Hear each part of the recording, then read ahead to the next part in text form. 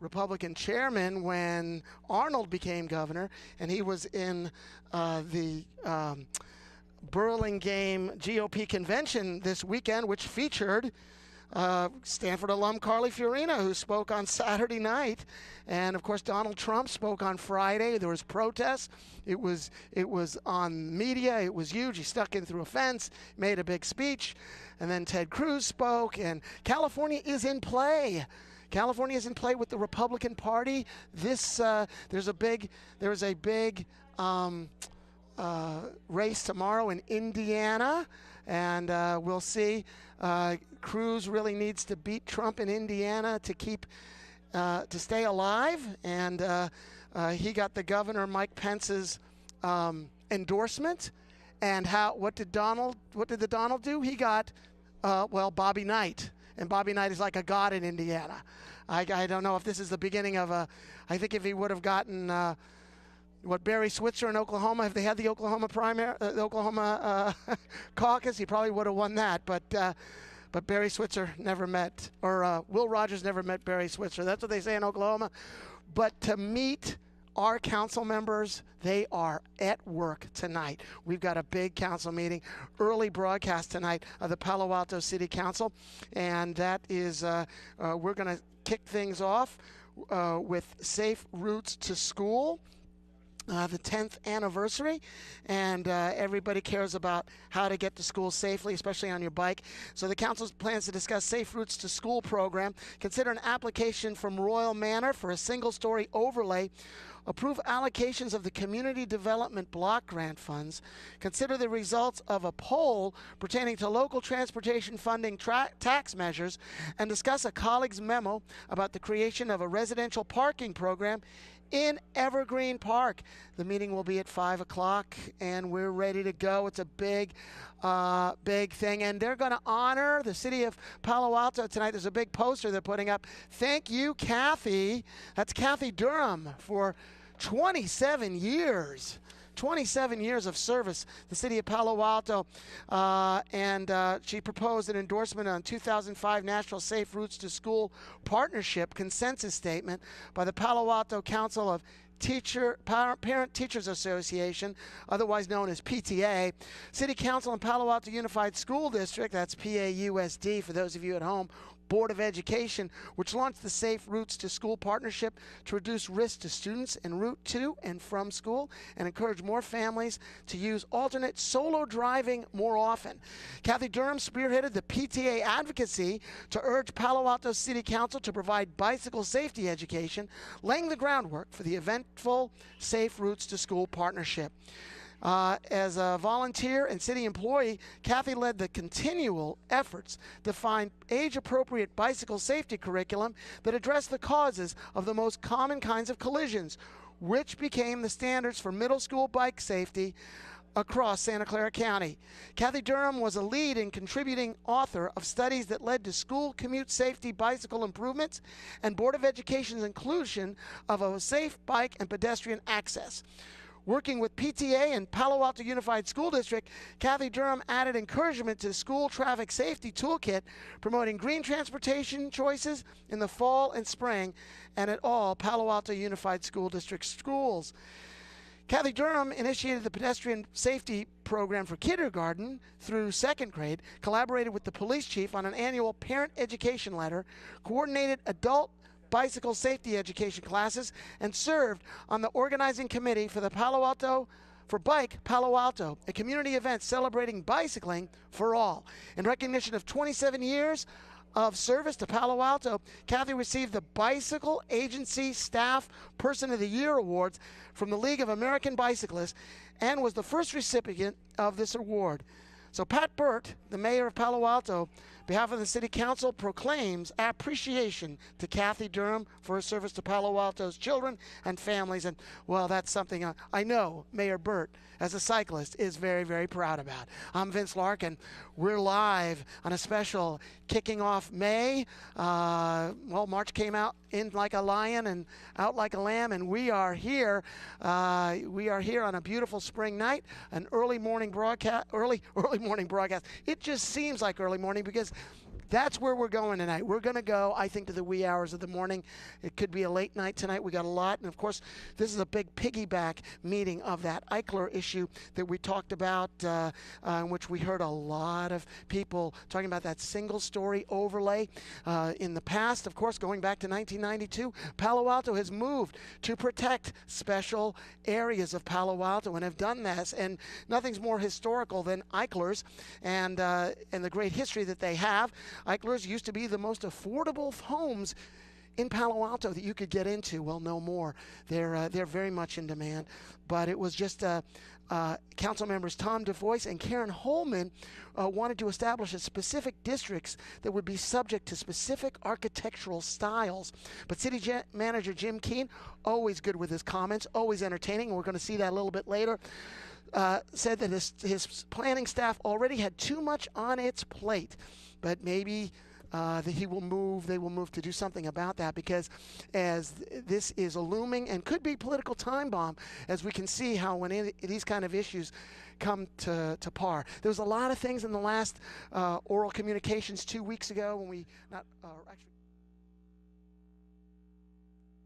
The City Council with the Safe Routes to School 10-year anniversary update. And you want me to call roll? I'm sorry, yes. I skipped over the, first I should have said, we're convening the City Council meeting for May 2nd, 2016. Would the clerk please call the roll? Thank you. Councilmember Berman. Here. Mayor Burt. Here. Councilmember Du Bois. Here. Councilmember Filseth. Councilmember Holman. Here. Councilmember Niss. Here. Vice Mayor Sharp. Here. Councilmember Schmidt.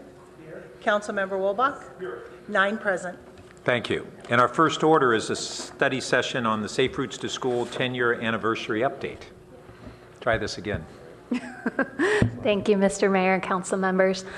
Sue Ellen Atkinson, Interim Transportation Planning Manager, and we're here tonight to present on the 10-year anniversary of the Safe Routes to School partnership in Palo Alto. We're thrilled to be here and to share this information with you tonight.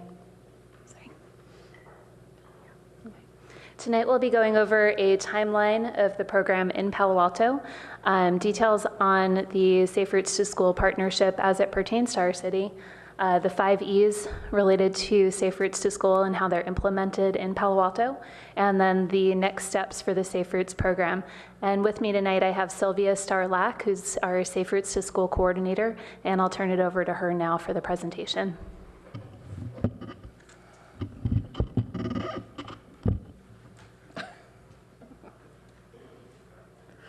Thanks, Sue Ellen. Good evening. Biking and bike safety education have a rich history here in Palo Alto. I wanted to start with the photos on this slide. The article on the left describes a 1956 bike rodeo that was hosted by the Palo Alto Police Department. The photo on the right is a picture of Palo Alto high school students waiting to cross Alma at Churchill. It looks that way today, but with helmets. To give you an idea of how we came to have a Safe Routes to School program, I've put together a very brief history highlighting key time points. The staff report includes additional details. The development of our modern Safe Routes to School program was a response to dynamics set in motion in the 1970s when the Palo Alto Unified School District initiated the closure of 14 schools. At the same time, reductions in bus service occurred due to school budget constraints. This led to longer school commutes for students and increased numbers of students crossing busier intersections. In the late 1970s, the city and school district established the City School Traffic Safety Committee to address student travel concerns given the school closures and lack of busing. The committee recommended the siting of additional adult crossing guards on routes where busing was no longer available. And between the 1970s and the early 1990s, due to the cuts in busing, a negative feedback loop was set in motion, where parents drove to school, creating less safe conditions. This lack of safety meant fewer parents were willing to allow their students to walk and bike, which led to more cars at school, less safety, and fewer students arriving on foot or by bike. By 1993-94, PTA members initiated a conversation about congestion and safety issues at the schools, and this led to some nascent partnership activity. The city and school district created task forces to engage in self-study, conducting engineering studies, and parent surveys. These activities led to the establishment of the third grade bike education program in 1994. A more robust education program developed over time along with some school access and engineering changes. In 2005, staff became aware of the national movement to improve rates of active transportation for school children. A national coalition had formed to increase opportunities for student walking and biking to school so that students could enjoy the benefits of active transportation, including improved physical and mental health, safer, less crowded streets, increased independence, improved academic performance, and fewer greenhouse gas emissions. This national coalition created a national consensus statement with a framework on how to address student travel to school. In 2006, the city, school district, and PTA council endorsed the National Partnership Consensus Statement, which is the date we acknowledge as the beginning of our Safe Routes to School partnership.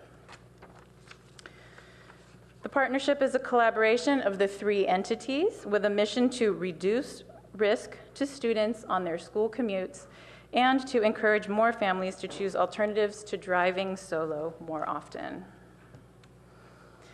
The City School Traffic Safety Committee that had been created in the 1970s became the task force for the Safe Routes to School program.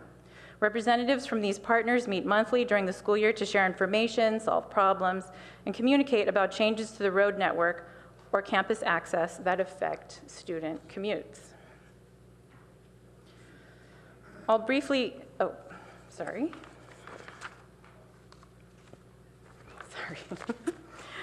The partnership uses a 5 E's approach to improving student travel. We educate students and parents on how to use our roads safely. We encourage, through various means, families to try walking and biking, carpooling or transit when possible. Our police enforce our traffic laws for both cyclists and drivers, while both the city and the school district engineer safer spaces for our students on their commutes. Our PTA aids city staff in evaluating our program. I'll talk briefly on each of these aspects of the program. Regarding education, our kindergartners, first and second graders receive pedestrian safety lessons each year. Our third graders receive 2 classroom lessons that culminate in a bicycle rodeo. And I want to point out that the third grade bike rodeo itself is a collaboration with school staff, PTA volunteers, the police, Palo Alto Medical Foundation, Stanford Injury Prevention, and other partners. Our 5th and 6th graders receive a lesson reminding them to make safer choices when out on the roads. Families with middle schoolers can sign up for our middle school bike skills class that we offer in partnership with Wheel Kids Bicycle Club in Palo Alto. And parents with younger children can enroll in our family biking workshops that are run by the Silicon Valley Bicycle Coalition, or parents can opt for a parents-only class entitled Bringing Up Bicyclists. Encouragement events are key to changing the culture on campus regarding walking, biking, carpooling, and taking transit. At least twice a year, and sometimes more often, PTA volunteers organize events to celebrate the use of alternative modes school-wide. I know that some council members have participated in these events, getting up early to greet our families as they arrive at school on foot or by bike. Thank you for your support of our program. It's important for our parents to see your enthusiasm for these healthy choices. Other kinds of PTA organized encouragement events include how did you get to school sticker charts, which you see here on the top right, pancake breakfasts, bike blenders, handing out stickers or stamping hands. Sometimes these events are folded into green team events for Earth Day in the spring. The photo here is of the recent event at Terman Middle School for Earth Day. You see the Terman tiger there in the back. A nice trend is that at the middle schools, these events are increasingly student organized. Another important encouragement effort is the creation of our walk and roll maps for all schools in the district and for the Monroe Park neighborhood. The maps show the best walking and biking routes, the estimated walking and biking times, the location of crossing guards, traffic signals, all-way stops, and the location of bike parking on each campus. The maps convey the message that we are a community that supports walking and biking so much that we've done some of the work for parents to help them try these modes. Developed alongside these maps were lists of projects that the city and school district could undertake to enhance student safety en route to school and on campus. I'll say more about these project lists soon.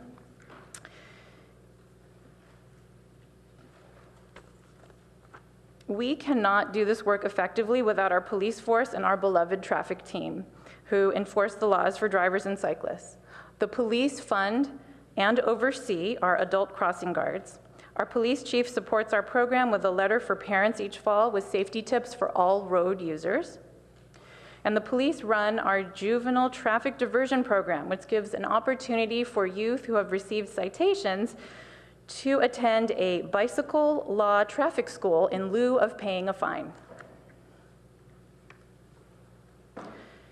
Engineering our streets and campuses for student safety is another key piece of our work. Our engineers work collaboratively with parents, PTA volunteers, school staff, and school district administrators to build in safety measures and other considerations for students commuting to school. Often, it is PTA volunteers who point out where improvements are needed. This slide highlights some of our recent and upcoming projects that will have significant benefits for students.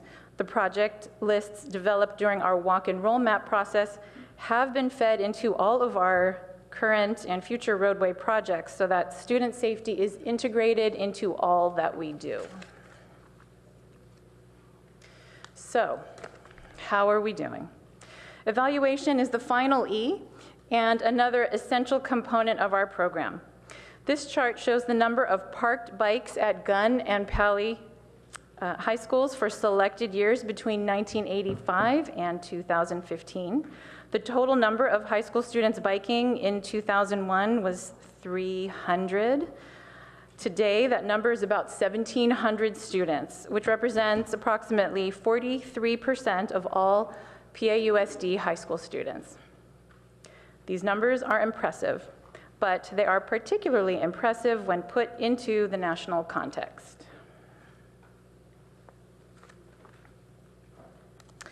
Nationally, between 1969 and 2009, the percentage of children walking or bicycling to school in the United States dropped from 50% to 13%.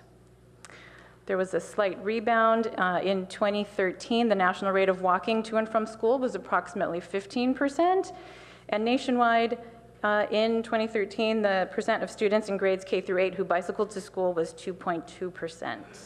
Sylvia, on that first bullet in 2013, is that walking or walking and riding? The first one is just walking, Thank and you. the second one is just biking. Yeah.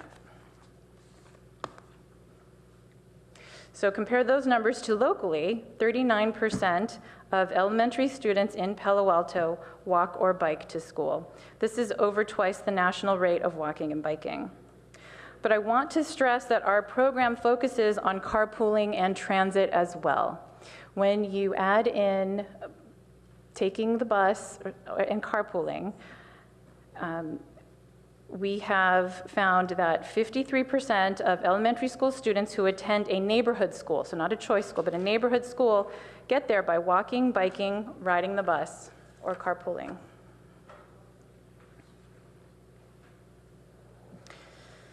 Focusing only on bicycling, however, we found that 32% of all Palo Alto students in grades K through 12 bike to school. You can see the breakdown here for elementary, middle, and high school students.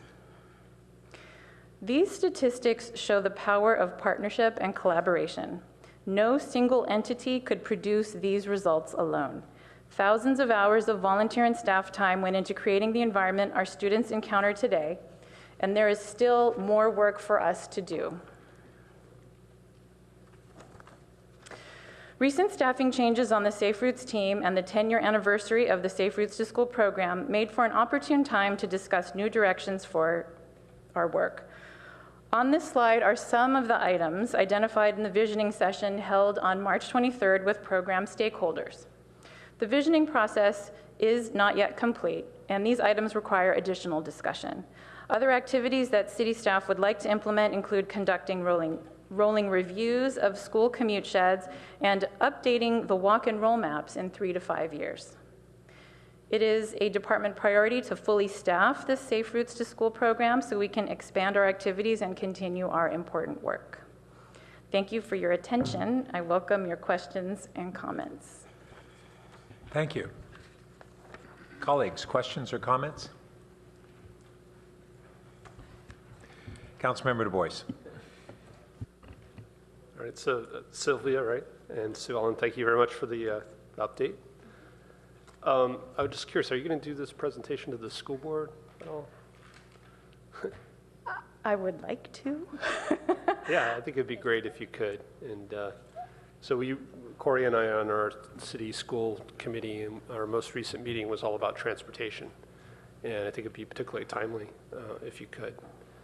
Yeah, and every year we have an agenda item on that committee's, for that committee, so yes.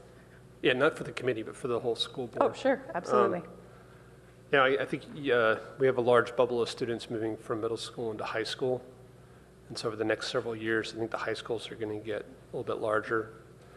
And there was a lot of discussion, particularly about Palo, which is going to go up to 2,400 students, and they're losing parking with new construction.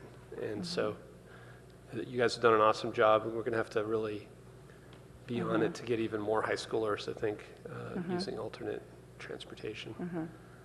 One of the things we talked about was trying to see if we could change the way the high schools allocate passes.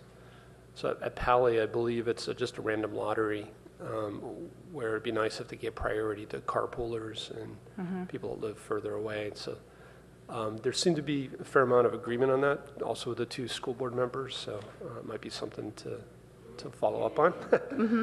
And the last comment I just had was, we're talking about updating our shuttle in general, and I'd really like to see you guys involved from a Safe Routes to School perspective, looking at making sure the routes align with the start of our school and potentially more shuttle routes going past schools during those times. Maybe there's a lot of focus on bikes, but Yes. shuttle would be great as well. Absolutely. Yeah. Thank you. Thanks. Councilmember Berman. Well, thank you very much for the presentation. I had a fun trip down memory lane. I wasn't biking to school in 1956 when this photo was taken, but recall fondly my traffic guard at Newell and Dana when I'd biked to Duveneck, and can remember one morning getting a ticket from the Palo Alto police. I can't remember if I wasn't wearing my helmet or I went through a stop sign, one of those 2 things, on my way to Jordan. So, I do recall that biking to school got less and less cool and a little more difficult as I got older and I had to carry more stuff. But it's awesome to see that. I think kind of when I was going to school was at a dip in the number of folks who were biking and walking and rolling to school, and it's great to see the great improvements that have been made since then. One question I had was, we got an email that referenced the kind of projects on Charleston or Estradero and also on Embarcadero that are trying to make our community safer for more students to bike and walk and roll to school. Is there an update, and I don't know if that would be you guys or maybe somebody else on city staff that might have an update on those projects and just making sure that we have the funding? We don't have an update prepared tonight, but I believe that there's a Bike Boulevards item next Monday. Okay, perfect, great. And then thank you to whoever on council participated in the rock and roll. I did that last year. I couldn't do it this year, but it was awesome. High-fiving all the kids as they got to school in the morning was a lot of fun. So thank you guys for all the work that you're doing. Councilmember Wolbach. First, I want to second everything that my fellow member of the City School Liaison Committee, Chair Du Bois, said. Great points, so I'll just second that. And as well, the comments by Councilmember Berman. I remember growing up in the Palo Verde neighborhood, which is kind of one of the further corners from either high school. I went to Gunn, some of my neighbors went to Pali. I graduated in '99, which was kind of the nadir of biking to school based on your historical chart, and I think I've seen that before, and it wasn't very cool to bike to school then. And I'm glad to see how much that's changed. I just want to say thank you to the members of the community, those who are here, and the many, many who aren't here tonight, but they know who they are, and the city staff for all the work on that, and really just helping change the culture. And please, just to city staff and the community, don't be shy in asking us to continue to do what we can on council to facilitate furthering that. One thing I did, because I didn't want to bike to school and be sweaty when I was in high school, because showing up to school sweaty isn't really cool, and biking in general wasn't deemed cool back then. I took the bus a lot, and now that VTA is thinking about slashing essentially all of the buses in Palo Alto, the thinking throughout the city, both the school district and the city council, the community, about how we get people around, especially students, without those buses that served my neighborhood when I was growing up in particular, but many others, is something to keep in mind, both with biking and with the shuttles. Councilmember Niss. So something, and thank you very much for being here. I hadn't realized your last name was hyphenated. It's interesting to see. I had thought it was all one word. I want to ask something about the learning that takes place if you ride your bike to school during elementary years instead of somebody driving you. And we live fairly close to Jordan, and the bike parking is just packed. But as kids go on from there into Pally and Gunn, and the biking seems to become less cool and the driving more common, and I've also noticed that they have arguments about what they should charge for parking. Say a little about what kind of consistency there is if kids ride their bikes early to school versus somebody driving them to school. So, or maybe there isn't any correlation. yeah, I'm not sure exactly what you're asking. So if I'm the elementary school student and I've been taught to ride my bike, Right. I take it, I've had the courses and so forth. Right. And then I get into high school after middle school. Am I more likely to ride my bike because I have done it on a regular basis and I'm comfortable with it? Or is there no correlation whatsoever? Right. So I don't know. We don't have any data for that specifically, but anecdotally, it really kind of depends. We have students who never ride in elementary school and all of a sudden start riding in middle school. It kind of depends on what their friends are doing, which is why it's really important to change the culture at these campuses so that if everybody's doing it, then everybody's doing it. Then, so, and that goes to the item that we have for 7th to 12th graders. Right now we have no formal programming for them. So if we, is there something we can do to support that continued culture change? So I guess if you ever come across the answer, I'd be interested in knowing. So, it's how do you change that peer group behavior? Right. Because I notice our mayor is riding his bike more and more. It doesn't seem to change the council's behavior too much. But that's, in seriousness, I really wondered what that was, because I remember my own kids who, when they were old enough to drive, really wanted to drop the bike and take the car. Well, I think that it's less uncool. It's more cool now to actually be biking. I don't know if you've noticed, but bikes are everywhere in popular culture.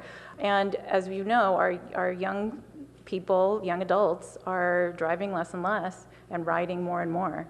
So it's really not an uncool thing, and it's a social thing for students, actually. Well, and I'm sure. Plus, it's really cool to arrive at school sweaty now as opposed to the old days. But I would also think that the safer we make it, the easier it is going to be to bike, because that, I think, for parents as well, they really want to be comfortable when their kids ride off to school in the morning. Okay, good. Thanks very much. Thank you. And I'm really glad and delighted that you've had this program. And I had the fun of going to Ohlone last week and watching the kids arrive on wheels of any kind. It was a kick. Councilmember Holman. So yes, thank you, and for all the progress that's been made. And it shows certainly very dramatically in comparison to where the rest of the nation is. So I happened, just by chance, I happened onto a program on KQED, one of the NPR stations, last week. And I think it was called The Slow Way. And it was about comparing Japanese children and how they get to school and American children and how we get to school. And what came through me, some of the things that they do are things that we do in this community already, like, you know, the train, you know, the bike train of people, you know, going together. But one of the things that came through pretty loud and clear was that even after World War II, when, you know, roads were torn up and there were a lot of impediments, that they did not change their behavior.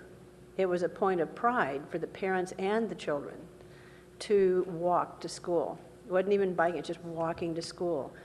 And I see Penny Elson's nodding her head, so she's maybe familiar with the program or something. But yeah, it was a point of pride. So I don't know how we instill even more pride in our community to adopt the slow way. But it was kind of eye-opening. It talked about development patterns and that sort of thing too. But that was the thing that really stuck with me, is like, it's a point of pride. And they didn't let even a world war and the devastation of that war interfere with their commitment to walking to school. The other thing is, given this is the 10th anniversary and just last year we passed a resolution for a healthy city, healthy community, if there's some way that we, and Councilmember Niss and I have been working on that, so if there's some way or some thoughts that you might have to interject, you can, of course, if you probably have read, I'm going to assume that the resolution already, but if there's something that we can, some program that we might introduce as a part of that to help promote safe routes to school, also let us know, okay? And congratulations and thank you. Councilmember Schmidt. Yeah, it's wonderful to see the traffic bike counts that you have, going from 10% 15 years ago to 40%, over 40% today. That's hard to change customs of a community, and you've really done it. I guess also we have next week Bike Boulevard on our agenda, which is a big infrastructure item. I guess it shows the commitment of the city to provide support to what's going on around town, and the kids going to school is a key part of that. Just a couple issues that you might be sensitive about. One is the share of overflow students from neighboring schools to schools at a distance. And I think certainly your biking and walking programs should be coordinated as much as possible with those discrete decisions that are made. And concerned a little bit about after-school activities. One of the items that parents pointed to was worrying about the kids going to after-school activities. I know they go in a variety of directions, but you just think of the field policy in Palo Alto. So middle school kids are going to fields at the fringes of the city, at Coverly, at El Camino Park, in the Baylands, and bring them home in the dark in wintertime during rush hour. So just a sensitivity about active, engaged kids and their safety and health. Councilmember Filsath. Thank you. Yeah, so first of all, this is just flat out awesome. I mean, this program's been a huge success. Thank you very much for doing it. You look at the charts here, and it sort of looks like it started to flatten a little bit at both Gunn and Pally. Have you got any specific insights into what sort of the obstacles might be to get to the next 10 or 20%?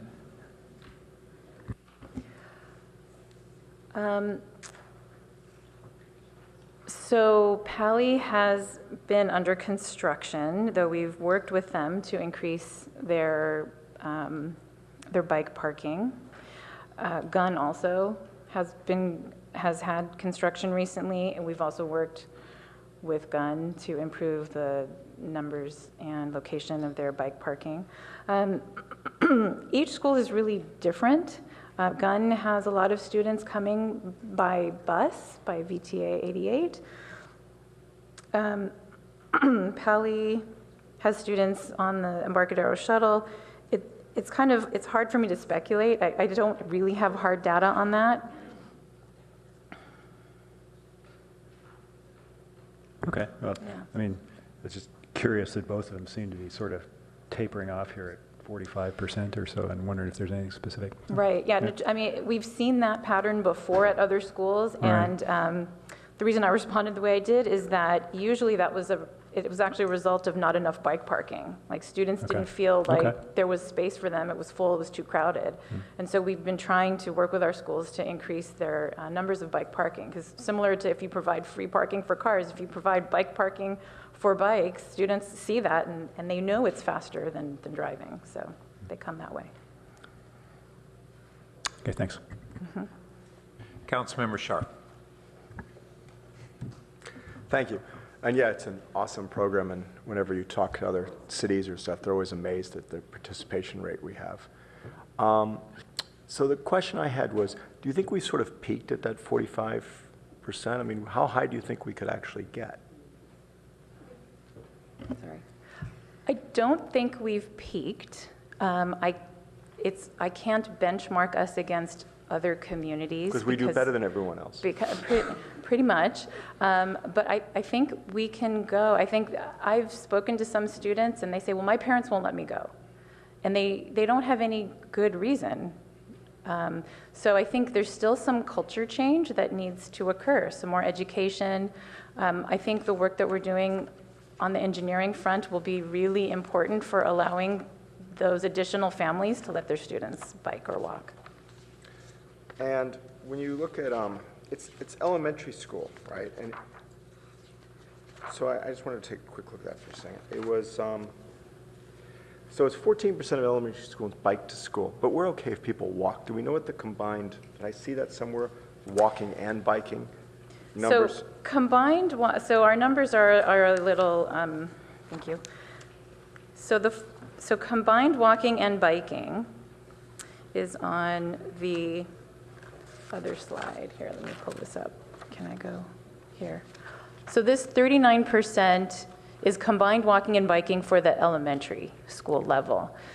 We don't have a really dependable number for grades K through 12 that combines both.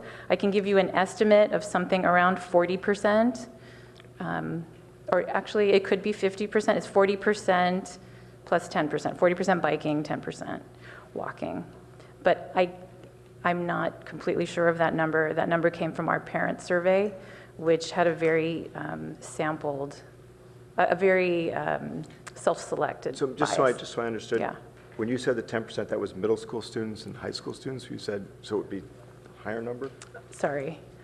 if we added them? If we added you walking? look at all grades, K through 12, our parent survey, which we know had a very biased sample size, and a very biased, self-selection bias sample, we had approximately 40% of all students in all grades biking, if you average over everybody, and approximately 10% of all students in all grades walking. So we're probably around 50% biking, walking, but you can't really quote me on that because that survey was not great. Right, so, okay, so since you told me that, what you're really saying is that very few walk in middle school or high school, because if there's 10% overall and there's 40% in elementary school, and of that 40%, only 14% are biking, and the rest are walking, all of that walking over the whole thing is actually elementary school, at least it seems intuitively without playing with the math. So yes, that is true. From that same survey, the walking numbers are much higher in grades K through 5, and then we move over to biking for the upper grades. Yeah. So it seems like across the board from elementary school through middle school, it really seems to be 40%, then 50%, and 43% of people who either walk or bike, roughly, right? So it's pretty constant, right? I mean, that's... It could, yes. Or maybe not, I don't know. It could be. But anyway, great job, and, seems like it gets better and better every year. We're trying. Great. So when we look at this program and we've seen our tremendous progress, it's important for us to even recognize, as some alluded to, that this program is nationally leading in many regards. And it's been a model for other districts that are using the tools we've used. So the efforts that have been done here have helped a lot of kids outside of our district. And this discussion that was going on, and it was interesting because we were hearing from council members whose kids went to school a long time ago, or council members who went to school here some time ago, and you were saying really the mindset is different now. And what they experience with their kids is not what our kids are really experiencing. My kids graduated more recently, and it was the norm, and it's a positive social norm. It is the more cool thing, not the less cool thing. And frankly, from a practical standpoint, I don't know if any of you have tried to drive to Palo at peak hour. So I had a couple times last year where I had to take my car because I had another meeting outside of town right after going to 25 Churchill. And each time I was late by 10 to 15 minutes to the meeting because I drove rather than bike. And so there's no comparison at getting to school especially. It's far faster.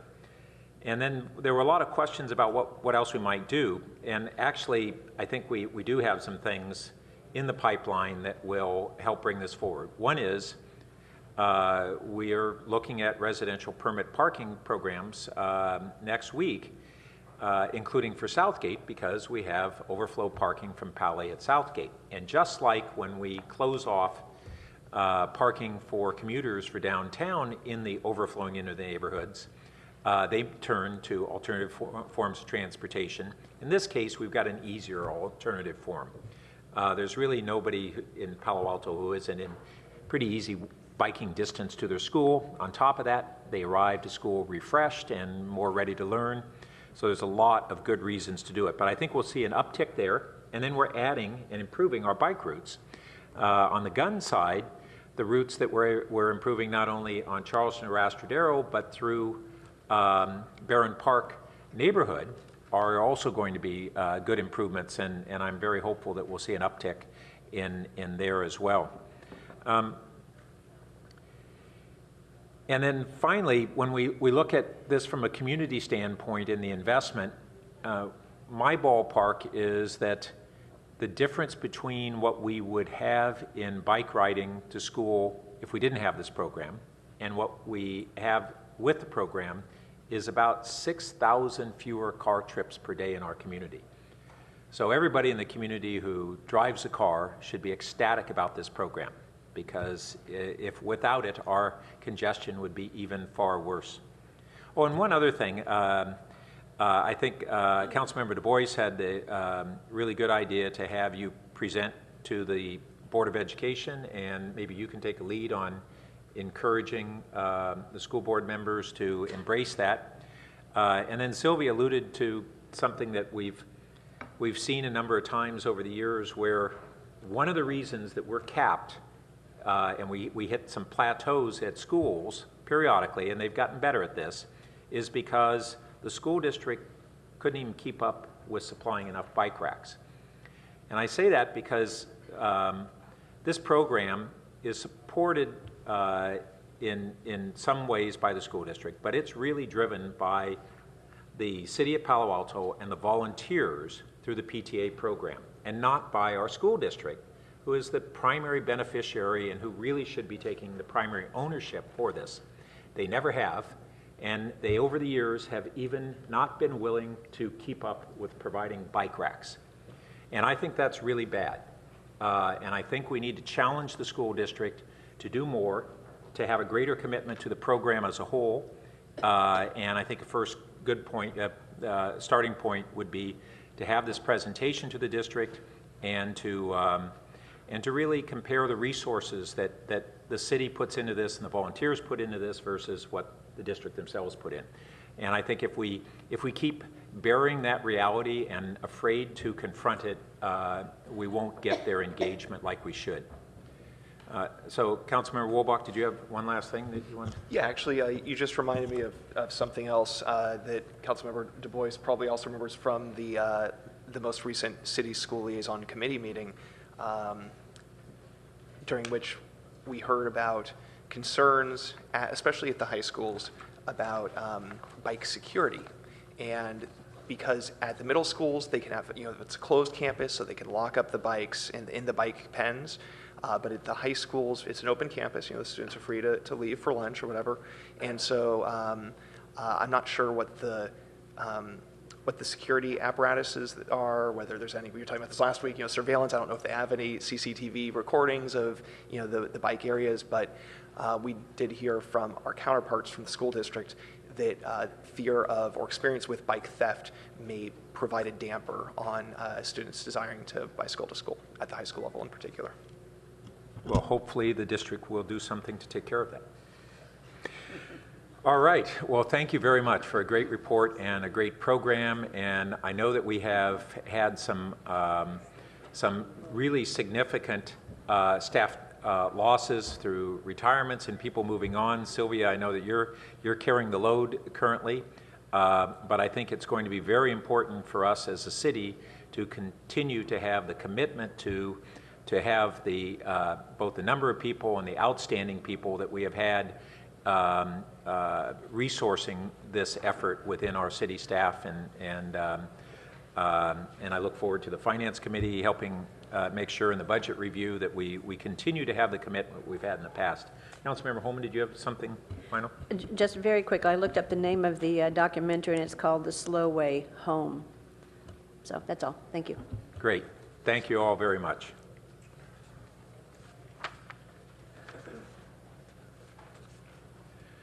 All right, our next item is a proclamation of the City Council honoring the service of Kathy Durham, and I would like to have the honor of reading this. And this goes back because I've known Kathy a long while from first working in neighborhood groups together, and while she at the same time was leading College Terrace neighborhood group, she was a leader in founding this entire initiative that we have in our city. And in addition to the whereases in our proclamations, I want to add that Kathy just recently received the Bicycle Agency Staff Person of the Year at the National Bike Summit. And this is a really prestigious award given to one person. And that's how highly regarded Kathy is in the field. So, the proclamation reads as follows. Whereas Kathy Durham proposed endorsement of the 2005 National Safe Routes to School Partnership Consensus Statement by the Palo Alto Council of Parent Teachers Associations, the PTA, the City Council, and Palo Alto Unified School District, which launched the Safe Routes to School Partnership to reduce risk to students en route to and from school and to encourage more families to use alternatives to solo driving more often. And whereas Kathy Durham spearheaded PTA advocacy to urge the Palo Alto City Council to provide bicycle safety education, laying the groundwork for the eventual Safe Routes to School partnership, and whereas as a volunteer and city employee, Kathy led the continual efforts to find age-appropriate bicycle safety curriculum that addressed the causes of the most common kinds of collisions, which became the standard for middle school bike safety content across Santa Clara County.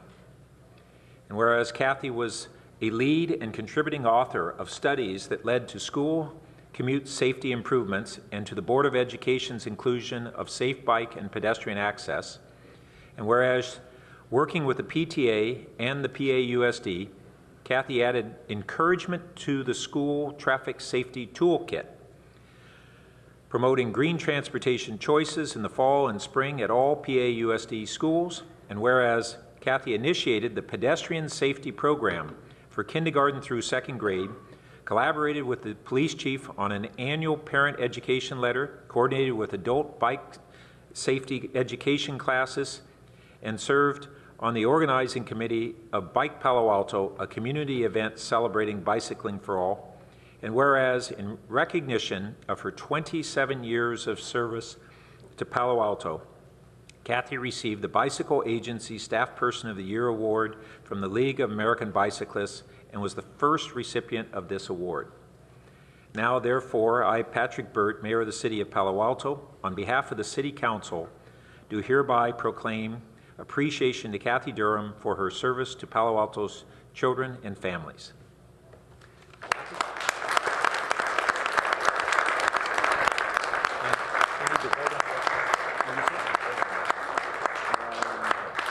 Resolutions. We vote on resolutions and not on proclamations. Okay, so please vote on the board. This better be unanimous. And that passes unanimously. And after you share with us your words, I'll come down and present your proclamation. And we have also, we can show and tell the award. Wonderful. Yes. Thank you. I really can't find it hard to express how much I appreciate having had the opportunity to work with so many of you and with hundreds of folks from the school district and our local PTAs. It really has been a partnership, and with everyone contributing, listening to each other most of the time, or learning from each other. And in terms of much farther we can go, I just want to say there's two things I think that are important. One is that making our streets safer for 8 to 80 people ages 8 to 80 helps not just the bicyclists and the pedestrians on their way to school, it helps make our streets better for everyone, including drivers. Finding those barriers that are preventing some of our families from allowing their kids to walk or bike to school, even in high school, and finding ways to fix them, innovative ways to fix them, is a key challenge, and I think that's one that this community can contribute to in the same way as the culture changes that you were talking about. And in fact, it's been over the last 27 years, improvements on streets, improvements in school circulation, better bike parking, the expansion of our adult crossing guard program, and many other things that have reduced barriers for many of our students. But we have new people coming into our town who have never perhaps bicycled before, and it's a continual process. It isn't a one and done. You have to keep on going. And the second thing is that we pioneered the no guilt approach to encouraging alternatives, which is that not everyone is able to walk and bike, but everywhere, and especially to school when you're younger, but more of us can go more places more often without getting into a single driver car, so a single family car. Anyway, thank you very much.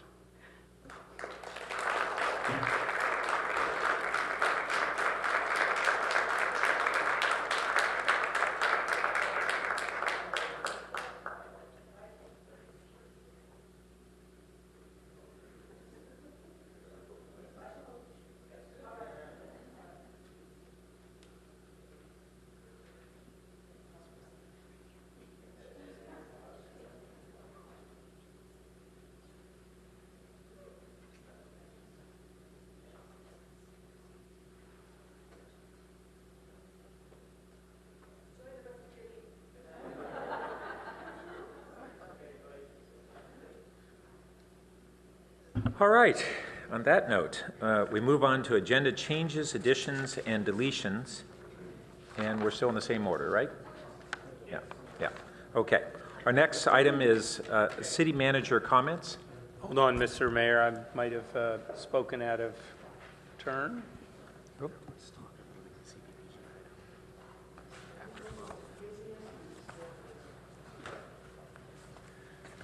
Mr. Mayor, I was not at your meeting earlier this morning. Was there any discussion about moving the community development block grant item until after 12? Item number 12 would be the first item now on your agenda. Is that correct? We will have item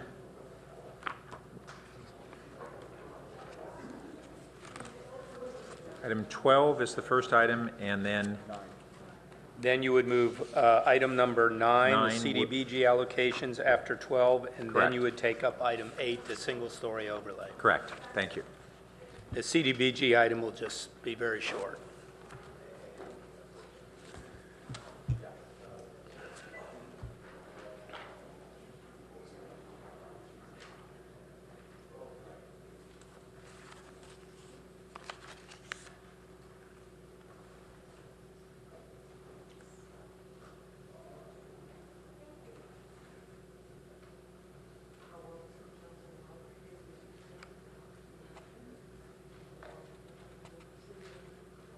Mr. City Manager, are you going with City Manager comments? Oh, yes. next? I'm sorry, did you- I'm sorry. We need a motion to change that. Sorry. So moved. Second. All right. Please vote on the board. And that passes unanimously. All right. Now, City Manager. Thank you, Mr. Mayor, council members. First of all, I did want to introduce formally to the council our new Project Safety Net Executive Director, Mary Glauner. Several of you have already had a chance to meet Mary, who is, again, our new Project Safety Net Executive Director working for the Community Collaborative around youth well-being. But we thought it would be worthwhile to introduce her. She's been on the job for about 3 months and is a product of Palo Alto school system. Might find out whether or not she was bicycling or not. She's also a local health educator with extensive experience, has a master's degree in community health education and an MBA. And if I could invite Mary to say a few words to council, would you, okay? Mary? Thank you, City Manager Keene, for formally introducing me to the City Council. And also I want to thank Mayor Burt and the council members, not only for your time, but for equally being supportive of Project Safety Net, since its inception in 2010, when the community came together in response to the first clusters of youth suicides. So I'm just going to share a little bit of personal reflections and then make myself available to you outside of chambers. But during the interview process, I pointed out that I envisioned 3 themes during this transitional year. It's evolution, visibility, and impact.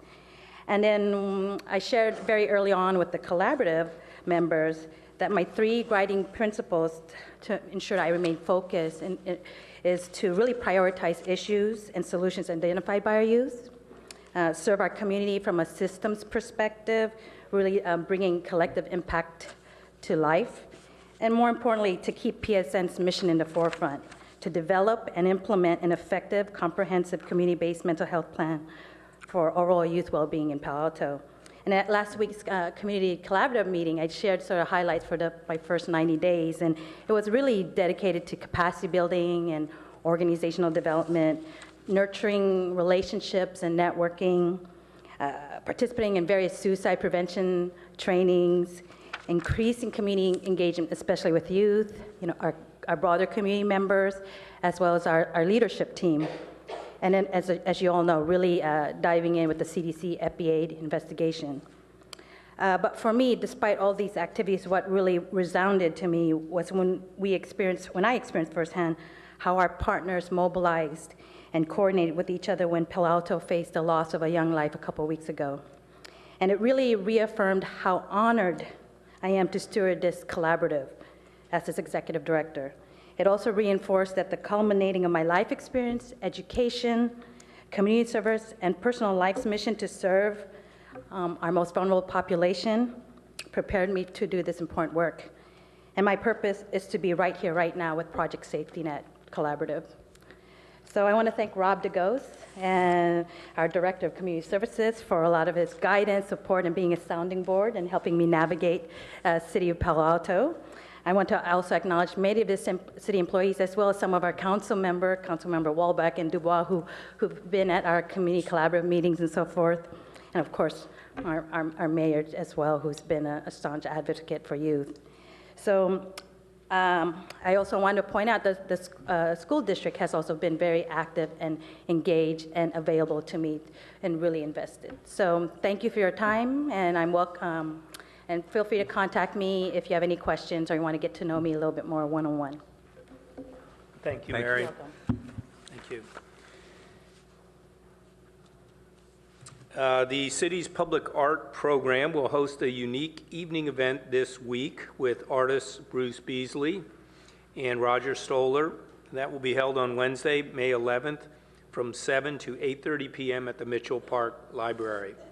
You know Bruce Beasley's piece, of course, is the largest piece outside of the Mitchell Park Library, and Bruce Beasley also did the traveling art piece that is in front of City Hall right now in the circle outside of this building. This event will be an exploration of art and technology, and Bruce and Roger will discuss the use of emergent technology in their practice. It will be moderated by our wonderful public art manager, Elise DiMarzo, and we'll talk about the creative process behind their artwork, including those commissioned for the Mitchell Park Library and Community Center. This event is open to members of the public, and it is free, so hope that folks can show up.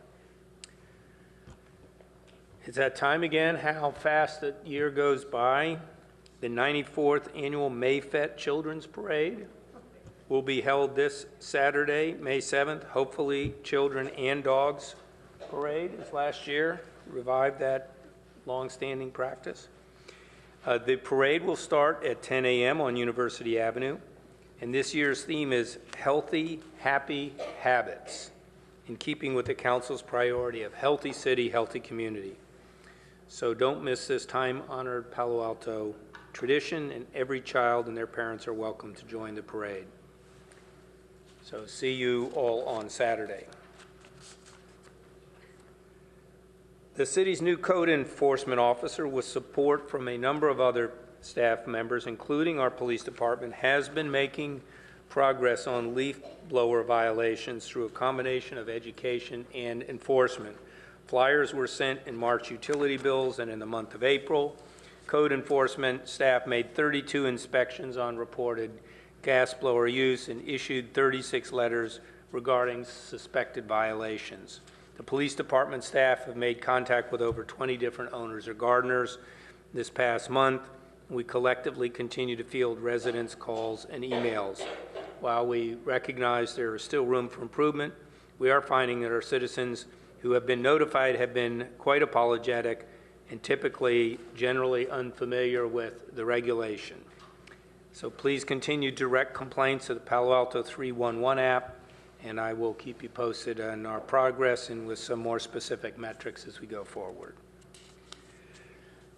Speaking of metrics, on the downtown RPP permit sales, phase 2 of the downtown RPP has gotten off to a good start.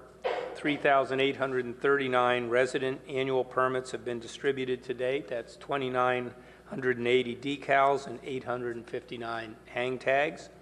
And 1,234 employee annual permits have been sold. That's 821 employee decals and 413 employer hang tags.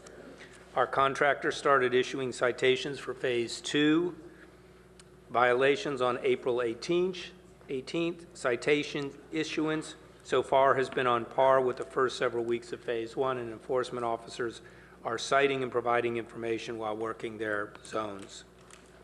The first data collection effort for phase 2 is scheduled for May 19th, and the on-site RPP customer service manager ended his presence at City Hall last Friday. Our contractor still has staff dedicated to providing customer service via phone and email on an ongoing basis. Customers may visit the city's parking website for more information. On April 23rd, the city, with support from Alto Planning and Design, held a tactical urbanism event called Greenway for a Day along Matadero Creek Channel between Waverly Street and Cowper Street. The event was advertised through direct mailers to all properties within 1,000 feet of the creek channel, posts on social media, press releases, and direct emails to neighborhood organizations.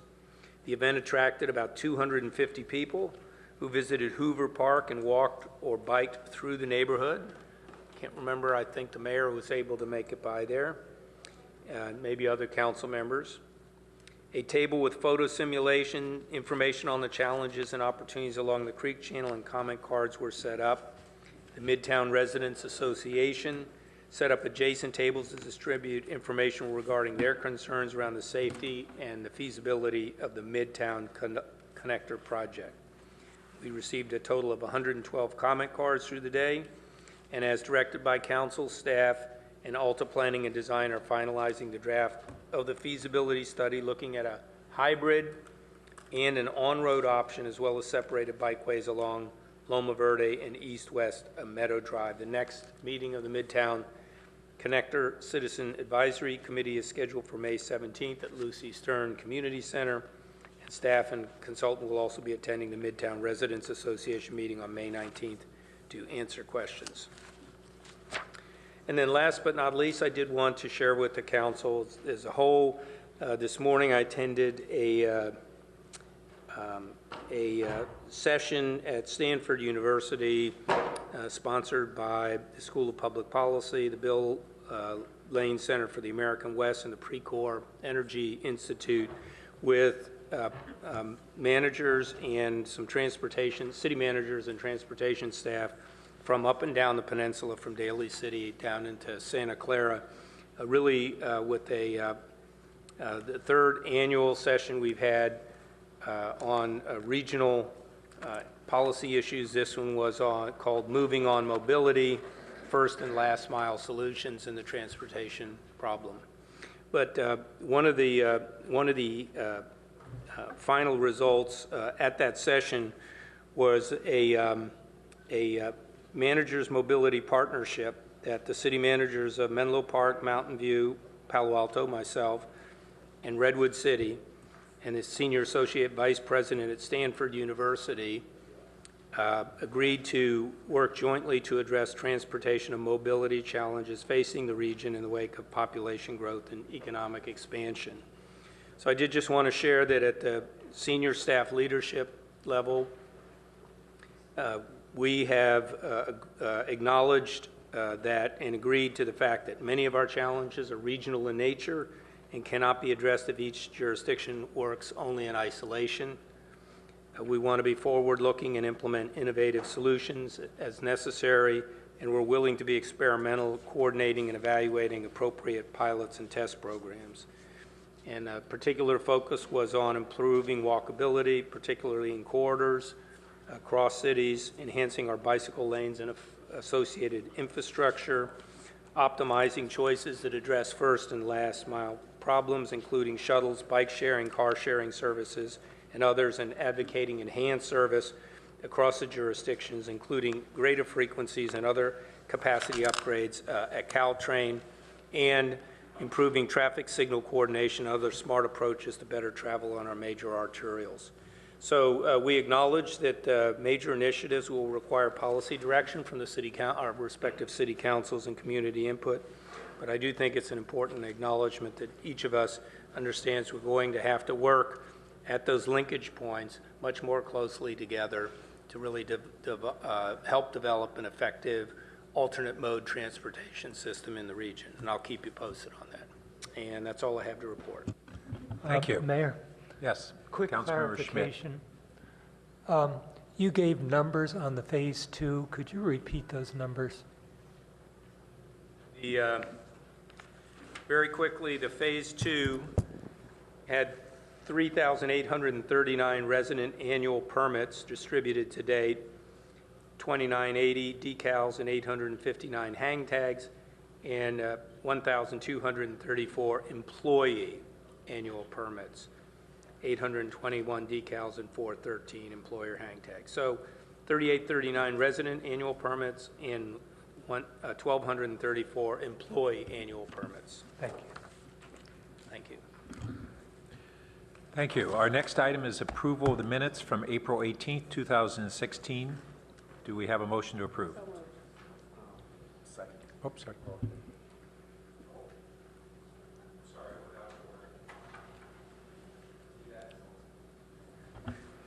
Have to read more carefully tonight. Sorry. So our next item actually should have been oral communications, and we have 3 speakers. Each speaker can have up to 3 minutes each to speak. Our first speaker is C. Reddy. Welcome. Good evening, Honorable Mayor and citizens of Palo Alto. The product that I've seen is extremely great.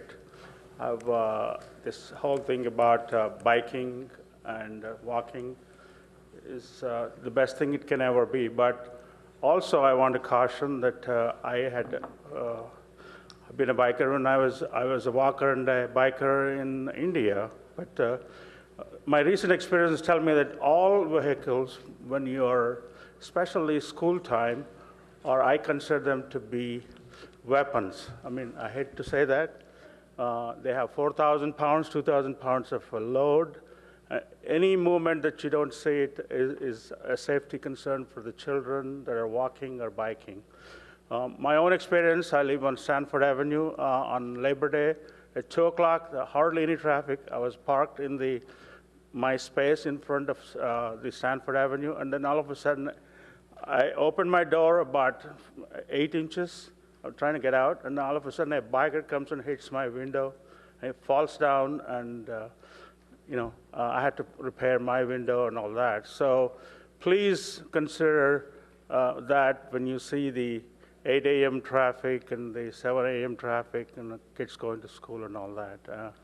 And also, my recent experience, a friend of mine, someone that I know recently, right in front of Sundance Steakhouse, on a broad daylight Saturday, he fell, caused by nobody, he himself fell, and he had fractured himself when he was in Stanford Hospital. So please, this is wonderful. This is the best thing we can say, a great product, and I think we need to continue to be cognizant of the dangers of biking and the weapons we have while we're driving when they're biking. Thank you. And our second item, it takes two beyond Palo Alto, beyond California to the United States. I'd like Donald Trump to pick Condoleezza Rice to be his running mate. I think she's great for our community. Thank you. Thank you. Our next speaker is Esther Najinda, to be followed by Rita Farrell. Welcome.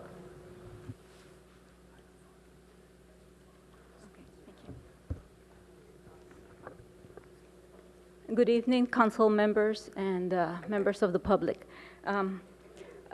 Today I'll talk about effects of groundwater depletion kind of quickly. Do we have a problem? This chart seems to say we do. This is the satellites from NASA showing the groundwater depletion for the years 2011, 2012, 2013. And as you can see, we're all in the red. So I have put together some slides that show headlines, recent headlines. Groundwater depletion contributes to sea level rise. It can trigger earthquakes. Groundwater depletion threatens our food supplies. It can lead to loss in water storage for the capacity of the aquifers. They lose their capacity to store our water.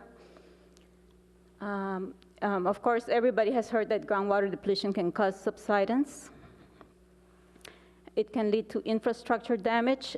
This is part of an article from the New York Times. Roads can buckle, bridges can crack, our pipes that carry water and gas can also crack. And these are other possible consequences of groundwater depletion. We can have saltwater intrusion. The quality of our water degrades. We can harm the groundwater-dependent ecosystems and the rivers and the lakes. And in addition to all of that, pumping is energy intensive and can lead to increase in greenhouse gases.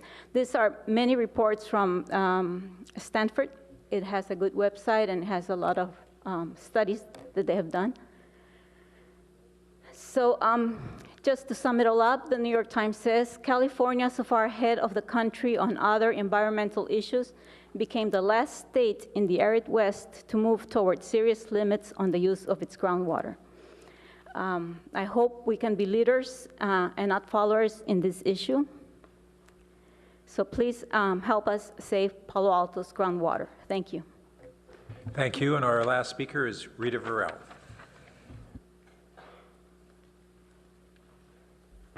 I feel like Esther and I are kind of doing this water drip on you all, but we both went to a conference in Mountain View on the 26th last week, which was part of the Lane series on environmental issues hosted by Post. Jay Farmagalletti, who is a hydrologist at UC Irvine, spoke, and he has been doing some very interesting things for the last 5 years, working with NASA to map monthly increases or decreases in the surface and the amount of, I have to be careful the way I say this, the increase or decrease in water on the earth. And this has been not only done in California, but all around the world.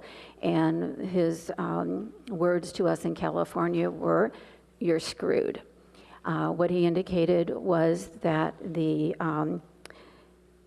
we've had the hottest and the driest multi-year winter in California since 1895. He estimated that California needs 12 trillion gallons of water to recover from the current 5-year drought, that there is a significant loss of groundwater due to most cities and many individuals pumping either the deep or the shallow aquifer for irrigation or water to make up for the loss of normal rainwater or the water that has been stored in our reservoirs. He indicated that management of surface water is one part of water management, but an equal and perhaps even more important part is the management of the groundwater. Unfortunately, no one knows how much groundwater we actually have, and so to continue to pump it and use it to meet our everyday needs is not sustainable. I'm glad that phase 2 of the Public Works Department's groundwater initiative is to start trying to figure out how much groundwater we have so that we will be able to manage it for the future. Thank you. Thank you. So now we can come back to the approval of the minutes for April 18th, 2016. The motion stands. Okay. Second. All right. Motion by Councilmember Niss, second by Vice Mayor Scharf. Please vote on the board. And that passes unanimously, 9-0. And our next item is the consent calendar, and we'll entertain a motion to approve. So move. Second? So a motion by Councilmember Berman, seconded by myself. Please vote on the board.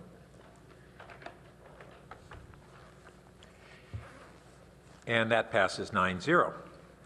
So we will now move on to our first agenda item, which is former item number 12, a colleague's memo from Council members Du Bois, Filseth, Holman, and Schmidt regarding the creation of an evergreen parking permit program. And before hearing from the colleagues, I just want to make sure everyone understands that we have next week on the agenda the consideration of residential permit parking for Southgate and Evergreen neighborhoods, and we have put a placeholder if this item is referred to that week for concurrent discussion of the two alternatives in the same agenda. So who would like to begin this? Councilmember Philseth, are you the lead author, or who? I need to say something. Yeah. Councilmember Niss. At the suggestion of our city attorney, I'm going to recuse myself on this. We have some property that is within that 500-foot range, and Ms. Stump indicates I might be able to vote at another time. Right now, I'll go. Thank you. So who would like to introduce it? Councilmember Du Bois? And so I'll introduce it, and then will we hear from the public as well? We will. So, okay. So as the memo outlines, this is a neighborhood that has waited about 16 years for relief. It was mentioned in the Stanford general use permit, but there was no funding at that time. 2 years ago, citizens started doing parking surveys on their own and reporting those to council. It was the subject of a Palo Alto Weekly article at that time. And then last summer, residents began collecting signatures. They got 225 signatures from about 300 homes. And last year, they also met with the Cal Ave Business Association, and I believe they tried to meet with council members individually. And then in February, they presented that petition here in council, which led to the colleagues' memo. And our current RPP ordinance allows council to initiate an RPP on an accelerated timeline. And the memo was completed in February. And so it's now May. It's been a little bit of a slow process. The focus is on the non-commercial residential part of Evergreen Park, which is 5 blocks by 3 blocks. It's primarily R1. It's already isolated from El Camino and Cal Ave by barriers to traffic. There are no through traffic signs to isolate the neighborhood, but that's not really working. And there are several new office construction projects underway, and residents are concerned that a permit program be in place before kind of bad habits are ingrained in new inhabitants of those buildings. And they were really looking for the speediest approach. The College Terrace parking program appeared to be the most expedient to them.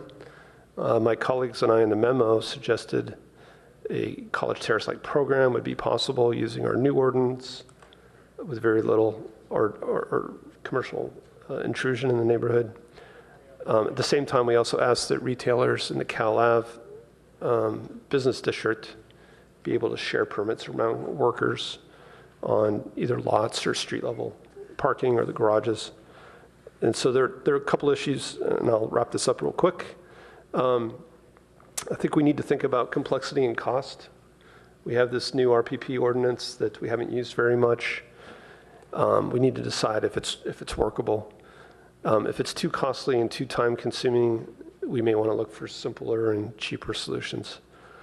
And then we also need to think about spillover impacts. So tonight's not the night. We're talking about the 4 submissions, but 2 of those submissions are adjacent to each other, Southgate and Evergreen Park. They're surrounded by restricted parking in Palo, Stanford, College Terrace, and Cal Ave Business District.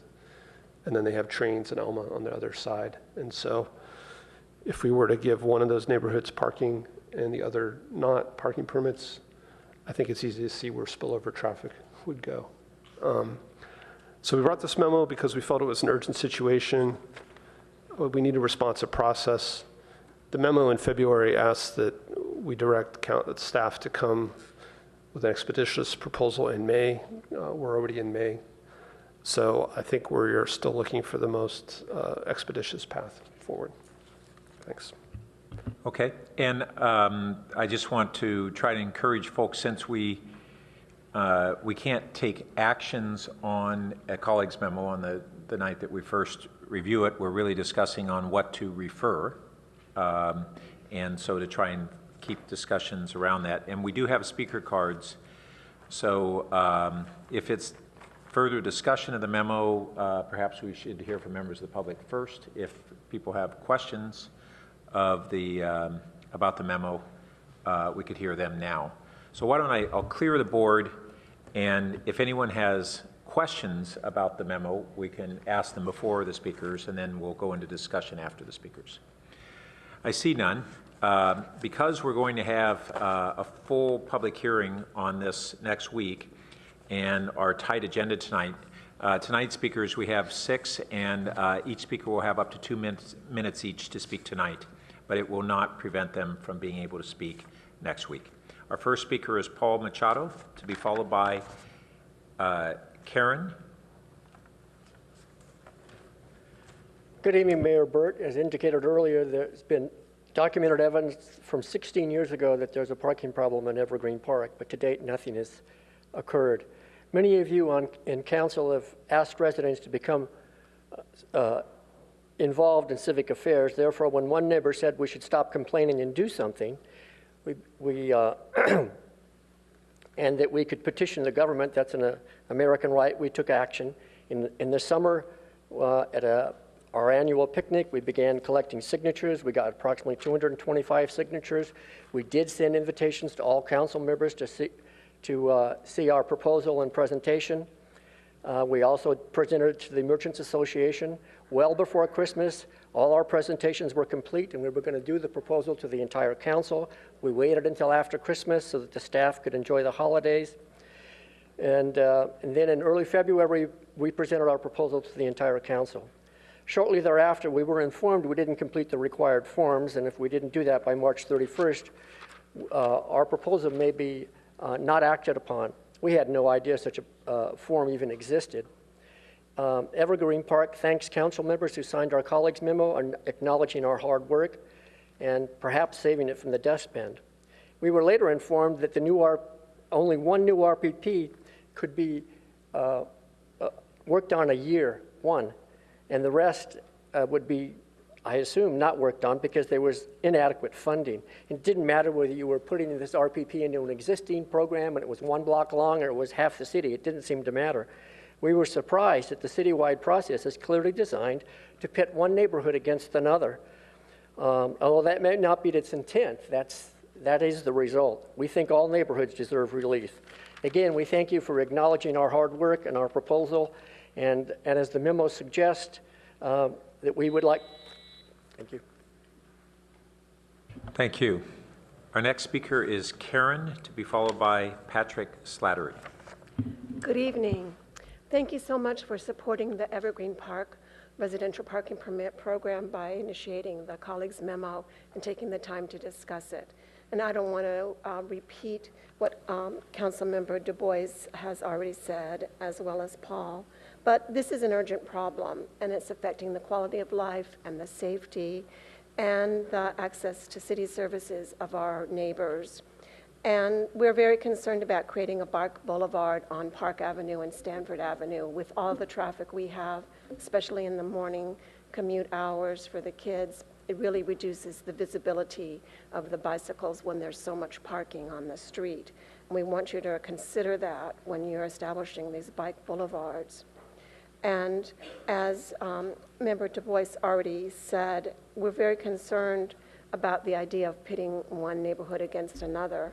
But if Southgate were to get a new RPP program this year and we were not, or vice versa, then the parking is going to just shift from one place to another. As you know, when there's a free parking space, that's where people go. So very concerned about what's going to happen if there's only going to be one RPP this year. So our neighborhood is heavily engaged, and we're ready to do whatever we can to make this happen fast and simply and most effectively, and we'll be happy to help the city any way we can to make it happen. Thank you for your time. Thank you. Patrick Slattery, to be followed by Doria Suma.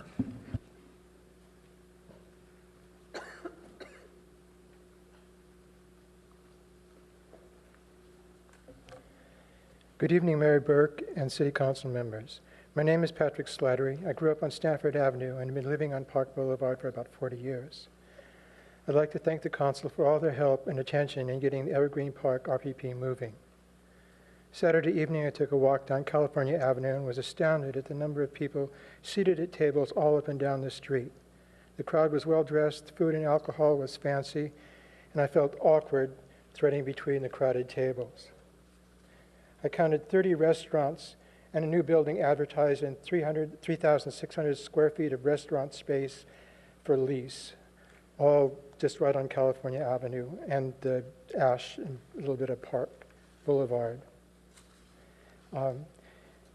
California Avenue is supposed to be a transportation hub, and it will take a lot of work to get all the buses, trains, bike routes, and innovative new devices coordinated to bring in and take home the coming agglomeration that will fill the new offices and buildings. And I hope it can be accomplished before the parked cars spread over Evergreen Park and adjacent neighborhoods, like the restaurant tables have spread over California Avenue sidewalk. Cheaper, cleaner, and faster. The College Terrace plan is what we need. Thank you. Thank you. Doria Suma, to be followed by Wolfgang Duriger. Good evening, Mayor and City Council, and I want to thank the colleagues who brought this memo forward. I'm a College Terrace resident, and I was on the committee that formed our RPPP, so I wanted to speak in support of other neighborhoods, primarily Evergreen Park and I think Southgate makes sense, that want to annex our program. Just a couple of things. Our program has been extremely successful, and Councilmember Du Bois already mentioned that at the time of the general use permit and the $100K that was given to College Terrace to design a program, it was understood that Evergreen Park would be the next neighborhood that needed the program. I also wanted to mention something essentially important about the College Terrace RPP, and that is that it allows for 2-hour parking for everyone. That includes, and I live on the perimeter of the neighborhood closest to the mixed-use zone, and the streets would not work for either the businesses or the residents if there was solid use by long-term parkers of the streets. The businesses need short-term parking as well as the residents, and it keeps everything kind of even. Of course, my street is more impacted than at the top of the College Terrace, but I think that's okay because I chose to live next to the, in what I considered a walkable area, next to the California Avenue downtown and the train station. So I also wanted to point out that the College Terrace Residents Parking Permit Program helped Stanford campus achieve its reduction of single occupancy vehicle trips that produce greenhouse gas emissions. So I hope you'll be able to annex these two neighborhoods swiftly. Thank you. Wolfgang Duriger, to be followed by our final speaker, David Schramm. Good evening, dear Mayor, City Council, and members of the colleagues memo. Evergreen Park is a very small neighborhood. Sorry. Evergreen Park is a very small neighborhood. It's about a 3x5 block neighborhood. And what we expect is that Southgate will also be granted a parking program, and that would mean that Stanford, Southgate, the train tracks, and the California Avenue commercial core would then surround our neighborhood, and we would be the only one with unlimited parking. We request to be annexed by adjacency to the College Terrace program. Safety is an issue. Early morning, we have two arteries. We have Park Boulevard and Stanford Avenue as the future bike boulevard. And kids and parents, they go to school, to the two elementary schools which are located west of El Camino on Stanford Avenue. And this is already when the first flock of parkers are coming in. So when this bike boulevard should be a safe and nice thing, then parking also plays a role here. And actually keeping the parkers out that essentially hijack our neighborhood. You see sometimes people going with Samsonite around the neighborhood that are either coming back from a long-term trip out of SFO or heading towards there. And that's really a misuse of any neighborhood, of any parking program. Yeah? The annexation is simple. because the College Terrace program is proven, annexation is fast, and it's also cost efficient. I mean, there are numbers mentioned about 100K. Sorry, studies have been done, etc. So that is all out of topic. Thank you very much. Thank you. And our final speaker, David Strong. Good evening. So I'm going to make this as brief as I can, even less than 2 minutes if I can. The issue here tonight, from my perspective, is what you're going to refer. Are you going to ask that our program be included with the other programs that are pending? Or are you going to somehow treat it in a different way? And I want to give you 3 good reasons for treating it in a good way, in a different way. The first one is, they talk about 16 years. Gary Fazzino, as mayor, instituted limited permit parking in Evergreen Park 30 plus years ago as a result of depredations being visited on the residents by the patrons of what was then the Grecian Health Spa. We've had this problem for a long time. I've talked to countless mayors about it, at least a dozen of you, and countless city councils. We've been in line longer than anybody else. 2, we have a working program right next door. We don't have to start from the beginning. Let's take Evergreen Park and, if applicable, Southgate, and include them in that contiguous area with a working program. 3, the costs are not trivial. Last Friday, while crossing a crosswalk, one of my neighbors had a driver who had parked in the neighborhood, cut across the crosswalk, turning right ahead of them, smash into not 1 but 2 parked cars, and pull away. Fortunately, my neighbor got the license number, there's a police report, etc. The kids in our neighborhood, the bicyclists coming down the bike paths, everybody's vulnerable. There's a big literature that shows if you don't see each other frequently, you don't cooperate as well, you're more likely to do things like leave litter, hit and run, or worse. So please, refer it as Evergreen Park annexed now. Sorry, 2 minutes and 1. Okay, so now we'll return to the council for discussion and a referral. And just to encourage council members to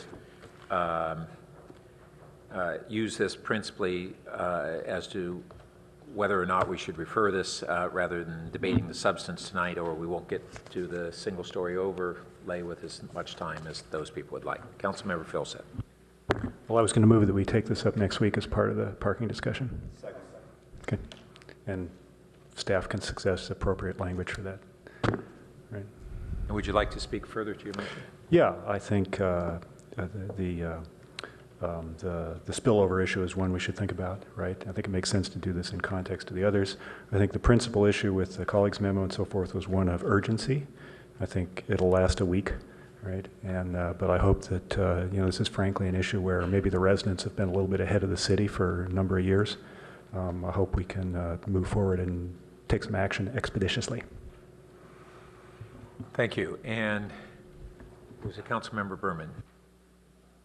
I agree with everything Councilmember Philsett just said in terms of the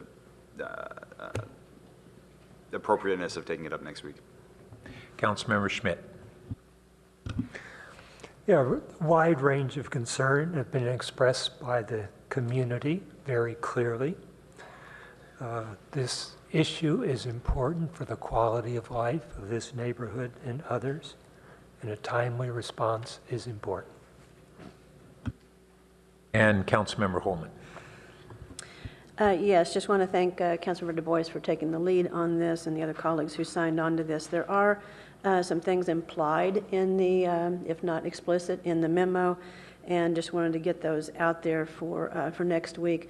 One of them is about sharing parking permits, and we need some information about that with staff or from staff, and also if we can prioritize sharing of permits or even granting of permits by employer size.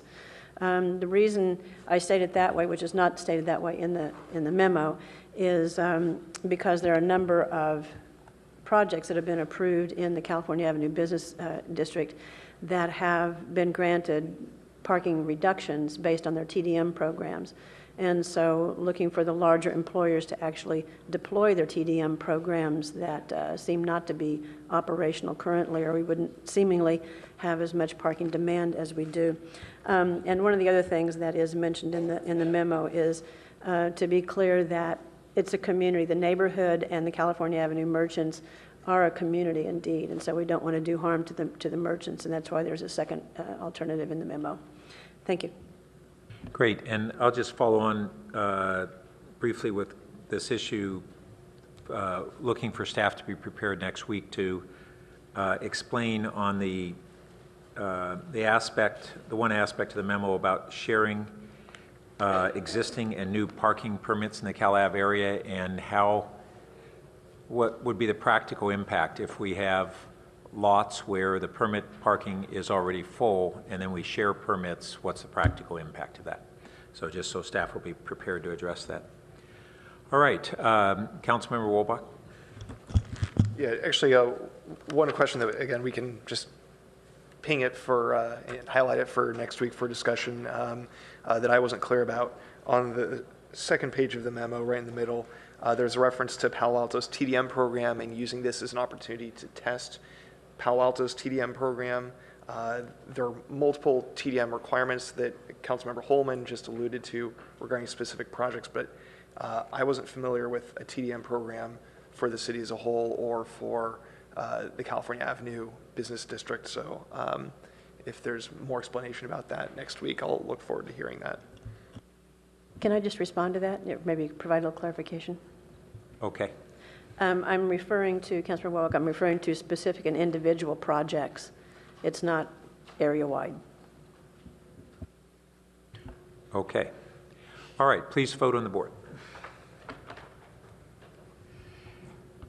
That passes 8-0 with Councilmember Niss having recused herself, and this will be taken up next week along with the petition by the two neighborhoods for RPP programs. That, Mr. Mayor, right now that item is the second of two agenda items, and while the timeframes we put on it are tentative, it's tentatively scheduled to start at 8:40 p.m. next week. Okay, thank you. And before proceeding with the next agenda item, our city clerk brought forward a card that got missed during the oral comment period, and so I want to reopen that to allow one speaker to speak. Walter Bliss, you have up to 3 minutes to speak.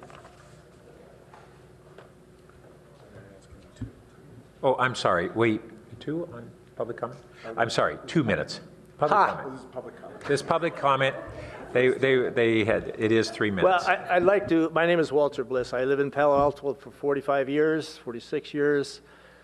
I want to speak against the development at 550 Hamilton.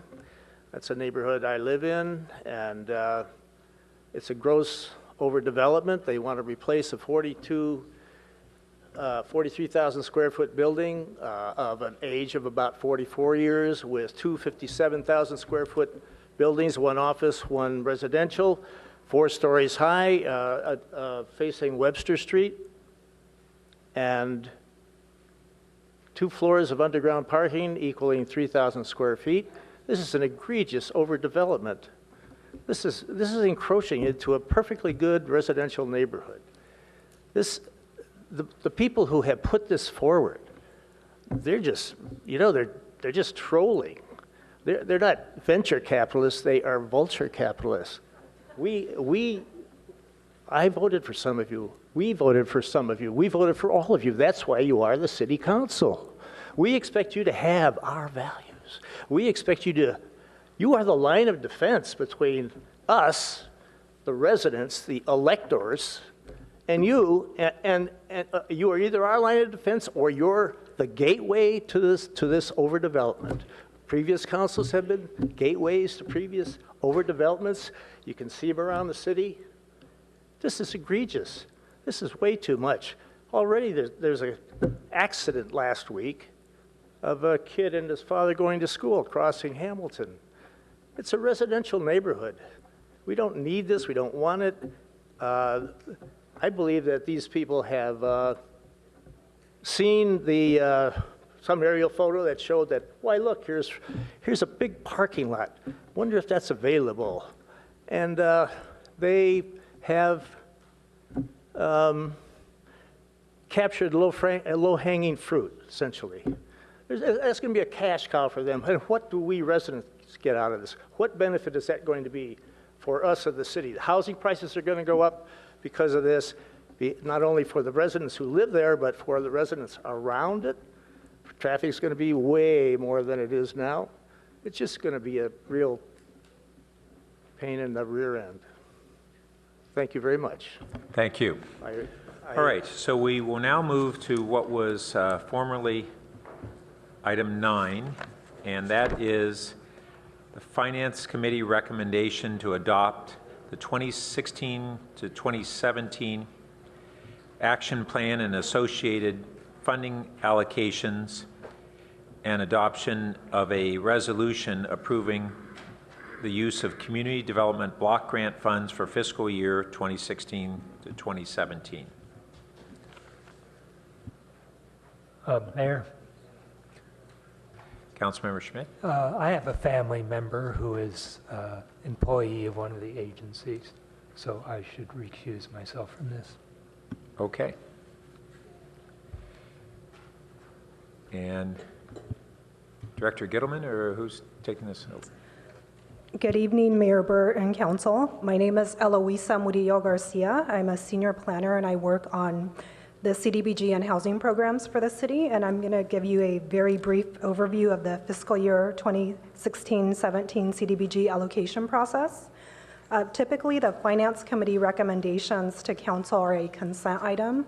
However, because of HUD regulations, we are required to bring this forward as a public hearing item to give members of the public the opportunity to speak to the item. The city receives annual funding from the U.S. Department of Housing and Urban Development, also known as HUD, as an entitlement city under the Community Development Block Grant, or CDBG program. CDBG is the principal federal program that provides grants to improve physical, economic, and social conditions, primarily for persons of low and moderate incomes. All of the activities funded by the city benefit low and very low income persons. Currently, the CDBG program operates under a 2-year funding request cycle, and fiscal year 2016-17 is the second year in the funding cycle. The total estimated funding available for allocation in fiscal year 16-17 is $754,418, which consists of the entitlement grant of $441,253, estimated program income of $100,000, and just over $213,000 in prior year resources. CDBG has funding categories in which to has 5 funding categories in which to allocate funds. Those include public services, planning and administration, economic development, housing, and public facilities. In terms of the funding recommendations that you have before you, these have been reviewed by the Human Relations Commission and the Finance Committee. After tonight's meeting, the next step is for staff to submit the final 16-17 action plan to HUD by May 15th. It is requested that Council hold the public hearing and take the requested action as described in the staff report. Thank you, and I'm available to answer any questions. Thank you. Council member questions? We have one speaker from the public then. Peter Villarreal, you'll have up to 3 minutes to speak. Welcome. Good evening, Mayor, City Council members. My name is Peter Villarreal. I'm the Director of Housing Development for Mid-Penn Housing, specifically for our project in Palo Alto for Palo Alto Gardens. This is a 156-unit property, and I just want to, again, thank the Council and the recommendation that came through from the Human Relations Commission to support the preservation of existing senior affordable housing in the city of Palo Alto. So we are in the middle of a affordable housing crisis, so it's really important that we preserve the assets. And I think I also heard earlier, preserve water. And I think that's actually one of the interesting projects that we're taking on in this project, to focus on water conservation, energy efficiency on this project. So again, I want to thank the council and hope that you move forward with the recommendation from the Human Relations Commission. Thank you. Thank you. And since this was referred to us by the Finance Committee, I just want to see if the Chair Phil Seth has any comments that he would like to share on this. Sure. We felt that the issue was basically cut and dried. Made perfect sense. It's the second year of a 2-year program. It's consistent with the parameters laid out in the program, and we felt it made sense to move forward. Great. Councilmember comments or a motion? I move the recommendation.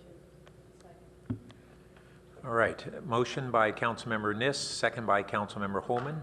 Councilmember Niss, would you like to speak to your motion? No. Councilmember Holman. No, other than just to say, as Chair Filson said, this is it's the second year of a 2-year plan, and in case anybody should think that we have discretion to add money to the pot, we don't. It's CDBG funds, and so that's why I think it's appropriate to move this forward. All right, please vote on the board. That passes 8-0 with Councilmember Schmidt absent. So our next item is titled as item number 8. It's a public hearing that's a continuation of this item from last week, which is a single-story overlay for Royal Manor Tract. And so I want to say at the outset that we had members who had filled out speaker cards. Oh, Councilmember Wolbach, did you wish to? Yes, and I think I'm probably not alone because I live right in the middle of the Royal Manor subdivision. I will be recusing myself from this discussion. Okay. Councilmember Schmidt. And I live in Royal Manor as well, and will recuse myself from discussions. Okay. Oh.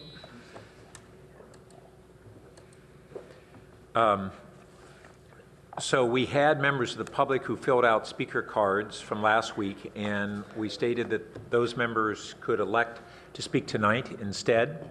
I think the clerk is still compiling those cards. So what I'll be doing on those cards is reading them off, and if those people are here and wish to speak, then they can speak at that time. Members of the public who did not speak last week are also welcome to fill out a speaker card.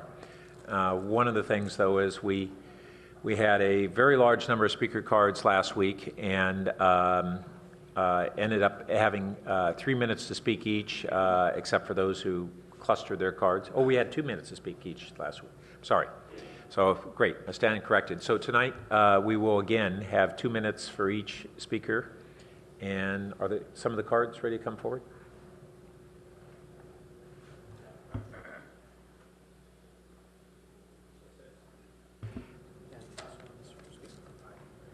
Okay. Sorry. And Mr. Late, I take it we don't have any follow-up staff reporting from last week? No, Mayor, we don't. Okay, thank you. All right, so we have a lot of speaker cards tonight, and I encourage people to, if someone else speaks and has captured well what you had to say, is to briefly support that speaker, or how many total cards do we have? 32?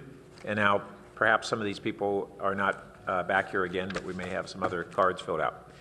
So the ability to move forward on the item will be dependent on our time constraints. So everyone certainly is welcome to speak, and we'll all try to be as succinct as we can. So our first card is from Humayun Syed. And is Humayun here? All right. Our next, oh, there we are, they're on the board. 2.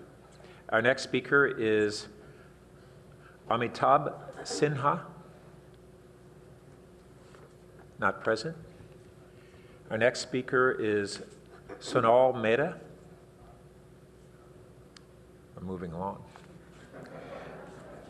Our next speaker is Veena Shah. All the people you mentioned are our friends, and they all strongly oppose SSO. Okay, thank you. Okay. I'm sorry, but we have to follow our rules, and only people who have a card from the public can speak. So our next speaker is Abida Syed. Oh, no, I'm sorry, we went all the way through Veena Shah. Our next speaker is Lucille Klessner. Okay. Our next speaker is Siamak Sanal. And, oh, there we are. Welcome.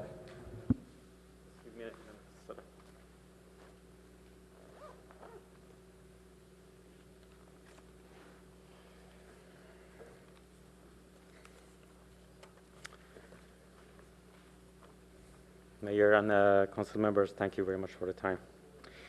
So my name is Siamak Sanai, and I live in the corner of Loma Verde and Stockton Place, Royal Manor.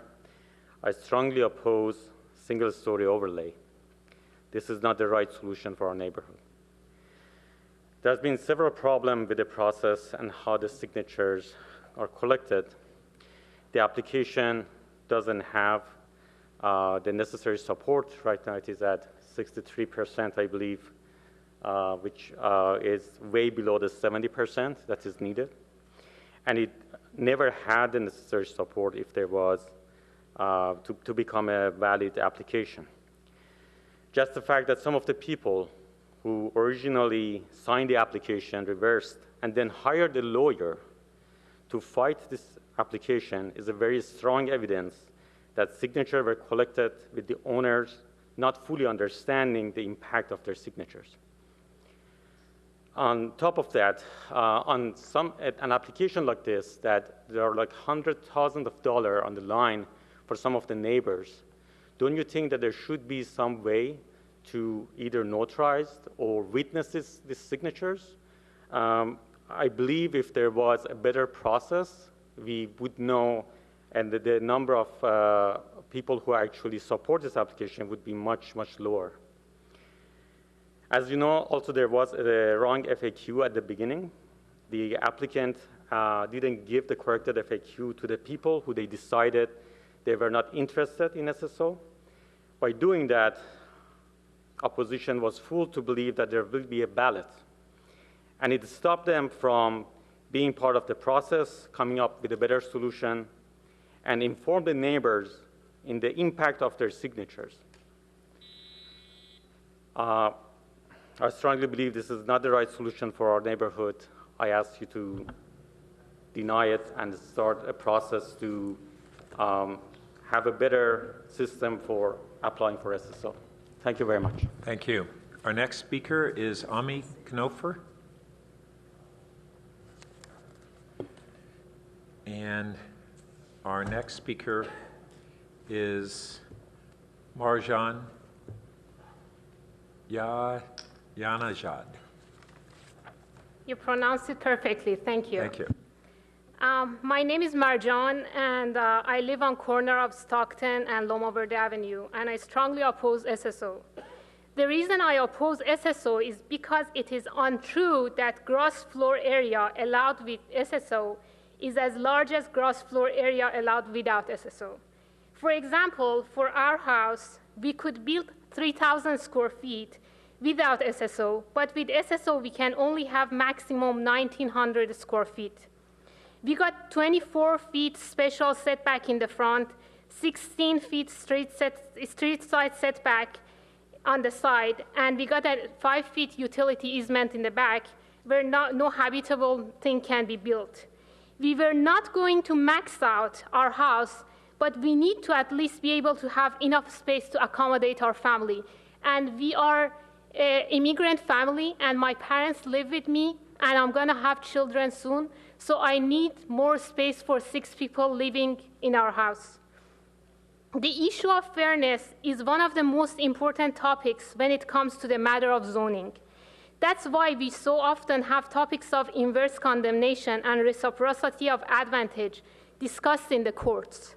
You cannot downzone 202 houses while you are limiting some way more than some others. When you want to rezone, you should consider all the houses, all those that have special setbacks, those that back to the creek, and all those that have high voltage transmission lines in their backyard. You should think of everyone. SSO was established in 1992 mainly to protect neighborhoods that were already restricted to one story by CCNRs. Of all the previous 13 SSOs that passed, only 2 didn't have CCNRs. But instead, they had significant support for SSO, way above the required threshold. In Royal Manor, we don't have that significant support. It's only 63%, and there was evasion of basically ordinance by removing one house just arbitrarily without respecting the boundaries. I think this is the wrong solution, and it should not pass. Thank you. Our next speaker is Richard Willits.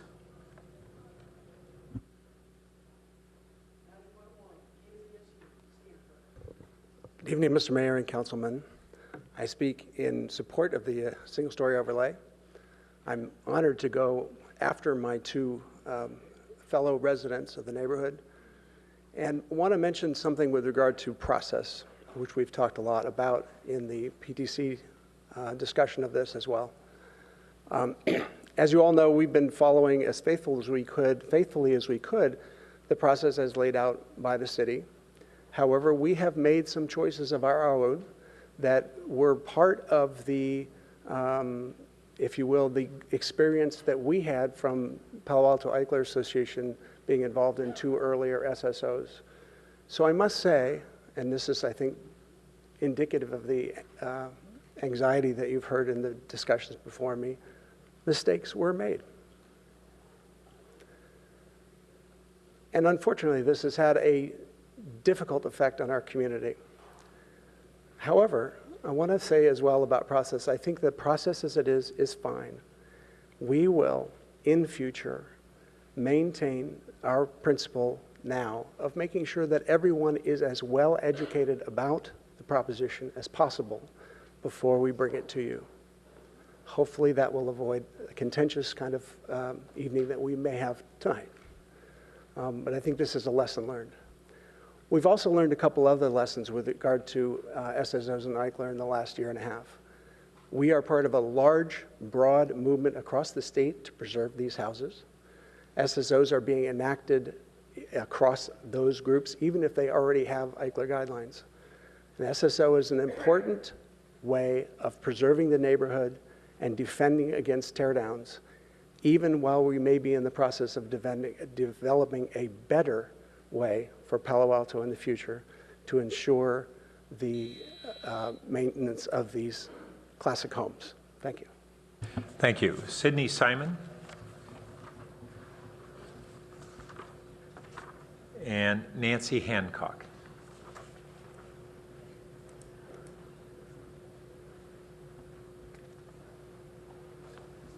Welcome.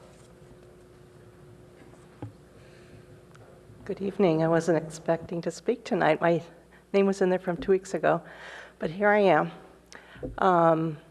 Native Palo Alton, grew up in Royal Manor, supporting my mother, who still lives in our family home. I remember long ago when the 2 stories first started going up in the 1960s and the outcry from the neighborhood at that time. So this isn't a new story. It's not about immigrants. It's about families. And I think probably the most lasting thing is once the Eichlers are gone, they're gone. And they finally are valued for the mid-century modernism. You know, they were designed after Frank Lloyd Wright's ideals. They have value. They will only increase in value. And thank you for listening. Thank you. Mike Blum, to be followed by Hobart C.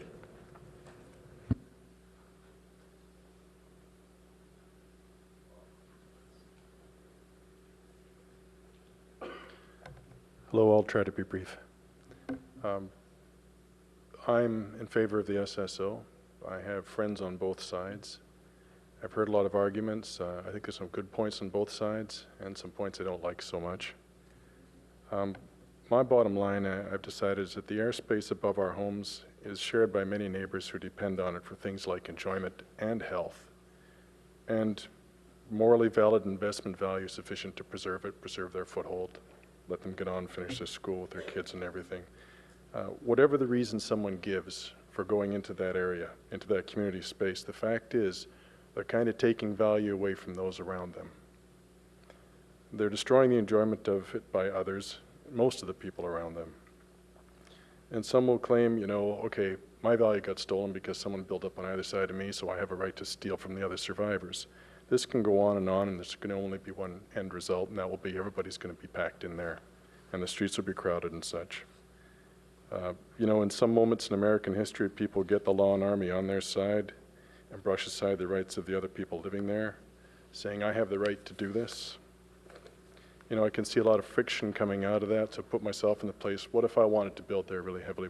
What if I was over on the other side of the fence? You know, am I saying that my family is more important than both my neighbors? That's roughly the odds we're looking at. It's roughly 2 to 1 who want to preserve things. I'd be literally building my house up and looking down on them anyway. Should I get away with the higher resale value, equivalent roughly to the value I destroyed in their houses? I don't like these decisions. You can tell it kind of breaks me up to think about it and to think of the good friends I have going through it as well, wondering what are the neighbors going to do, what are they going to complain about. You know, at night your light can shine through the windows to replace the darkness that were caused during the day with these other structures blocking the light out. It turns things upside down. Thank you. Thank you. Over at C, to be followed by Eric Smith. Welcome. Hello, council members. I'm Hobart. My wife and I live on Loma Verde. I'd like to start by describing my house's situation. It's in the middle of two-story houses. And so when I think about this, it really boggles my mind how they can vote yes to SSO and enjoy the benefits. And then on the other hand, for me, I'm robbed of the same privilege that they used to enjoy over the decades. I have a growing family, and I have the same needs as my neighbors. My neighbors have kids. So this, to me, is like a very serious case of non-reciprocity. So there's probably a reason why we kind of watch out for that whenever there's voting for groups of people.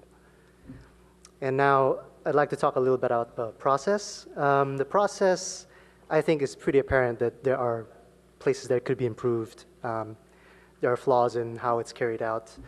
It doesn't represent the true support, for example, as the fact that a lot of people revoked their signatures after learning that, oh, they only heard about one side of the information, you know, from one group of people. You know, it's kind of support that there's something wrong with the process. There's other facts that I've heard when talking to neighbors. Apparently, one neighbor had their lawn mowed, and then afterwards, you know, was asked to sign in support of SSO. So that's a form of pressure. There's even like neighbors that had their doors knocked on 3 times, so many times that they refused to answer the door anymore. So I feel like it's very important to not bend the rules just because one group of people is very zealous. We should take care that the rules are in place. Your predecessors set this up a long time ago with hard numbers, 70%, for a very good reason, and we should not just slightly bend those rules. If privacy is a concern, then I think it's very reasonable to set up regulation. I just think that they should go through due process, fair ballots, and voting. Thank you. Thank you. Eric Smith. Welcome. Yes, thank you, and thank everybody for listening. I am for the SSO. My family and I live on Thomas Drive. I moved here from North Carolina. I studied architecture, but I never really got to appreciate it as much as when I moved into an Eichler. It's fantastic. It's just really, it's great living. There's sky. Well, we have sky from 3/4 direction. Our other neighbor has a 2-story pop-up, and it blocks the sky and the sun in the afternoon. you know, it's the kind of thing that's going to take over. It's like the domino effect. You know, you can already see it happening on Richardson Court. The two dominoes are set up at the end of one end of the block, and they're getting ready to, you know, once they build up, everybody else is going to, you know, their neighbor's going to want to build up, and I'd like to think that when people move to the neighborhood, that they actually they move there because they like their house, they like the neighborhood, they like the community. And I would like to think that all future people would have the same feelings and buy because they enjoy it and they know what they're getting into. I mean, not only does it affect our neighbor here and here, it affects 8 neighbors around us. When you come up, the neighbor across the way sees your construction. You know, the road is blocked off and road repairs are going on, and it's just, it's not just a ripple, it's a wave, it's a splash that causes a wave all around it. And I think because people are not building the pop-ups anymore, I think what's at stake here is, it's whether we, you know, whether we want to keep the Eichlers or do we want to let them all go? Because they are going to all go once, you know, once investors come in and they want to maximize the dollar and don't think about the community whatsoever when they're building these houses. Thank you. Oops, thank you. And we next have 5 speakers who have agreed to allow one of their representatives to speak for up to 10 minutes. Unmesh Vartuk, speaking on behalf of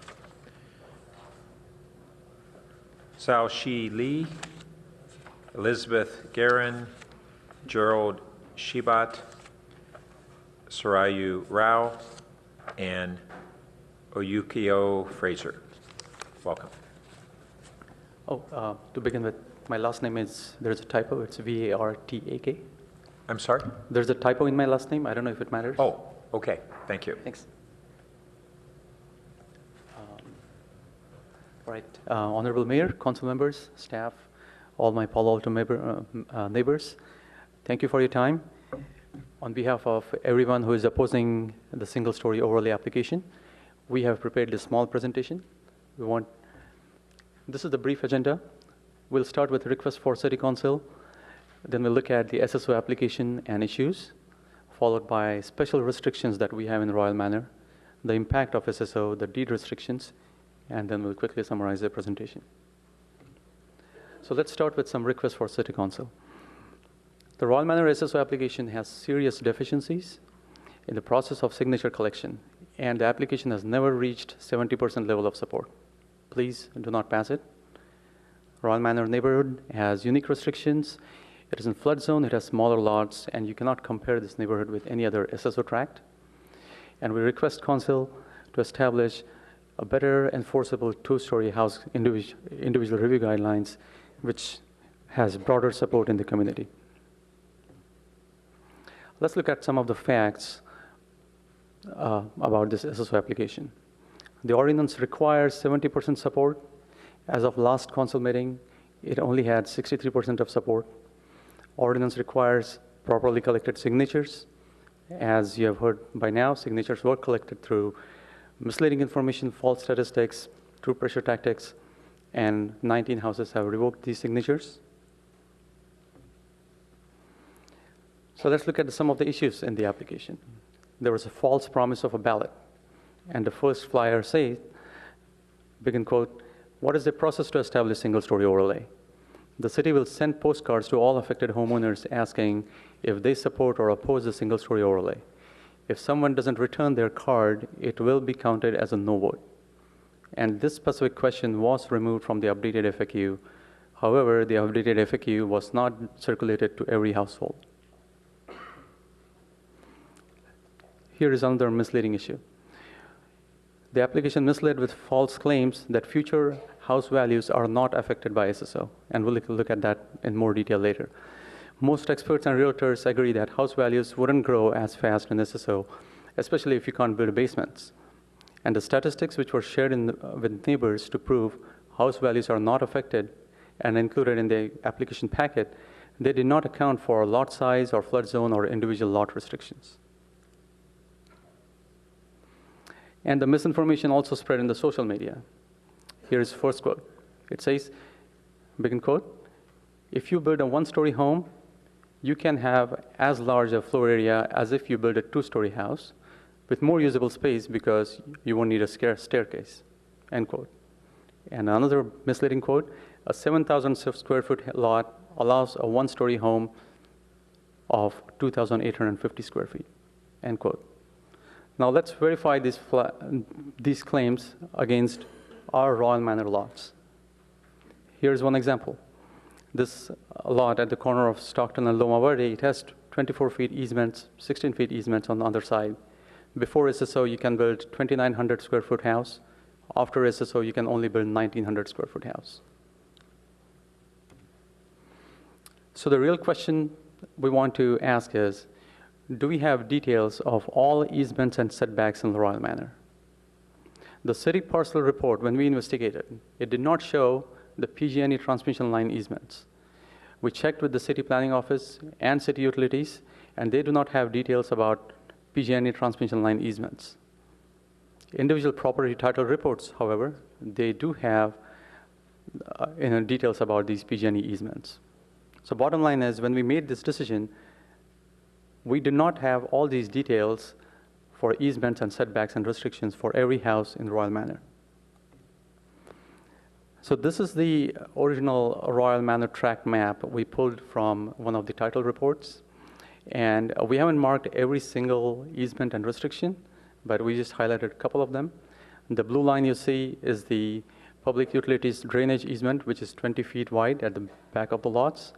However, the red line is more serious because this is not accounted in our planning documents. This is a 30.5 feet easement in the backyards, and that is for PG&E high voltage lines. That means the pole, the easement is where the center of that big high voltage tower is located. And then the high voltage wires will spread on both sides 10 feet across. So effectively, for any house in that red line, the actual easement ends up being 40 feet because you cannot build a structure under transmission lines. So what happens because of these restrictions? Before SSO, you can build a 2,940 square foot house.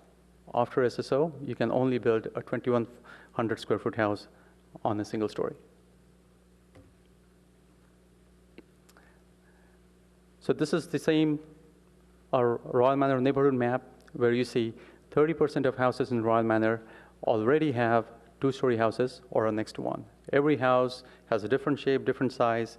We cannot apply a single solution. We cannot have one-size-fits-all solution for all these houses. 19 houses are already two-story, 40 houses are next to a two-story. They're already highlighted in the map. So we have these significant restrictions. We are in a special flood zone. We cannot build basements. We have very small lots. There is no room for expansion because of these restrictions in a single-story environment. So we want council to consider the impact of SSO. Royal Manor has large population of multi-generational families, and SSO will push all these families out from our neighborhood. If there is no room to grow, the families will be pushed out. And even the PTC agrees. In one of the PTC reports, this is a comment from PTC, begin quote, "Also, the census data for Palo Alto suggests that there is demographic changes in who lives in Palo Alto from when Eichler was building, and now some of the groups that are more have larger percentages in Palo Alto tend to favor multi-generational households. And you're also probably inadvertently excluding multi-generational households from living in your neighborhood." We want to highlight something else in this presentation. 85% of previous SSOs had deed restriction for building a second story. Royal Manor is the only neighborhood that does not have this deed restriction for building a two-story houses, and it is in flood zone. We borrowed this table from the planning report where it shows all the single-story overlay neighborhoods, as you can see, and we compared it with the Royal Manor. As you can see, Royal Manor has many more parcels as compared to other neighborhoods. The support level is lower, and it does not have deed restrictions. So to summarize, here are some of the reasons why SSO is not the right solution for Royal Manor. The area for Royal Manor is very large. We just have too many houses in this neighborhood. The restrictions, we cannot just apply a one-size-fits-all solution for all of them. Royal Manor is in a flood zone. We have smaller lots. Some of them are R1 with exactly 6,000 or smaller. Many houses are neighboring two-story houses, and some houses have even more restrictions. Some of them have special setbacks. Some of them have high voltage transmission lines with 30-feet easement in the backyards. Some of them have 24 feet special setbacks. And some of them are backing up to commercial properties which are already two-story. Also, we should note that there is no precedence of passing SSO with less than required support, and there is no precedence of passing SSO for areas with no deed restrictions and when the area is in flood zone. So at the end of the presentation, quickly repeating the same request that we started with. The Royal Manor SSO application does have deficiencies with its signature collection process. It never reached 70% support. Please do not pass it. Royal Manor has unique restrictions. It's flood zones, smaller lots, and we request council to establish better enforceable two-story house individual review guidelines, which already have broader support. And before I end the presentation, can I ask the SSO opponents to hold up their banners? Thank you. Thank you. Our next speaker is Katie Renati. Welcome.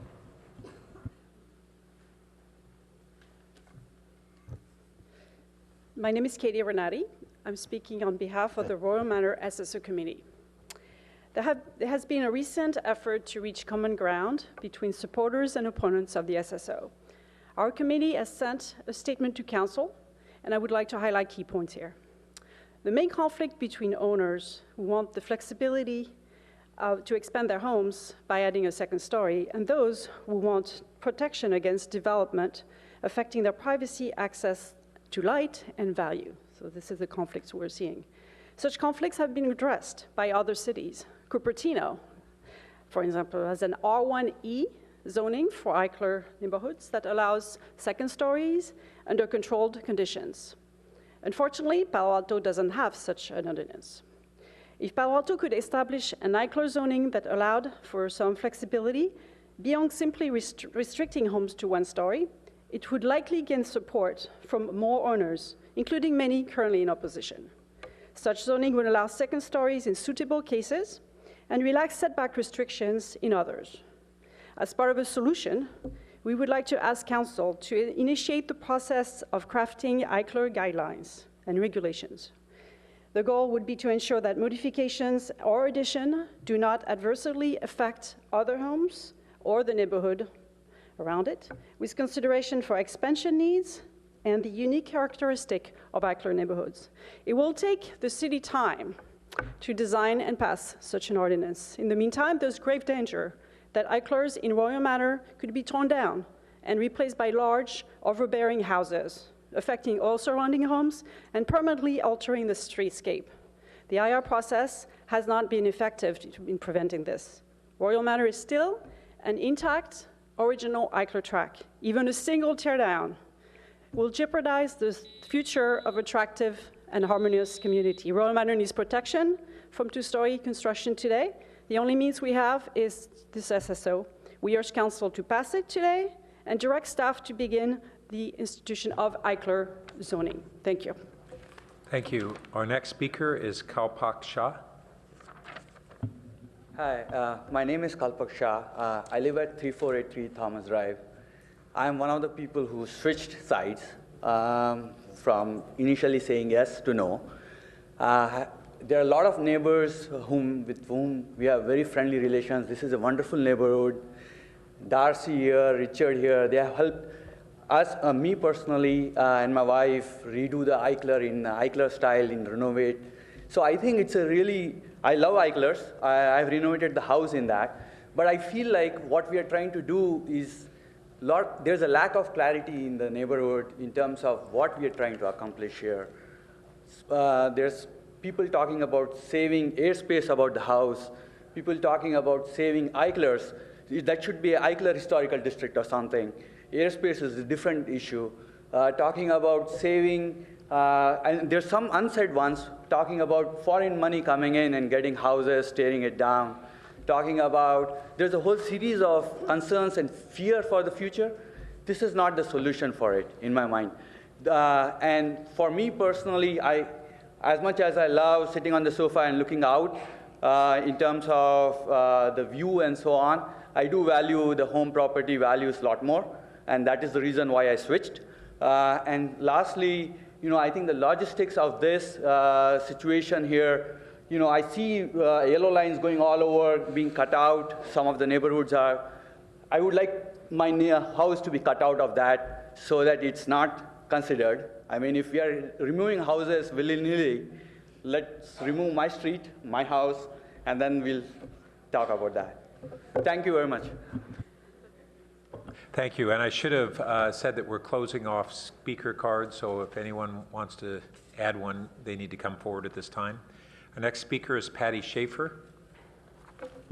Good evening. My name is Patty Schaffer. I've lived at 3345 Stockton Place for 22 years. I am opposed to the Royal Manor SSO.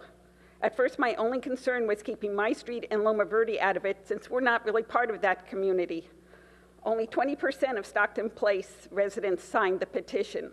The Planning Commission has spoken to this. But now I'm interested in all the problems with this SSO as a citizen of Palo Alto. The language of the petition itself may have satisfied legal requirements, but makes no sense to most people. I suggest that if new petitions are designed, they include a simple English sentence. Signing this means you support a ban on building a new second story on your house or any other in your neighborhood. I think SSOs should require a vote and not a paper where anyone can see your opinion. More than one person has told me that they felt pressured to sign because they did not want to disagree with a neighbor. The morning after the City Council meeting of April 18th, my husband and I took a good look at the two-story house next door. That wasn't easy because we do not see it from our backyard windows. We can't see it when sitting or standing in our atrium. It's only visible from some side windows along with the view of our fence. Well, I don't claim to be able to channel the late Joseph Eichler. I know he was a business person. Royal Manor was built for the families of the 50s.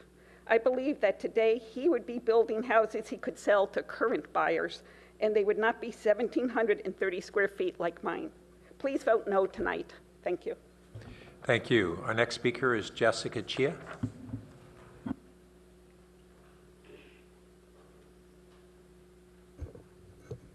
Good evening. My name is Jessica Cha, and I live at 3489 Kenneth Drive, and I'm here tonight to express my support for the single-story overlay zoning change.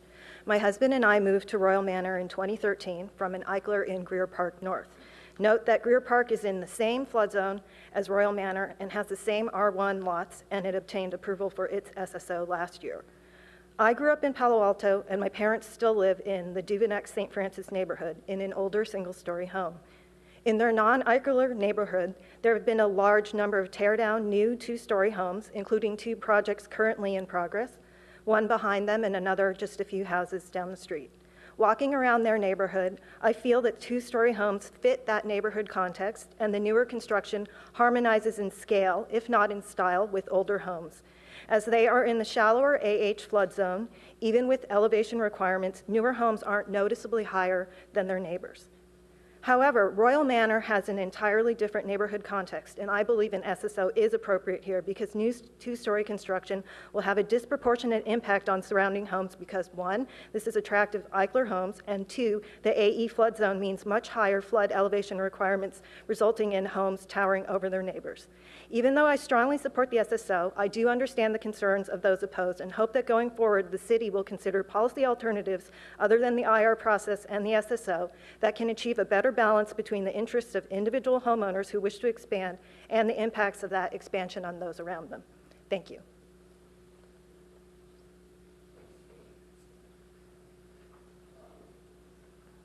Lionel Garland, or Garin, to be followed by William Faustman. Okay. Good evening, Honorable Mayor, Council members, and members of the public. I am Lionel Garin, and I am living in 3475 Greer Road, which is just across the road with Janice Way, which is just at the corner of this very nice map we see here. And we have been living over there since '94. And as you see, there are already 4 houses which are already at the 2-floor level here. So we have been living with this situation for about 20 years now. No problem so far, very good neighbors, no problem here. But this situation is something which is already existing, has been existing for a while. And I could say honestly that when we made with my wife the decision to buy this house, the idea was to possibly extend, for multiple reasons. And now I feel really, let's say, unfair that this point, which was a decision made specifically for us, and for really prepare the future, would be denied today. So I am strongly opposed to the SSO situation here. Thank you. William Faustman, to be followed by Sue Thiemann. Members of the council, 17 years ago, Scott McNeely, the co-founder of Sun Microsystems, famously stated, "You have no privacy, get over it." Not only was he likely correct at the time, the subsequent events of years have proved him quite prescient. A large proportion of people sitting in this room have probably had their computers hacked and their privacy invaded. Yet despite the societal erosion of personal privacy, I've always had the privacy of my open floor space Eichler home and my open backyard. In essence, my personal space has never been hacked, and my hope is that tonight this council will take bold steps to assure that this remains the case. Privacy has become a critical value in our society, and I ask our council to please demonstrate to our community that you highly prioritize this value to members of this city.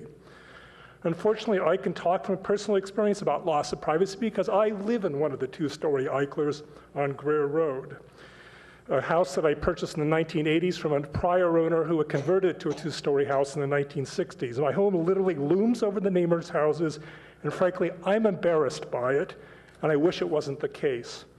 I ask the council to protect the aesthetics of our neighborhood. Some have suggested that the current review process assures the future aesthetics of our neighborhood. However, I wish that was the case. Just go to Santa Barbara, Palm Springs, walk around some neighborhoods where you really see consistency of architecture and style, not the hodgepodge of Taco Bells and Hyatt Regencies we see throughout our city. Others have suggested Eichler homes are minuscule, seemingly bachelor pads. Yet these homes were built for baby boomers in the 1950s. It's only in recent years that people consider a 500 square foot bathroom to be essential. And some members of the council, I ask you to act boldly this evening to take a solid step towards the protection of one of our final forms of privacy in this society, and also contribute to the needed preservation of the architectural aesthetics of this community. Thank you. Sue Thiemann, to be followed by Paul Gilman. Members of the council, I'm speaking in support of the SSO. Long before nature deficit disorder was identified, Joseph Eichler understood that exposure to nature improves both physical and emotional well-being. He used walls of glass to provide a constant connection with the outdoors. A 2-story house, by depriving neighbors of privacy, destroys that casual contact with nature. Once added, a 2nd story won't be removed, and the automatic exposure to nature is gone forever. Property value, in the true sense of the word value, is sadly diminished. Some have suggested that old people, like me, support preservation only because we hate change. I'd like to remind them that there is a reason old people are accorded respect in nearly every culture in the world.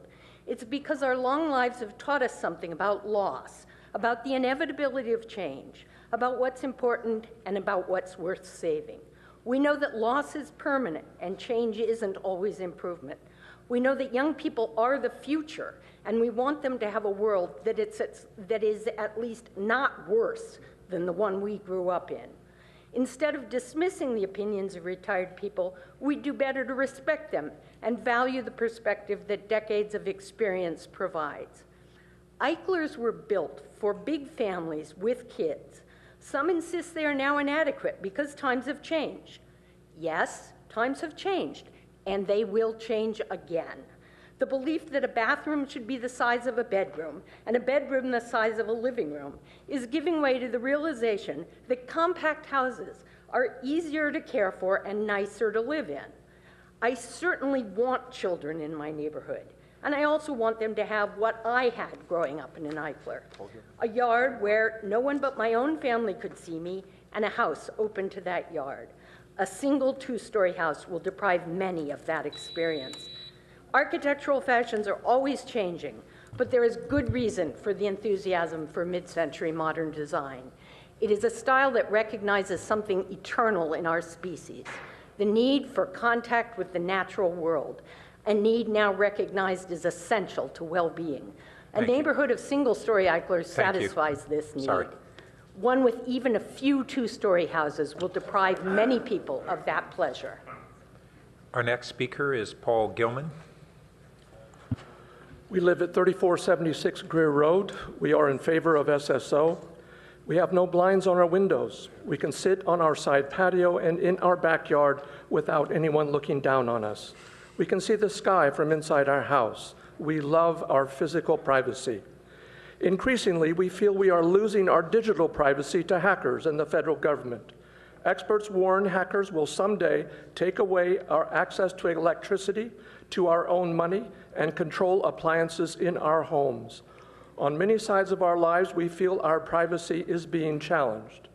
However, on the no side, we sincerely sympathize with those who need more space in their home. For the first 17 years of our marriage, we rented small apartments and houses, moving 5 times with 4 young children when we couldn't afford the rent increase. When approached by the no side, we could understand the value of sensible and creative design guidelines that could allow for a partial second story that somehow preserves the privacy of neighbors. We have a bedroom above our garage, added by a previous owner, where one of our parents lived in his old age. We understand and sympathize with both sides. With all the fabled creativity in this city, can't we reach an innovative compromise? Thank you. Thank you. Our next speaker is Jerry Martin Wilson. Hi, I'm Jerry Martin Wilson. I live at 3444 Greer Road. My husband and I moved into our Eichler about 18 years ago when our second set of twins were born. We love the open Eichler design and the floor-to-ceiling windows that make the outdoors a part of the living space. We love that even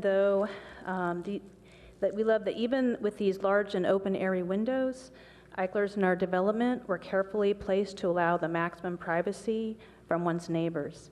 We did find, however, that as our children grew, our house was a bit cramped for our family of 6. When we decided to update and expand our Eichler to a 5-bedroom, 3-bath arrangement to accommodate our 4 growing children, we found we had several single-story design options to choose from, each in keeping with the original Eichler feel without invading our or our neighbors' privacy. Our family of 6 has lived very comfortably in our remodeled single-story Eichler, enjoying the open feel without having visibility into our neighbors' houses or yards. If, however, one of our neighbors were to build a second story next to or behind us, it would destroy the aesthetics and privacy we have worked so carefully to preserve in our Eichler remodel. I would also like to note, when I attended the planning committee meeting, that there were accusations by the opposition to the SSO that signatures may have been accrued in a less than transparent manner. We would like to clarify that this was not our experience. Information was disseminated in a clear and well-presented manner. Questions were addressed and answered completely, and we felt no pressure in making our decision to support the SSO. Thank you.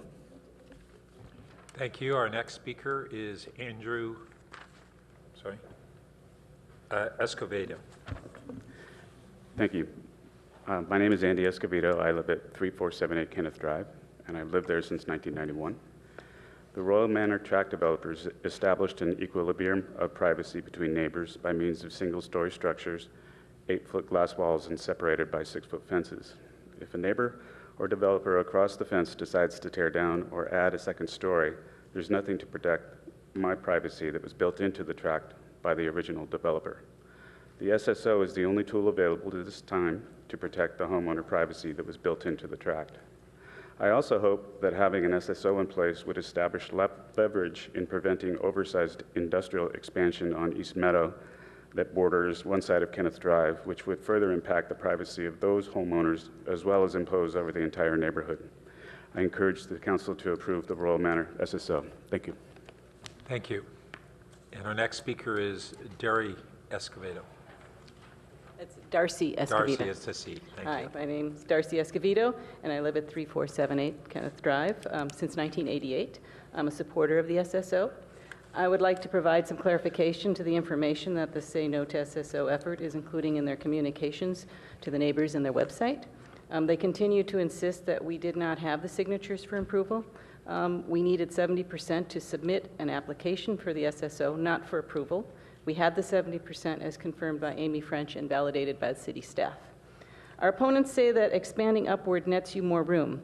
In fact, most cases, because of privacy considerations, light planes, solar impacts, trees, room for staircase, adding a second story ends up adding less square footage than an expansion outwards. The cost per added square foot is usually very prohibitive if you go up.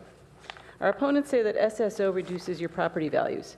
There is much evidence that SSO does not hurt property values, as demonstrated by the appreciated values in Green Meadow, an Eichler protected neighborhood. As previously stated, for every one who benefits by going up, 6 to 12 suffer, and that suffering is pronounced in an Eichler district. The house is highly at risk of a non-harmonious modification or where the owners neither love nor care for their Eichlers. Our door-to-door approach over the last year and a half has been an amazing way of knowing neighbors we never would have met before. The grassroots effort and open discussions we had with most neighbors have contributed to building a stronger sense of community. We regret that the opponents decided to take a combative approach, hiring an attorney, and avoid talking with us in an effort to reach a win-win situation. Looking at how this discussion has been going, you can imagine how any IR going through the city would go. The vast majority of Royal Manor wants a peaceful and harmonious community. Please support the SSO and the implementation of design regulations. Thank you. Thank you. Our next speaker is Richard Anderson.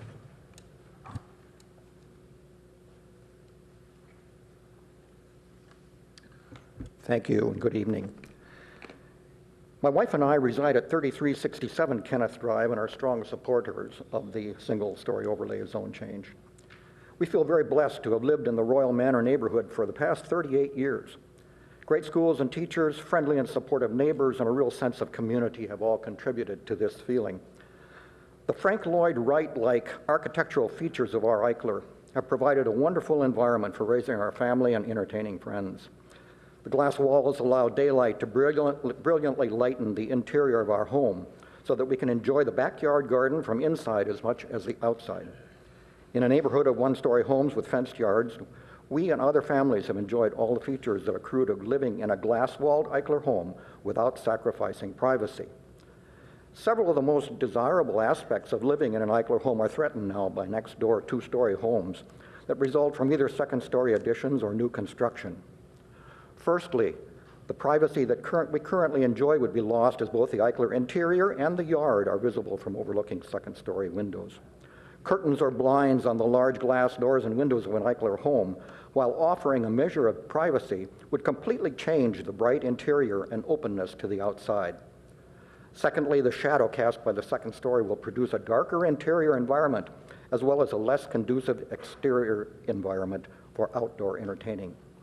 And finally, the size and architectural styles of many of the newly constructed two-story homes in Palo Alto are drastic departures from the Eichler style.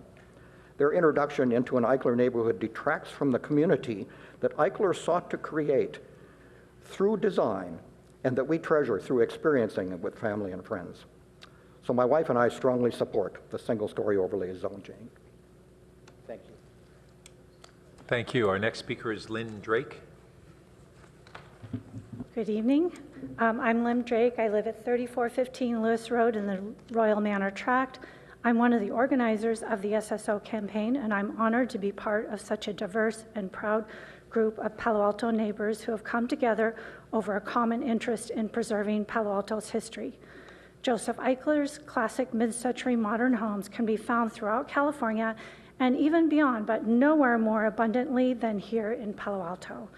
Having lived in Palo Alto for more than 18 years, I know that Palo Alto strives to be a leader in everything it does, from robust recycling programs to green energy to creating bike-friendly thoroughfares and so much more.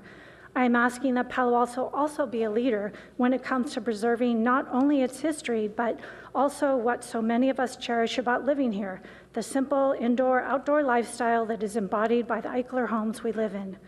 At the last meeting, Pat Burt and Liz Niss stated that other cities look to Palo Alto for leadership. Yet when it comes to preserving our wonderful Eichler homes, both Cupertino and Sunnyvale are ahead of us in the curve, with design guidelines in place ensuring that if a home is remodeled, then it must comply with reasonable guidelines to ensure the original feel and character of the Eichler neighborhood it is in. I believe that Palo Alto would be smart to pass the SSO, at least until common sense and thoughtful design guidelines can be established. Those of us in support of the SSO are sympathetic to the needs of some of our neighbors that want more space. But we ask that the city be sympathetic to the needs of the many Eichler owners who cherish both the architectural history of our homes as well as the comfortable California lifestyle Joseph Eichler envisioned so many years ago. Thank you. Thank you. Our next speaker is David Hammond.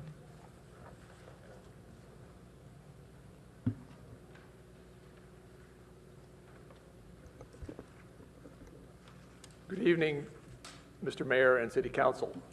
My name is David Hammond and live in the newest SSO, Greer Park North, which was passed earlier this year, contains 72 homes, and we're in the flood zone. I support the Royal Manor SSO, and I'm here to discuss and state that very significant one-story additions have been made to homes in both the Van Auken SSO, which is adjacent to Greer Park North, and I just wanted to sort of outline 4 of them. All 4 started out as 3 and 1s, three bedrooms, 1 bath. All of the additions, in some cases more than 1, were done as minor remodels so that the floor line did not have to be raised up to the flood zone limit. And in doing so, the scale is a lot easier to maintain. So there's 3 homes on Amarillo, 1004, 990, and 984. They all have 6,160 square foot lots, small lots. All were expanded to 4 or more bedrooms, in one case 5, and 2 or more baths, in one case 3. The expanded areas were from 1,650 to 2,500 square feet. The 2,500 square feet, I think, took four different remodels to do it. 2 of them sold last fall for $2 million and $2.6 million, which about floored me, but anyway, that's what they sold for. There's an additional remodel which I love, which is on 2707 Greer Road. It's on a 7,000 square foot lot. It was expanded to 5 bedrooms and 4 baths, plus a cathedral ceiling and about 2,200 square feet. Thank you. Our next speaker is John Indergan, to be followed by Brian Wilson.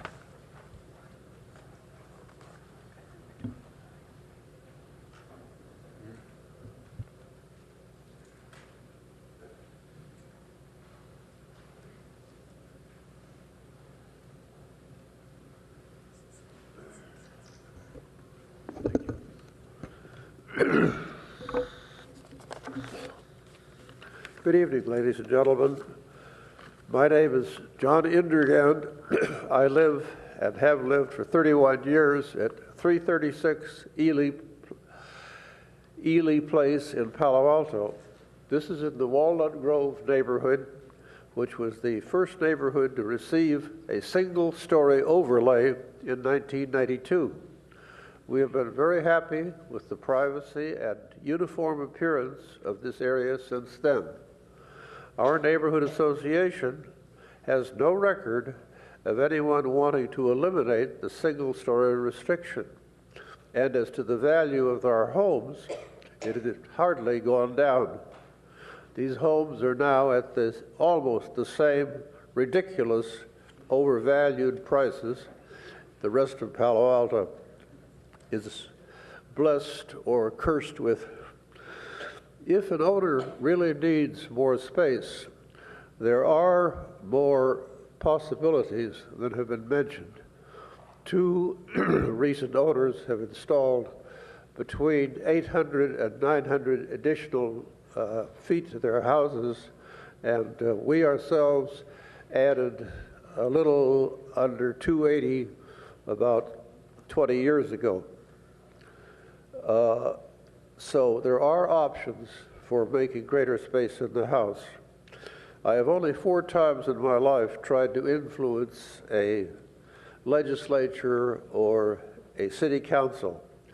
I believe in government, and I believe the most important government is municipal government. I urge you to consider the wishes of the current application for the single-story overlay and think about any future requests for this action. Thank you. Thank you. Brian Wilson.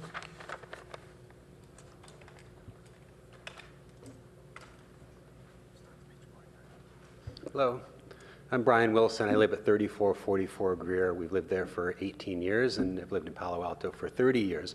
But I want to emphasize that I don't think that gives me any greater entitlement to anybody else who lives in the neighborhood, even if they've just moved in yesterday.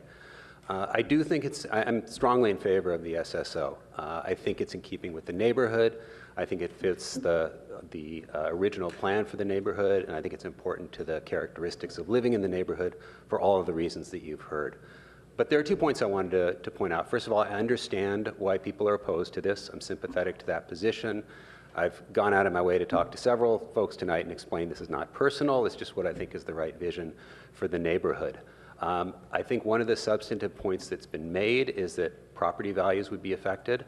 I think it wouldn't be a bad thing if property values were affected. Frankly, I think, as you all know, there's a severe shortage of affordable housing in Palo Alto, and if more people could afford to move to Palo Alto, I think that would be a good thing for the community.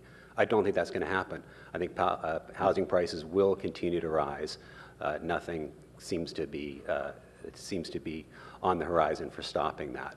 The last point is, these are hard decisions. They're divisive. They affect property rights. They affect personal feelings.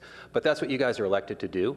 That's what you members of the City Council are elected to do. You have to make the hard decisions. You have to make the right decisions. And you're obligated to do what's best for the citizens of the community and for the neighborhoods. And for that reason, I hope that you'll support the SSO. Thank you. Our next speaker is Rayesh Srinivasara Gavan. You almost got that right. My name is Rajesh, and I live on 3393 Kenneth Drive. I would like to request you to reject the proposal for SSO. Although beautiful, I like mid-century modern design, people who live in Eichler's do realize that it has some fatal flaws. Originally, Eichler's had dark panels, wood panels, single pane glasses, and not very energy efficient round spherical bulbs, none of which meet Title 24 requirements if I were actually going to build my house today. Both Title 24 and the American Reconstruction Renovation Act have encouraged changes that reflect the need of the modern society, particularly around clean energy. Unfortunately, SSO is not driven by a more noble goal, i.e., a good, clean energy. I'm not sure I'm willing to give up the freedom that I have of building a house or living in a neighborhood and choosing what I want to do for something as simple as consistency and lack of diversity, which is core to what makes America and the American values great. Thank you for rejecting the proposal for SSO. Appreciate it. Thank you. Ruping Huang.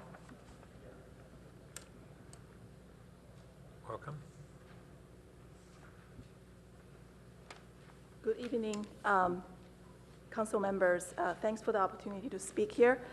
I live on the Janice Way. I'm a new resident in the neighborhood from last year. I'm here to oppose SSO. I actually feel really welcomed in my neighborhood. I see a lot of neighbors here. But I do not believe SSO actually will solve the problems on our neighbors. One of the things that our previous speakers already mentioned, so I'll be really brief here, is SSO does not preserve Eichler architecture, because we were told a new home can be built actually non-Eichler style. So having an SSO is not necessarily helping preserve the Eichler style home. The second thing around Eichler style home is because we live in a flat zone, we were told also the new building standard will be allowing 3 to 5 feet higher. So it's not necessarily helping the privacy issue either. So coming from a new area into this very, very welcome neighborhood, I really like the harmony. I like the kids running around, having, not worry about other bad things happening to them. I want to see if there's any other midway to find a solution here. So I'm actually against SSO, but I'm asking for reconsider the design guideline. Thank you. Our next speaker is Padma Kota.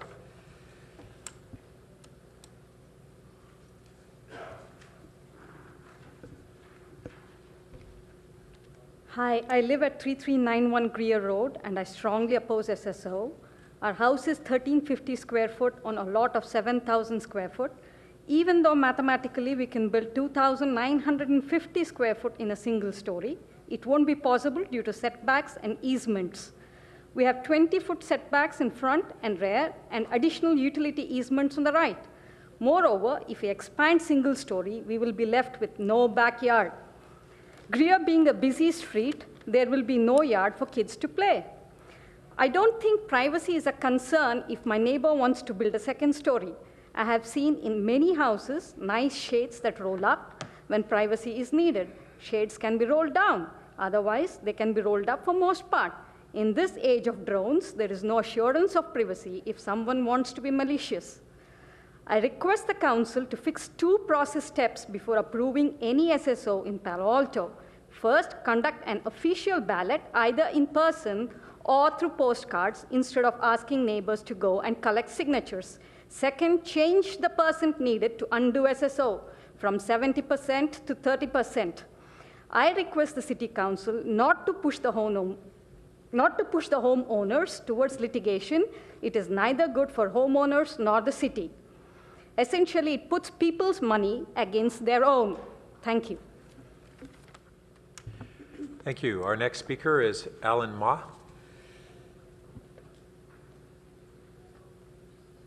Good evening. Appreciate the opportunity to share my view with you tonight. I've heard many testimonies tonight, and I think it really all comes down to what individual family needs. And I will share with you mine. My name is Alan Ma, just forgot about introducing myself. My wife and I and our 2 kids live at 3445 Lewis Road. We moved to the neighborhood about, I would say, a little bit over 2 years ago. We came here for the quality of life, the great schools, the awesome community, and we would really love to live here for a very, very long time.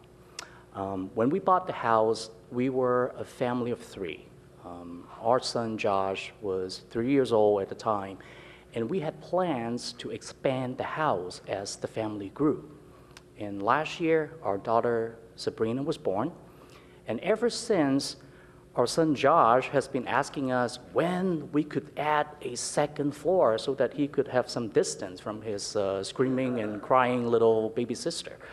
But kidding aside, we're also in the process of trying to get my mother, who is 80 years old, who lives in Hong Kong, to come here to live with us so that she can spend her remaining years with her grandkids, so that Josh and Sabrina can really get to know their grandma and to learn more about their roots.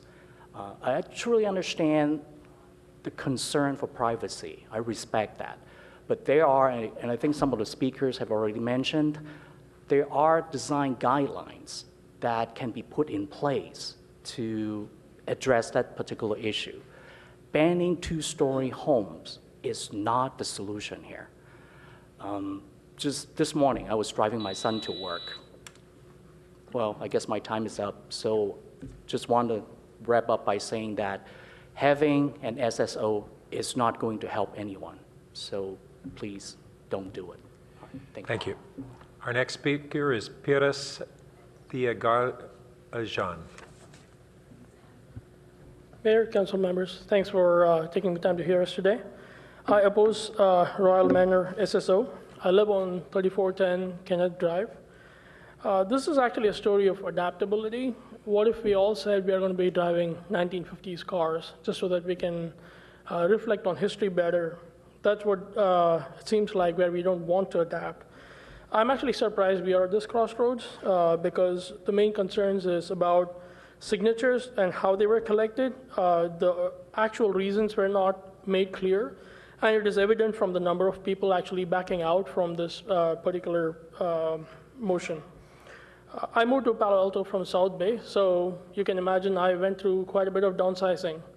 My 7-year-old actually misses the stairs. That's pretty much what he wants in a house.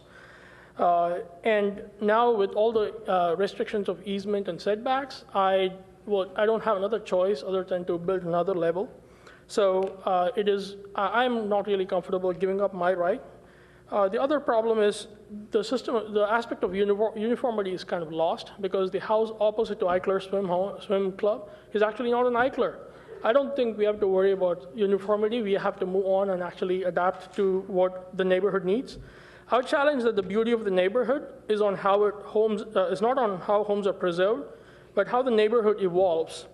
There are many ways to solve privacy at each and every case. I kindly ask you to reject this motion. At the very minimum, please exclude Kenneth Drive out of this motion. Thank you. Thank you. And our final speaker is Bob Moss.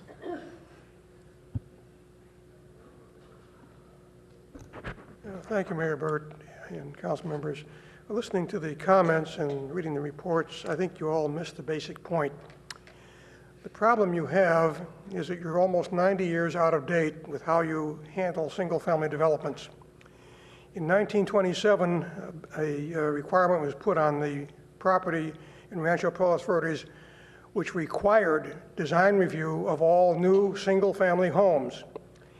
You should do that in Palo Alto, because if the second story was built appropriately, it would be compatible with the neighborhood. There are two-story Eichlers. You could build a style similar to the two-story Eichlers in Midtown, which would look good and would have real concerns for the neighbor's privacy. On Orm, as an example, many years ago, the kind of dumpy house next to ours was sold to a couple of guys who made a living redeveloping homes. And they came over and talked to us, and they said they wanted to expand and build a two-story house next to us. And so we discussed where the house should go, what the setback should be, where the windows should go. He talked to us and our other neighbors, and the house fits perfectly. You can do it if you look at the design and you look at consistency of the neighborhood.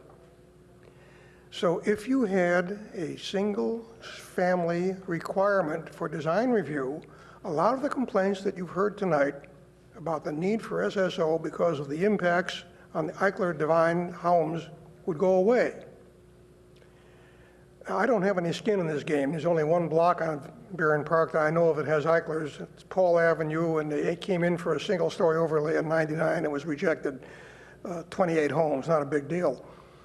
But the problem you've got is this is going to keep coming up over and over again because people are building monstrous two-story ugly homes all over Palo Alto, and they have negative impacts on the neighbors, whether it's an Eichler neighborhood or not. Put in a requirement for single-story design review. Thank you. Okay, so we will now return to the council for discussion. Who would like to go first? Councilmember Niss. I'm looking at Ms. French.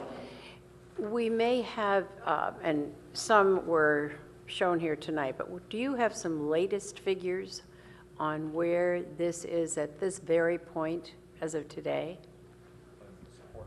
Yes, on support or non-support, because it keeps changing, and I keep getting emails saying, I'd like to reverse my decision, and I must say, Amy, I haven't tracked every one of them. I have. Amy French, Chief Planning Official. So up on the screen showed the latest as of last Friday. Today, we got one more reversal, and so didn't have time to incorporate that into this map to show it green, but we have Ms. Childs up at 3387, something like that, Kenneth. So it brings the support down to 128 supporters. It's still 63.3% or so. Okay. Mayor, I'm not ready to make a motion as yet, but having listened tonight, having listened to 2 weeks ago, it would seem as though tonight is not the best night to make the decision on this single-story overlay. I think we need some more discussion about what has been brought up many times tonight, which is either the Cupertino or the Sunnyvale model. I'm not familiar with either of those as to what those guidelines look like. I am very familiar with what the houses look like on Toyon Place, which I think is what Bob Moss may have mentioned a couple of minutes ago. Those are done closer to, for lack of a better identity, Phil's Coffee Shop in just south of Midtown. I'll be interested in what others say, but that is where I would be at this point. I think this needs far more discussion. I'm delighted everyone came tonight. I don't remember how many came the last time, but I think probably we've heard close to 100 people talk about this. Many of you have contacted us. We have met with many of you. And I appreciate that input, but I also can hear that people are in very different places and have very different views. And it's somewhat surprising. We have made a number of decisions regarding SSOs before, and this one tonight is quite different. So as I said, I'll be interested in hearing from others of my colleagues and what their reflections are. Councilmember Du Bois. Really appreciate Councilmember Nissa's comments. I think this is kind of classic democracy. It's the rights of the majority, the rights of the minority. There's no cutting the baby in half. Nobody argued for 1.5 stories, so I don't think that's an option.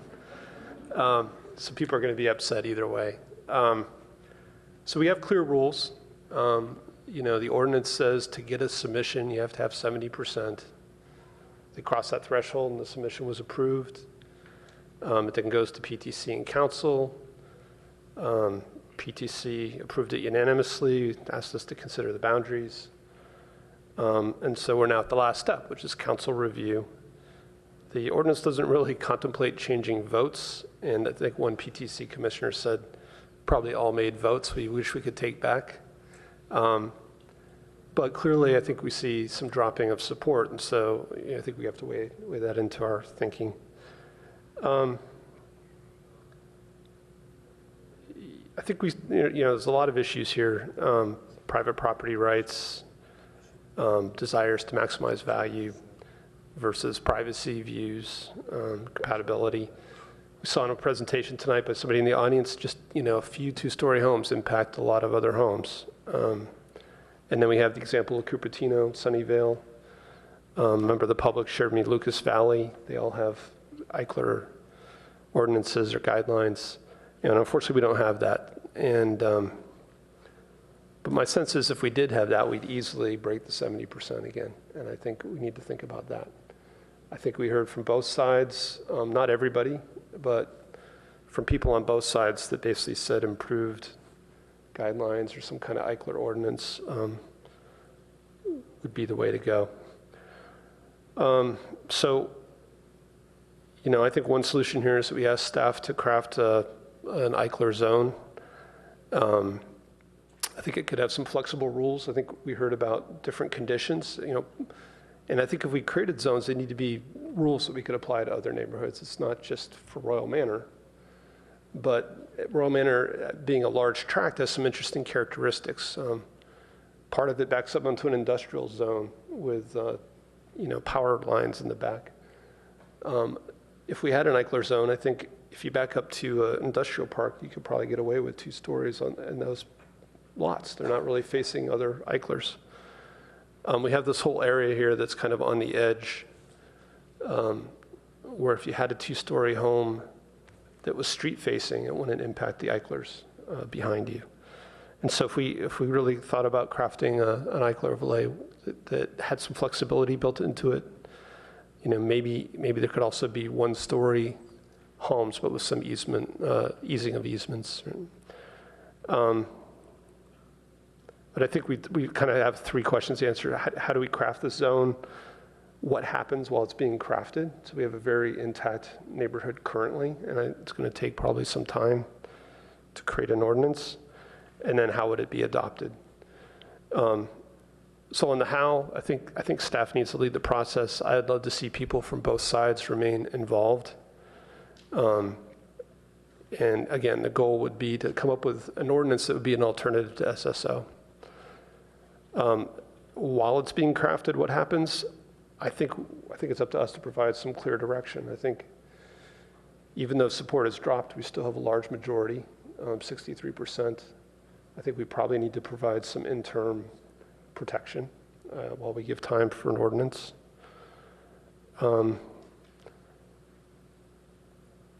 It's a relatively small number of homes to get from where we are to over 70%, something like 10 to 12 homes. And then how would we adopt it? So there some people brought up the idea of kind of a petition versus postcards. And I think again, we need to recognize that a petition process involves people going door to door. There's just an opportunity for education. I think in this case, we had a lot of absentee homeowners, and it took some time to figure out who owns homes, how to reach them. And even at the end of the day, I think there were half a dozen or so homeowners that never responded or were unknown. And so if we switch to another methodology, I think the threshold needs to change as well. With the mailing of postcards, usually you get very low response to mail. So if we said we're going to mail postcards and ask for 70%, I just don't think that those go together necessarily. So I would actually advocate that we work through this, we come up with an Eichler zone, and then at the end of it, we'd have a very similar process with needing a pretty high threshold to get there. Like 70% would need to want the Eichler zone. And I think that would also help craft something that was acceptable to the whole neighborhood. So, you're not going to get an extreme one way or the other if you need to get at least 70% of the people to agree to it. So at the right point, if my colleagues are amenable, I would be willing to make a motion, but I'd like to hear some more comments. Councilmember Scharf. Thank you, and thank you all for coming tonight. And obviously, it's an emotional and difficult issue. I guess my first observation is that it seems to me that the process is badly broken. I didn't get the sense that a lot of people, or I get the sense that there were quite a few people who thought that the process was unfair and didn't really reflect a process that they had comfort in. And in a democracy, I think that's a real problem. It seems to me that we really need to rethink the entire process of how we do this. Where we have a vote that's probably sponsored by the city that people have confidence in, that's fair. I'm not sure exactly, obviously not going to design that from the dais and tell you, but I do think we need a process to come up with that so that people feel that the whole process was fair. And I at least heard a lot of people say the process didn't seem fair to them tonight. I think this is a difficult choice, and I think that yes, we need to go ahead and figure out some sort of design guidelines, think about how we can make that work. I think there could be common ground. I think we could get all of that. I do think, however, as we go through that process, I don't think it's as simple as just having staff come up with an ordinance. I think part of it, we have to get public input, we have to have transparency, we have to go, I actually think it maybe even should be referred to policy and services, take some public testimony. or maybe staff needs to go out and do that and then come back.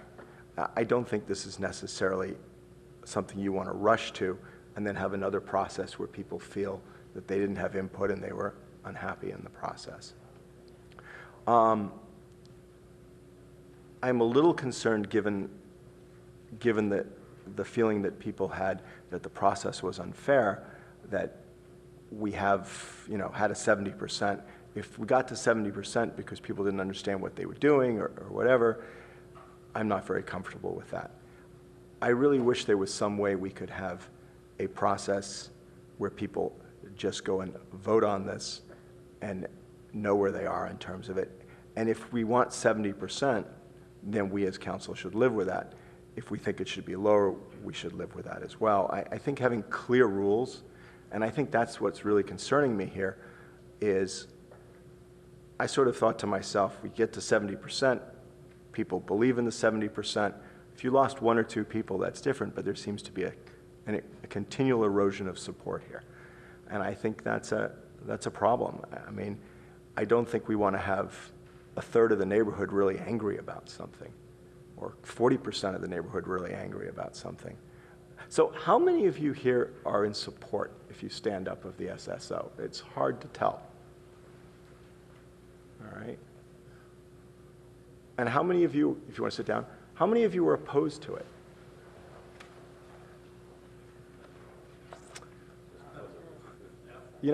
I would say it's almost evenly divided. I mean, right? It feels evenly divided. It feels 50-50. You're supposed to go through the chair. Okay, sorry about that. So, I think that I want to hear from the rest of my colleagues, but I think this is not a very simple decision, and I think that we should be very trepidatious about imposing a single-story overlay without more process. And there are no applications at the moment for a second story. Is that correct? That's correct. What's the timing on a second story application? How long does that take? And that, typically? Several months, 90 days. 90 days. And I guess the question is how long a process do you think it would be to go get public input, start crafting an ordinance in terms of Eichler design guidelines and things like that? So I think we'd want to know a little bit more about where the council is going with this and what kind of an effort that would involve. So I think we'd probably want to hear more from the council, and we can come back and give you some guidance on. So what would you want to know from council? Well, one, I'd be interested in just some additional comments. All I've heard so far is the idea of a Eichler zone and a process. I mean, those two things. We just heard in this one Royal Manor tract neighborhood that there seems to be a lot of variability just in this tract. If we're looking at a citywide ordinance where people could choose a Eichler set of guidelines, that would involve some investigation into some of the other neighborhoods as well. So it's a matter of, we could research this for as long as the council wants us to do it, or have something more prescriptive. But even knowing what those prescriptive standards are, we would need some guidance from council on that. So I guess I have a Brown Act kind of question. The way this is adopted is adoption of an ordinance establishing a single-story overlay district. There's nothing about establishing design guidelines. There's nothing about that. So I sort of feel like we're limited to the question before us with a possible referral out to staff or that. And I guess I'm not sure we should have, how much latitude do we have debating what that referral looks like and all that? I feel that may step over the line, frankly, and I guess I wanted some legal advice on that. Sure. Cara Silver, Senior Assistant City Attorney. You're right that this matter really isn't agendized for very specific suggestions about what those additional Eichler zoning guidelines would look like. If you wanted to give us something general to react to, and so that we can provide you with, a timeline and a suggested process for pursuing that, but it wouldn't be appropriate to give specific policy direction on what those guidelines should be at this point. So it'd be better to agendize it to come back, right? Yes, After staff's had to look at it and a look at what kind of information they need, the questions they want answered. Yes. Yeah. Can I just add to the sort of conundrum aspect to this whole conversation, just so when you're talking about democracy too? It's a little tricky for us to do a lot of in-depth analysis about what this could look like without really getting also a better sense of what the council does want to do. I mean, so I think we'd have to sort of do this in an iterative way, in an interactive way somehow with the council. And the other component I would add to the staff's comments here about what this would take, it's, I mean, as we all well know, the reason we call it the Palo Alto process is it's a process. And rarely does anything unfold exactly the way we're thinking about it, because there's so much engagement, it's so many different perspectives, and actually the council's dedication to really trying to find absolutely the right balance in these complicated situations. So, I wouldn't necessarily think that this would be simple. I can tell you that certainly on the staff preparation and the engagement side, it won't be simple. The other component, of course, is that all of the other initiatives and directives that we have dealing with other challenges, fixing other problems in the city, some of them going back 16 years, as we heard, or 25 years. I've got a list here that later I can go over with you right now. And you well know that even just within your priorities, you've adopted you've got 82 strategic projects in the city. So, I mean, I hate saying this because I feel like a bureaucrat saying this, but the reality of it is, and all of these things we're working on here in this realm, we don't have hundreds of people. We probably have 15 to 20 people in the whole organization who can be involved in some way on these. So that's the counterbalance too. Now, I'm not saying that to preclude it. I'm just saying that'll have to be part of the conversation if we want to go forward on this in some way with some new alternatives or something. We may have to look at the impact on other things we do. So one other comment is that I guess what I was hearing Councilmember Du Bois suggest was some sort of a short-term moratorium on two-story houses. I don't know if I heard you correctly on that. That's sort of what I heard. While we're figuring it out. And so what I heard staff say is we probably have 90 days anyway before we really would have two-story home issue before us, if ever. I guess I'm not sure that the current way we've agendized this allows us to put in a moratorium either. I don't think it does. So I think that it seems to me that the appropriate thing to do would be to refer this out, have staff come back in an iterative way, at which point different options would be on the table. And then we'd probably have another meeting after that as well to refine that. I don't see us being able to do that tonight, frankly. It seems more like an up or down vote tonight, or to defer it and do nothing. Anyway, you might want to answer. Yes, one step that you could consider is it is agendized for a permanent single-story overlay district.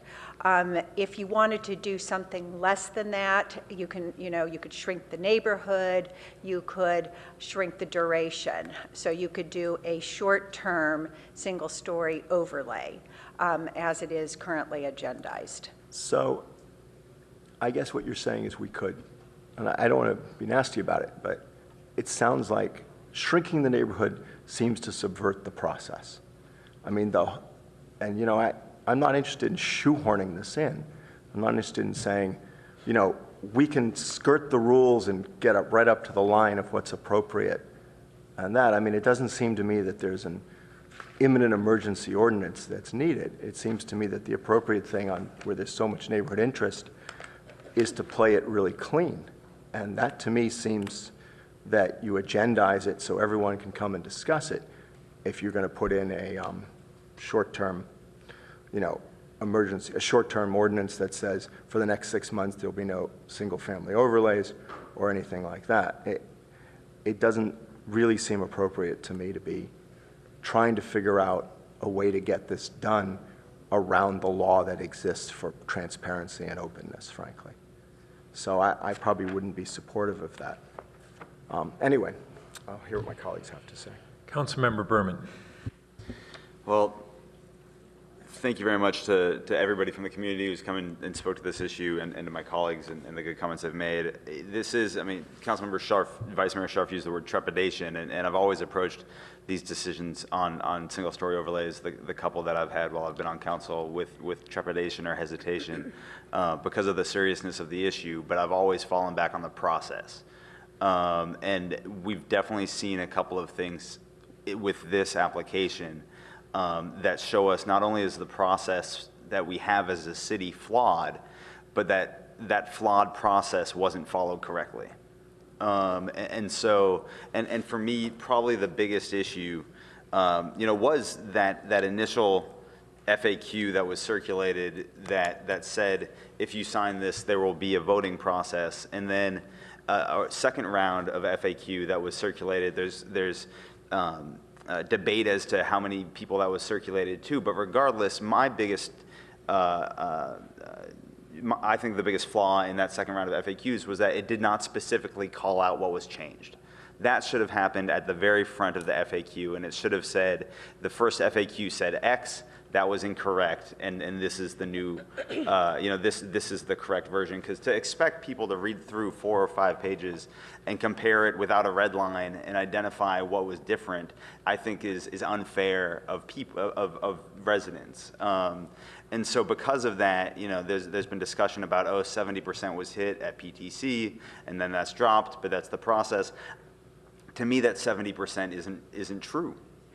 Because it wasn't intentional, but people received information that was inaccurate, and they acted on that inaccurate information, and then didn't have, in my mind, a real way to understand that the process had changed dramatically. And that is a dramatic difference from sign this and you'll get a ballot to sign this and it is counted towards the 70% is a really fundamental and huge difference in the process that should have been more explicitly called out. On a higher level, clearly this needs to be a city-driven process from now on out. And I think we should, I know there are other SSO applications going through the process, and I think we need to have a conversation about putting a pause on those while we discuss the process and identify the flaws and identify a better system, because we have this system, and I've sat down and met with both sides, the applicants and the opponents, and both sides, have frustrations with the other side. They're saying they're being overly aggressive and saying inaccurate things. They're being overly aggressive and saying inaccurate things, and that's because the process allows for that, and it shouldn't. The process should be driven by the city. The city should be distributing ballots to residents, and people should be able to make that decision in the privacy of their own home without pressure that they might feel, from a neighbor standing at their doorstep and asking them to support something or oppose something. And I know that neighbor might not think that they're,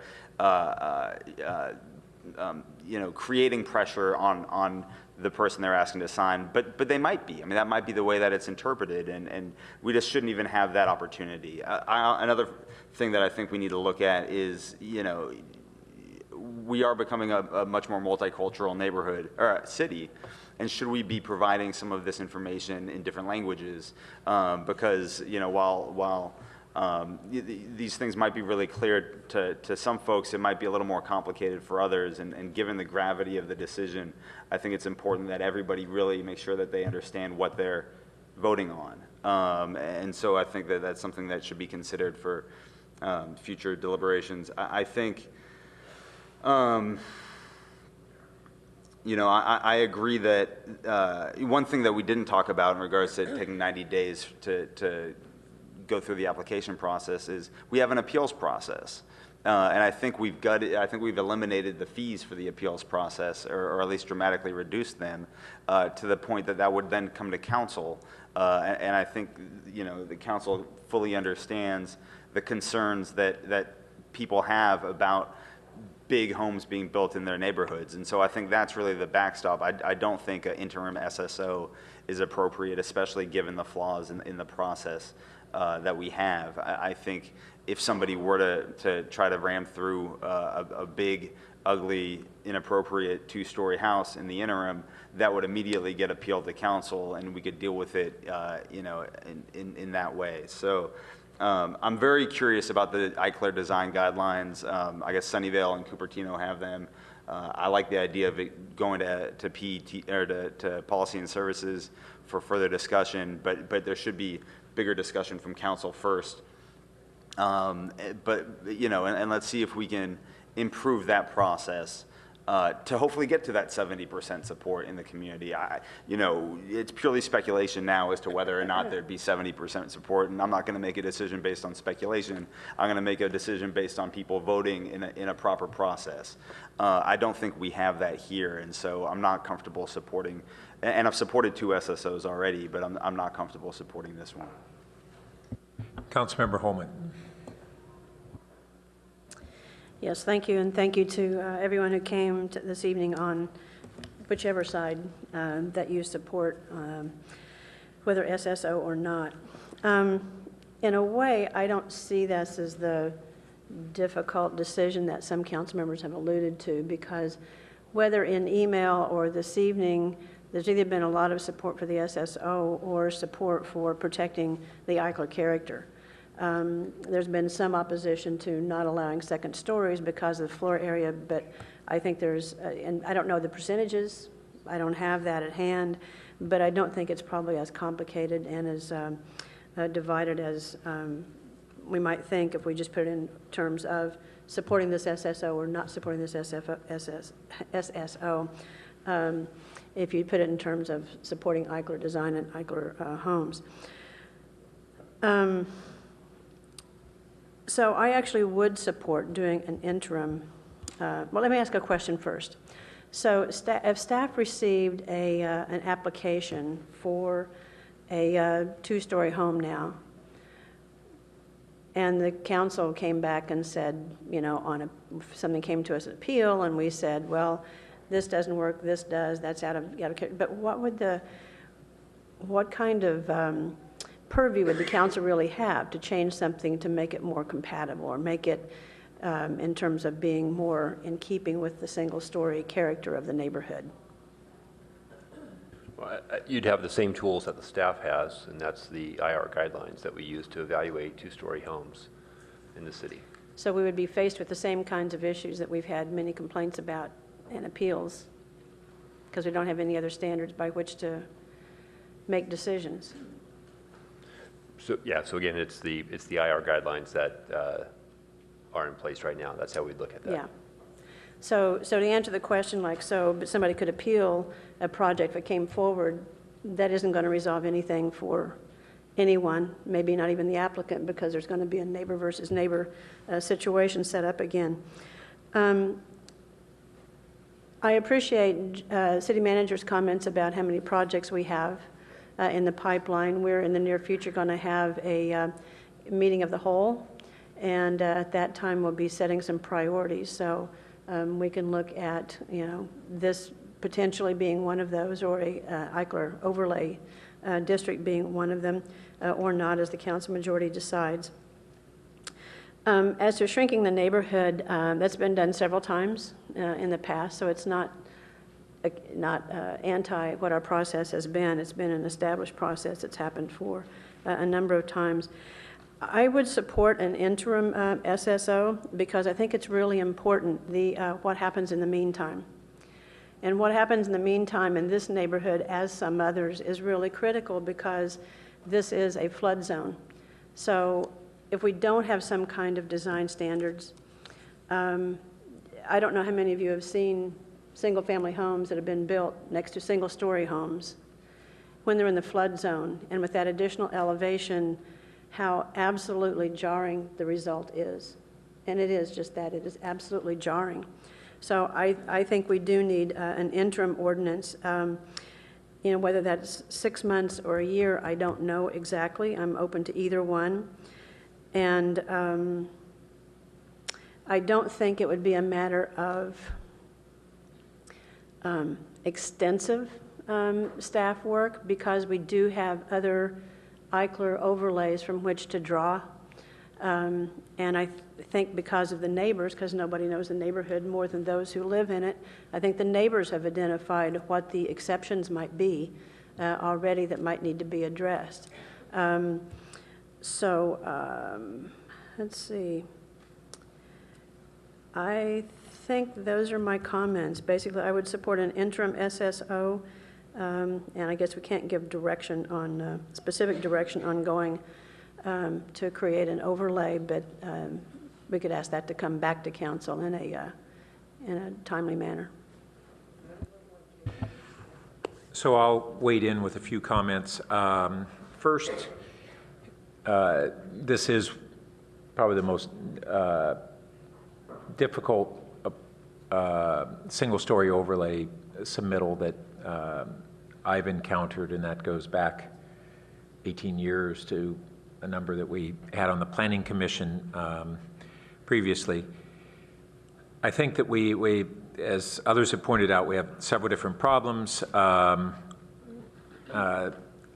think that the notion that applicants get to control essentially the petition process if it was binding in the end is problematic for the reasons we've experienced here.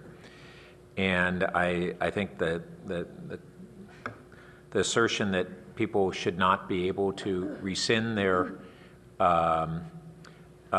essentially their support between the time that they're first presented whatever they were presented and when it comes to the council is really, to me, not appropriate. I do want to say that I concur with Councilmember Holman that we've heard throughout this process, in one sense, a positive direction, which is, I think, a very strong supermajority that the neighborhoods, this one and others like it, need protections beyond the choices that they have today. I've been thinking about what would be the best way to give that alternative. We previously discussed something, a standalone ordinance, perhaps similar to what Cupertino has, that is for Eichler neighborhoods. But we have another possibility that might move this forward sooner. We currently have a consultant on board looking at the individual review process, correct? Is that? And where do we stand in that? We've received a draft report, and it's sort of in this admin draft. We want to collect a little bit more data on that. And who provided that consultant the scope of what they should be working on? That was a staff-driven effort. And I'll say that there was outreach, and there's been a lot of interviews with people who have experienced the process as applicants, as neighbors. So we have a volume of data. Okay. So it strikes me that we could add on an element to the individual review process that's specific to neighborhoods such as this and have certain guidelines. And it doesn't mean that we would rescind the SSO process for neighborhoods where they have the clear 70% supermajority. But how do we provide protections for neighborhoods that don't have that, but where you have both folks who would prefer a single story and those who would not, who would both embrace stronger protections for the neighborhood character. If there was a neighborhood that didn't support with the 70% a single story overlay, I can tell you I've seen they're less common in town, but they exist. Homes where you have modest second additions. They're not wall-to-wall 2 stories. They're deep setbacks. And we could set something up where we don't guarantee that you have the same rights for a second story going wall-to-wall that you do in other neighborhoods where it's compatible. And that you would have within the IIR guidelines that say, if it's in a neighborhood such as the Eichlers, then this additional set of restrictions applies. And so it would be significantly greater visual line and daylight plane protections and things that really would address the privacy. And then we have the other element of architectural style, which doesn't mean everybody has to have an exact duplicate of Eichler's. I think we've all seen rebuilds that are really exceptional, but very much the modern style and compatible with the Eichler neighborhood. And if anything, some of them are really great additions to the neighborhood.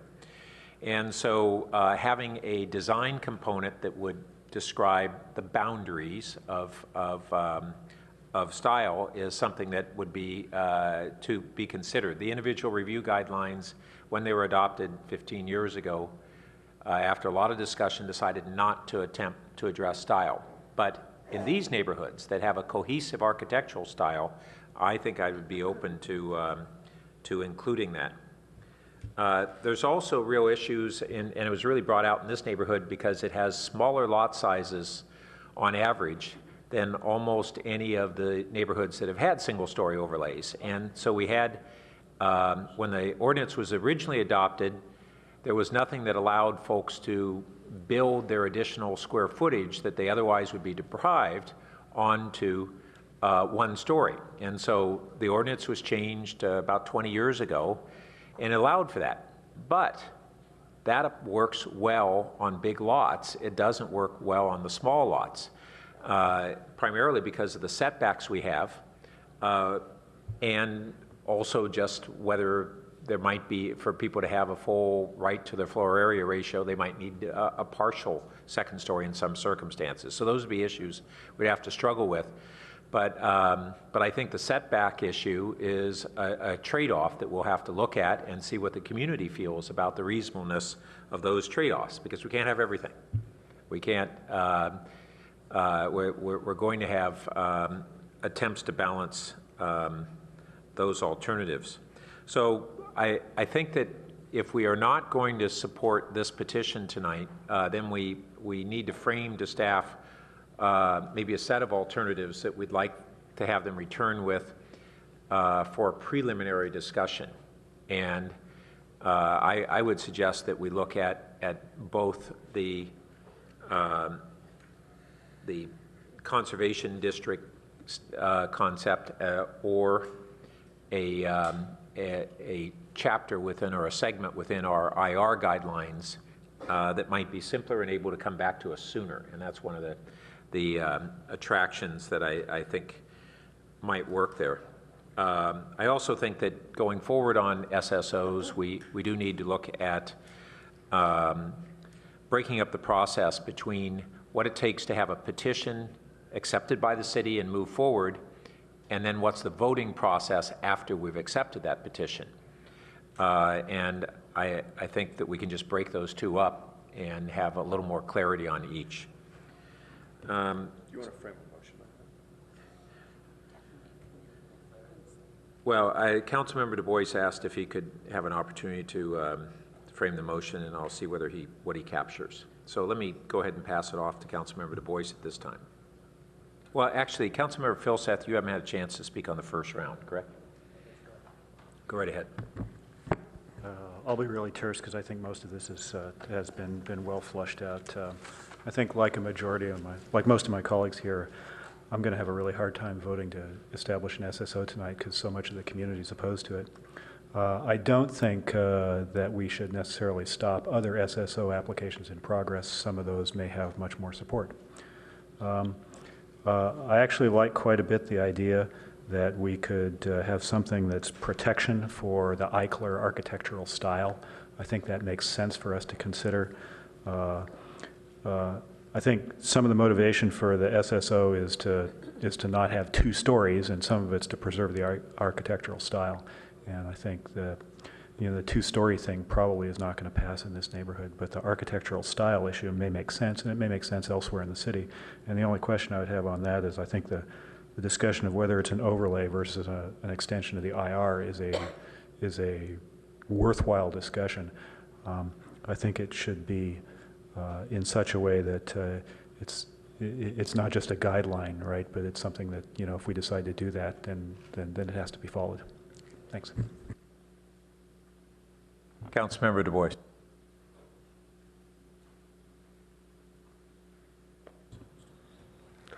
So again, this isn't simple at all. I hope I didn't say that, because that's certainly not what I intended.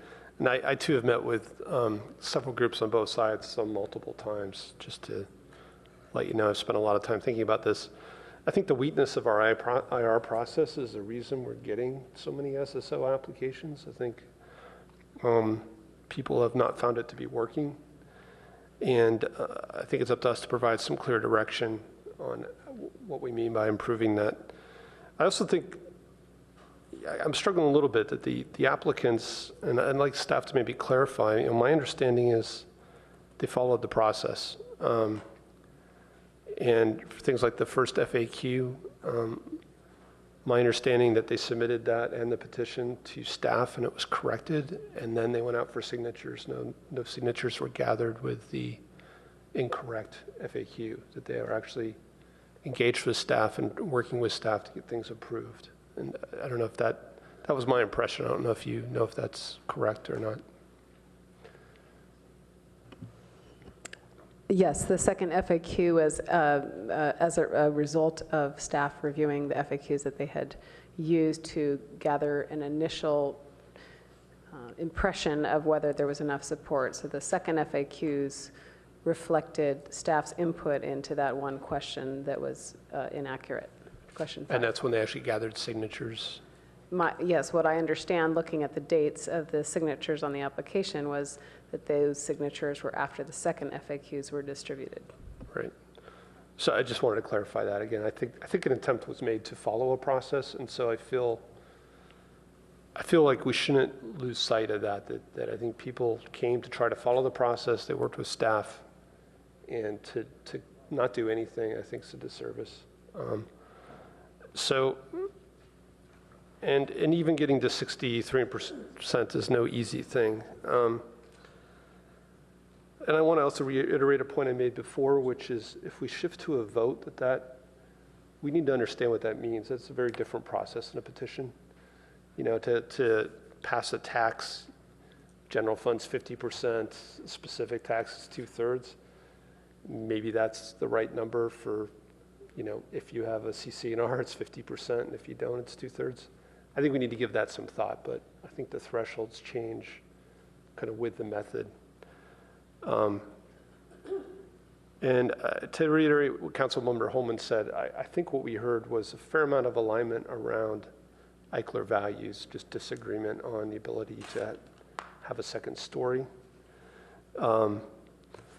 And I think more importantly, we've kind of using guidelines and zoning interchangeably, and I think there's a difference. I think this needs to be enforceable, and I think it needs to be staff efficient. So clear rules like Cupertino, where a decision can be made, versus a review process, which is potentially costly and time consuming. So I will attempt to make a motion, trying to incorporate what I heard from my colleagues.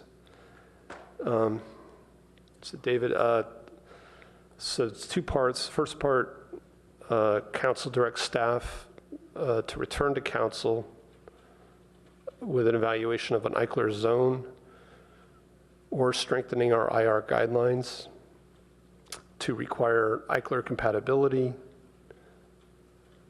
in appropriate neighborhoods.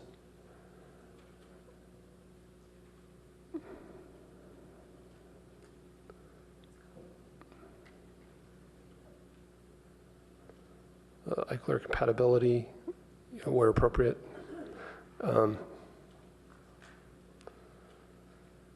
And depending on the context of the lot,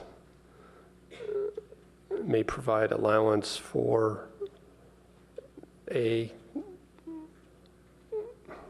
sub point A, or 1 or whatever. Yeah, second stories. And then B, adjustments to setbacks. Or C, possibly other accommodations.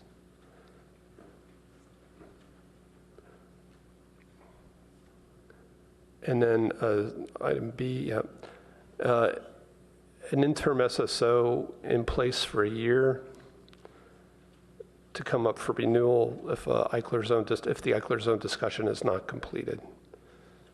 And so again, basically I was trying to just say there's an interim SSO until this is resolved, and if there's a simpler way to say that, we can change it.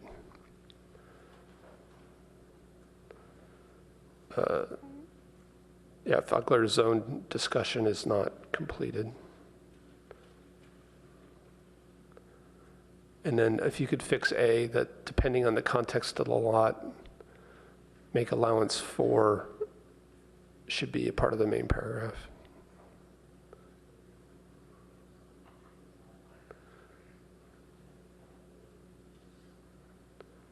Yeah, and then single stories should drop down by itself. Yeah. Should it say second stories? Second stories, yes. Can you make allowance for, go up to the first paragraph there? Yeah, colon. All right.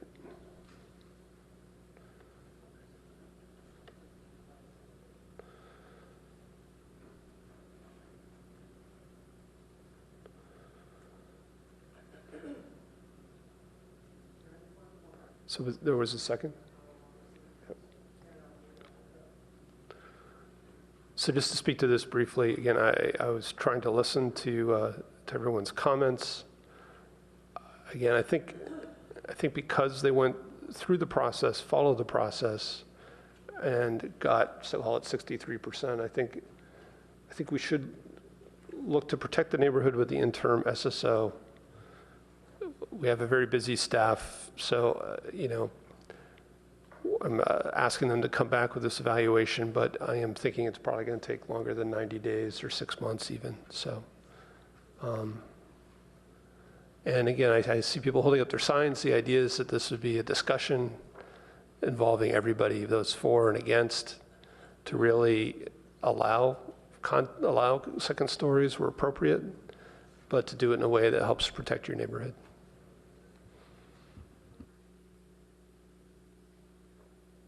Councilmember Holman? Yes, just a couple of questions for Councilmember Berman. You're talking about an Eichler zone, you're talking about an Eichler overlay? You meant Du Bois, right? At Du Bois, I'm sorry. Sorry, I'm thinking three different things here at once. Are you thinking an Eichler overlay zone? Is that what you're thinking? An Eichler overlay Yeah, district? whatever's the best phrase. An Eichler zone would be, I guess, an overlay, but it would be an enforceable zone. Yeah, if we could change it to Eichler overlay. Eichler zone kind of means something else, Eichler overlay. And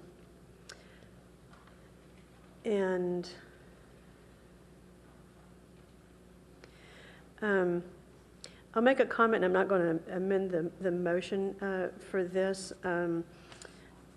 but I just, as a comment, I'll say that strengthening the individual review guidelines, I don't think is going to save us any time, because the same things would have to be identified for IR to identify the compatibility aspects for Eichler, as would an overlay. So I'm not sure it's going to save us any time, but we'll wait to see what staff thinks about that. And I think I've made the other comments that I wanted to about why I think it's important to have this interim SSO in place in the interim. So hope other colleagues will support this so we can all move forward together.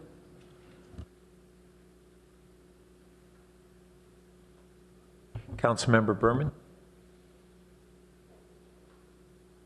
Thank you. So I will not be supporting the motion. And to answer or kind of address some of Councilmember Du Bois's comments about the second set of FAQs, I agree that the applicants who spent a lot of time and worked very hard eventually followed the process that was set by the city. They got a little bit of a jump start by circulating FAQs before the city staff had weighed in. And the confusion that was created by that, to me, is the fatal flaw in this process. If you look at the letters that were circulated, one on March 9th and one on April 26th, the one on March 9th ends with, this is an informal neighborhood survey and puts you under no legal obligation. And so the people that read those FAQs that they received on March 9th, that was the impression that they were under. And there, buried in answer 5, is the city will send postcards to all affected homeowners asking if they support or oppose the single-story overlay. If someone doesn't return their card, it counts as a no vote.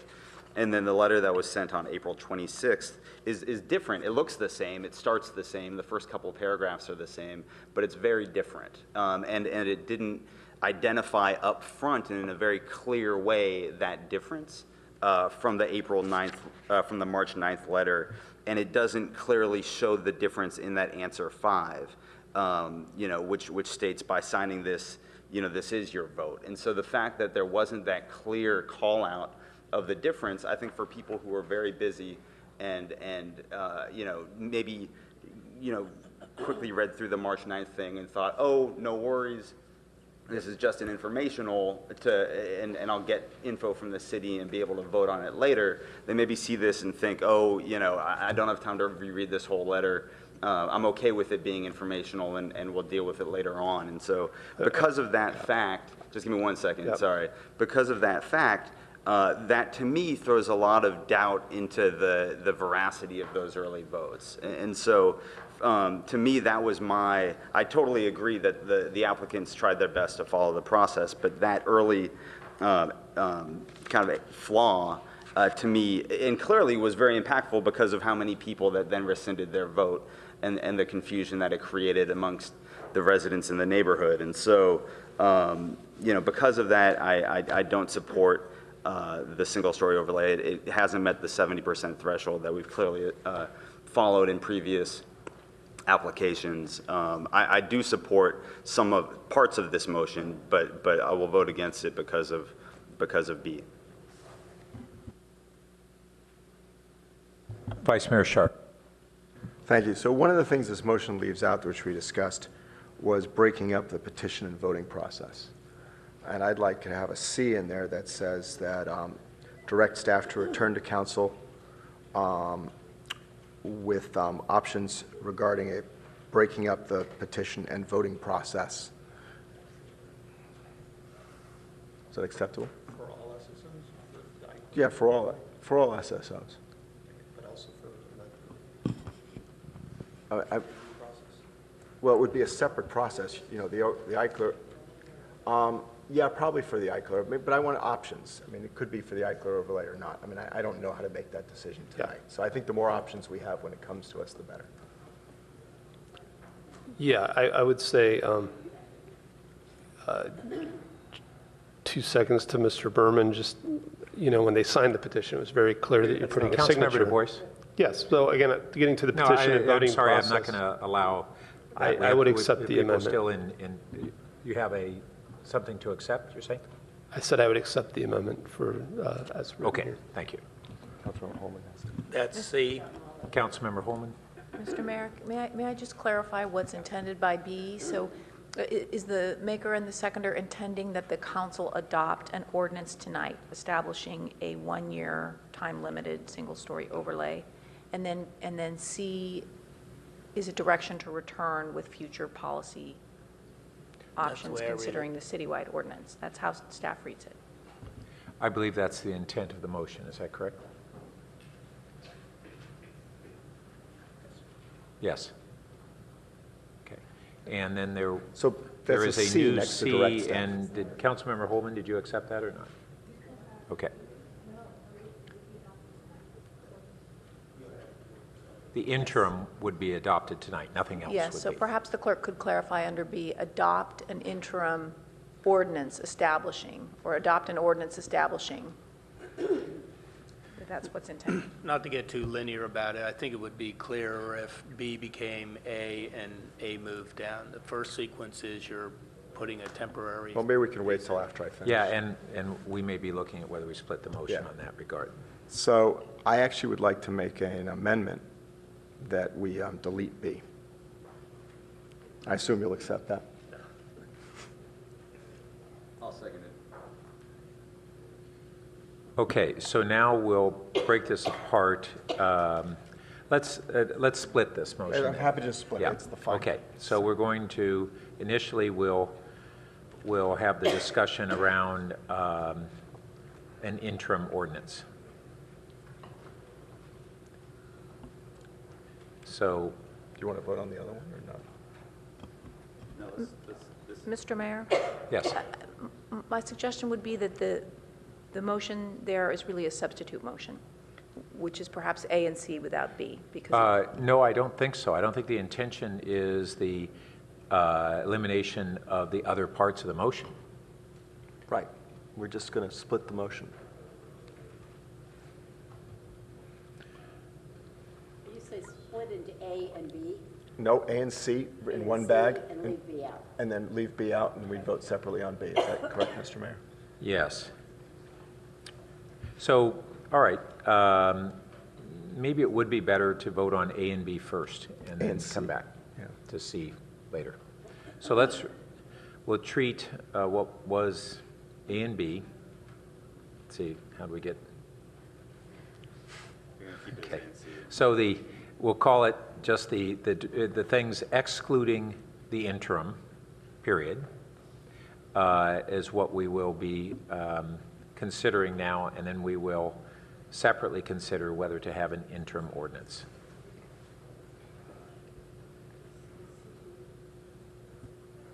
We'll get it sorted out.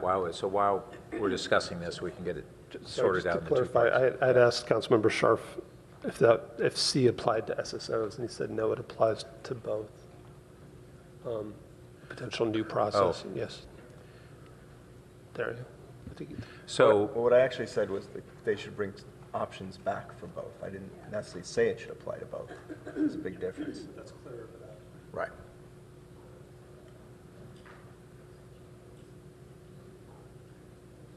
So I think so it is.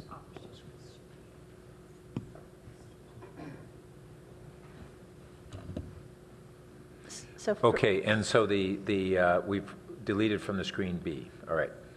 Okay. So let's go ahead and continue. Sorry. Clarity, I'm sorry, clarity on what's C up here. It's direct staff to return with options regarding the petition and voting process. For what? I think it needs to be for SSOs and overlays. That's fine. Yeah. Otherwise, yes. Okay. All right. Councilmember Niss. So to speak to this motion now precisely, looking at this as the Eichler overlay and so forth, while I support it, I just looked up Sunnyvale's or Cupertino's, and it is 26 pages long. It's a very complete description of what can happen in an Eichler community. Both Cupertino and Sunnyvale have this listed. However, they also have lots of pictures in there, and some of those pictures are very attractive. So I think the most important part of this, though, is C, because we don't want to run into this problem again. And Greg, what I think you're saying is, let's get our process straight. Let's be sure we know what it takes to get to 70% or what it takes regarding the facts that are going out and so forth. I think the lack of clarity is really what we're sitting up here and discussing, and that's a shame. What I'm wondering is, did you think in this about whether this should go to policy and services or not, or whether or not you felt staff could do that? Did you want me to answer that? Yes, because it lacks would help. clarity on the direction that we're giving. So I guess I saw it as an important enough issue that that staff should go look at this in broad general terms, make some suggestions, and if it's good enough, we could maybe vote on it that night. If not, we could refer to policy and services and make the decision then, depending on what staff comes back with and how much level of detail. And you're right, given the 26 pages information you just gave me, it probably does need a referral to policy and services, but I thought before we do that, we could probably have a broad discussion. So I'm willing to support this, but let's keep this in abeyance, because I've only looked at either Sunnyvale or Cupertino. I imagine theirs is also, the alternate city is equally long. Okay.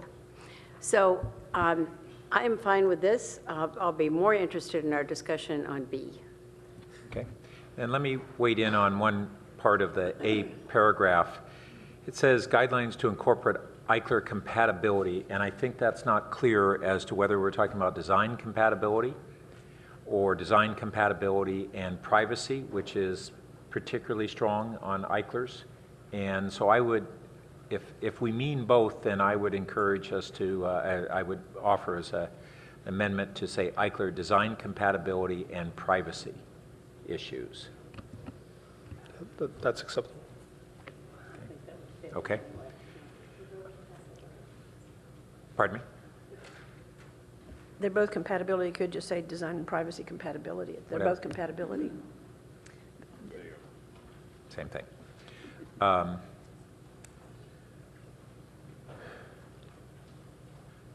And we may need to really have a discussion during the committee as a whole to have some determination of when this would be able to come back to us. So maybe if staff can be thinking about that, and we'll discuss that in the context of the whole palette of things that we're doing. Okay. All right. I guess then we're good to vote on... Mayor? Yes. If I just might say something there, just to follow up on your last point. I think that evaluation in the first sentence here speaks to the, I mean, there may be some aspects of what evaluation means when we have the committee of the whole. I mean, one is a preliminary evaluation of what the issues are. Another one is a thorough evaluation of all possibilities, including coming back with recommendations. I think there's a big range. So should we have a clarification there? Are we meaning a preliminary evaluation Well, when it comes back? I think so. In the same way on the housing matters 6 weeks ago, you gave us some directive on it. So we need to see whether the maker and the seconder are comfortable with describing that as a preliminary. I thought your comment was that potentially this was, we could discuss this at the council of the whole. What detail of evaluation? No, we wouldn't discuss the substance in the committee as a whole. We would discuss the prioritization in the committee as a whole. I think it's a relevant conversation in the committee of the whole, whether it has preliminary in it or not. But I think preliminary is more accurate and probably a better process for us to be able to come back and check in, because there's a lot of choices you have. Okay, I'll accept that. Councilmember Holman? Okay. All right. So on this motion, we have a second motion that we'll have on the interim. So we're just voting on what's on the screen.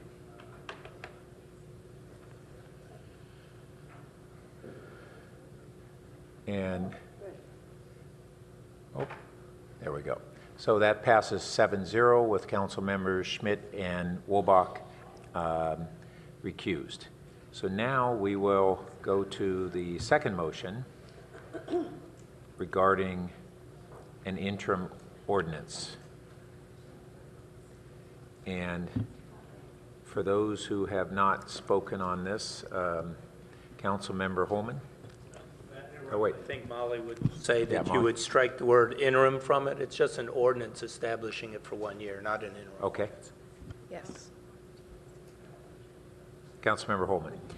Yes, I wanted to offer the maker an amendment as adopt an ordinance for up to 1 year, and to return for potential review if the Eichler overlay discussion is not completed. Yeah, I was going to clarify that as well. The intent was only to have it until the Eichler overlay comes back. And Yeah, that's so less than a year. Up to 1 year. Yeah. Okay. Councilmember Niss.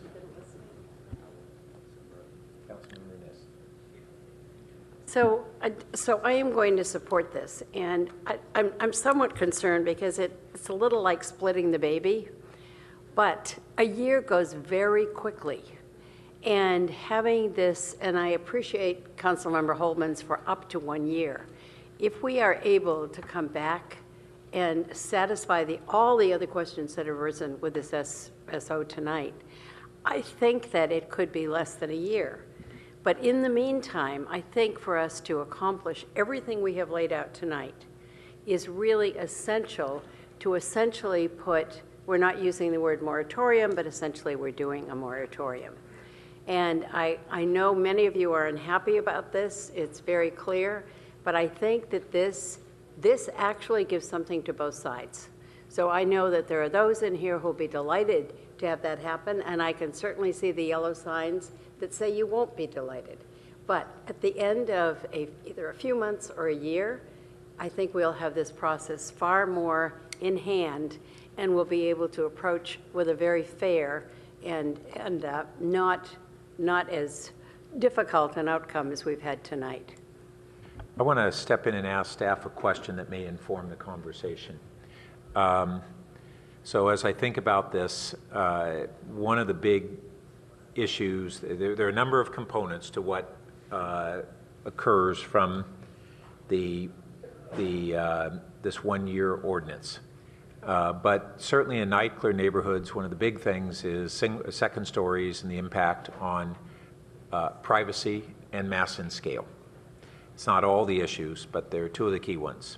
Those are issues that already exist within our IR review guidelines, but I think that there has been a strong feeling that the guidelines had slipped from how they were interpreted 15 years ago when they started.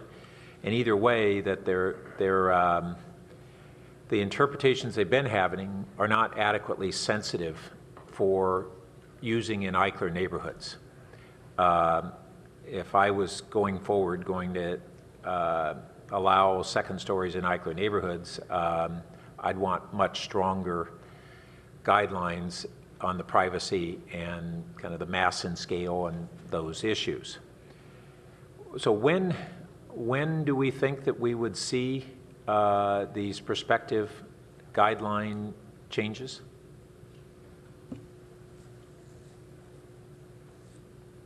Well, I think we are probably 2 to 3 weeks out from getting a final draft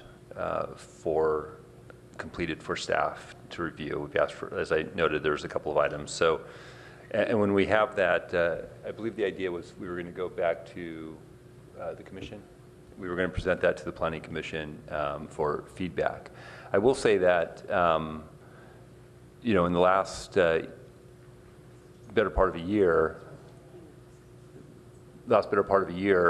we have taken a different tact on the IRs. We have been looking at them more closely, and I know that there's been some criticisms of the process in the past, and we've been trying to address that at a staff level. And so, can I just interrupt? I'm a little concerned we're maybe mixing up two streams here. We have an IR process review. You're bringing up a particular question, though, as I understand, that might be Eichler specific in some ways on the second story component. Actually, I think it needn't be Eichler specific. It's circumstantial, actually. And the circumstances of Eichlers have a whole bunch of glass walls open, and and when we put privacy guidelines from second stories in individual review, it all along should have been protecting those circumstances more than it has. So I'm not so sure it's Eichler specific, but either way, it's going to inform my thoughts on a one-year ordinance, is whether that critical component would be addressed through the IR review process improvements, or a more heavy-handed one-year moratorium is needed. And so that's why I'm asking. So I think by the time it came back up to the council, we're talking many months for your consideration. Not 3, not 4. I mean, it's at least a half a year just on these IR guidelines. And that evaluation of the process and recommendations to make modifications to that process. That's what we're doing presently. Okay. Councilmember Philseth. Yeah, I think I'm sort of trying to drill wells in the same sort of field as the mayor a second ago, because it seems like the direction we're going is we're going to we're going to allow second stories, right, as long as they are architecturally compatible with the neighborhood. That seems to be sort of the general direction we're going.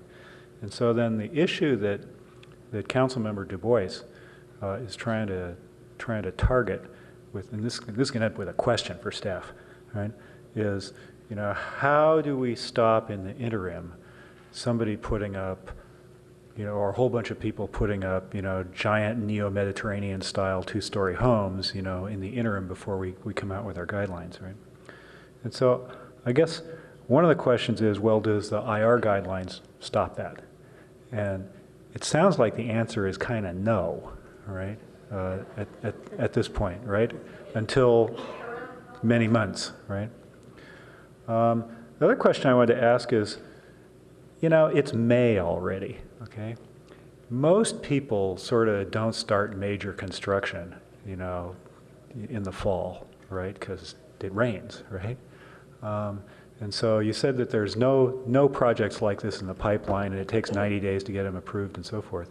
So it seems unlikely that we're going to get a lot of those this calendar year, right? Because they would have started already, right? But what happens if somebody shows up and applies to do this, to put up a second story on their house in and gets plans and so forth in October, right? And then in January, we come out with overlay guidelines. So the approved project in October, is it subject to the January guidelines, or is it grandfathered and can be whatever? How does that work? Well, I think there'd be a lot of opportunity for a discussion about how that would actually work.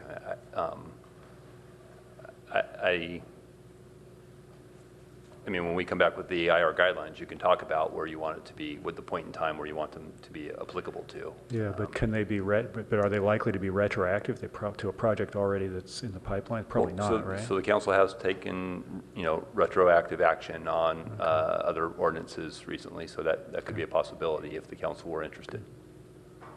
But again, that's down the road. All right, thanks. But I might interject, you know, when we have pipeline issues, and it would probably be worthwhile when this comes back at a first cut that we make clear to folks whether things would apply to pipeline or not apply to pipeline, so that there's transparency. Oh, well, and in that case, right, since the motion says it's up to a year, okay, we could conceivably come back in you know, in the fall or something like that and say, okay, we've dealt with the pipeline issues in a way, and we've dealt with the compatibility issues. We'll just get rid of the SSO now. We could do that, right? I do need to clarify. I don't see anything in here that is saying we would eliminate SSO ordinances. This is a second alternative to SSO. So if people qualify under SSOs, that's still eligible. Right. Under this motion. The interim. Yeah, the interim. I'm sorry. Right. We could lift it if we say, you know what, we've got guidelines that do what we want to do. Right? Correct. Okay. I'm trying to remember. Vice Mayor Scharf. So I also thought the discussion by Councilmember Filseth and the mayor was interesting. So Councilmember Berman mentioned earlier, and I guess I was sort of thinking along those lines, that if you have an IR process, if someone disagrees, they can appeal it to council, correct? And there is no fee to do that, right? So Amy will correct me if I'm wrong, but I believe if somebody is aggrieved with the director's decision on the IR, there's a request for a hearing before the director, and then that decision can be appealed, and there is a fee for that. It's a couple $100 right now, I believe. But it's minimal then. So I guess the point is that if someone was to come with a second story that wasn't sensitive, I mean, say you built a half second story that was set back and your neighbors were okay with it, that would be fine. If someone was unhappy with it, and I mean, it seems like a fairly active neighborhood, people could then appeal it to council. And so I guess I don't see the need for the SSO on an interim basis. And I'm a little uncomfortable that our city attorney said we can't say it's an interim basis, that it has to be an ordinance. It just seems a little weird to me. I think you're saying you can be an ordinance on an interim basis. Okay. It can't be an interim ordinance. Got it, I think. Yeah, but think I got it. Greg, if we can do a permanent one, we can do a less than permanent one. Right, I get it. But I guess the point is that do we need this if people can appeal this? And so that's the question. And, and if we don't, if there was a reason we would need this beyond that, I would vote for this.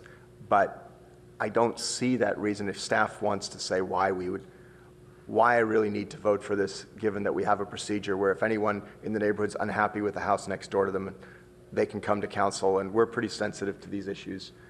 And I think that we'd be, sensitive to it. Councilmember Du Bois? Oh, I wanted to see if staff had an answer. Oh, I'm sorry. And if they don't, if that's fine, if there's no burning reason why we would need to do this. So, right, so just one piece of information for the council to be mindful of is that the ability to request a hearing, which is free, and the ability to appeal, which does cost, could only be made by adjacent and abutting property owner.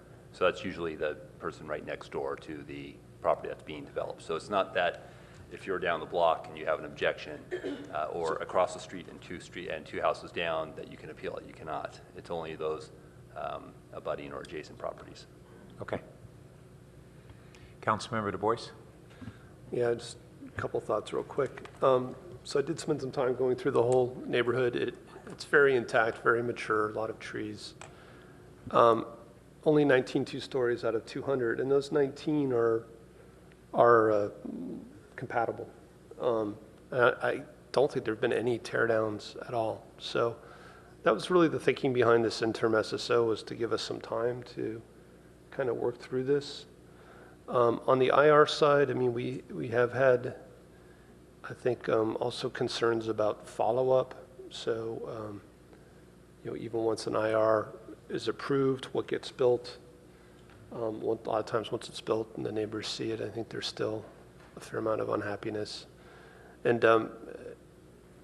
so again, can you just clarify when you say adjacent, and these are some pie-shaped lots, any lot that has any point touching? Yeah, if there's shared property lines, if you come to the corner point of the property line, or you share a property line, and actually we have a practice of extending that property line across the street as well to the intersecting points that would be across the street. So it's this buffer around.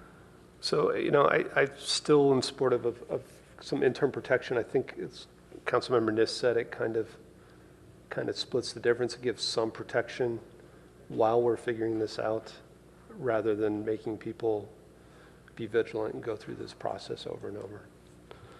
Okay. Councilmember Holman? Yes, I would, actually I'm going to repeat what I said earlier about appeals. We have an individual review process that allows for appeals to be, brought to the council.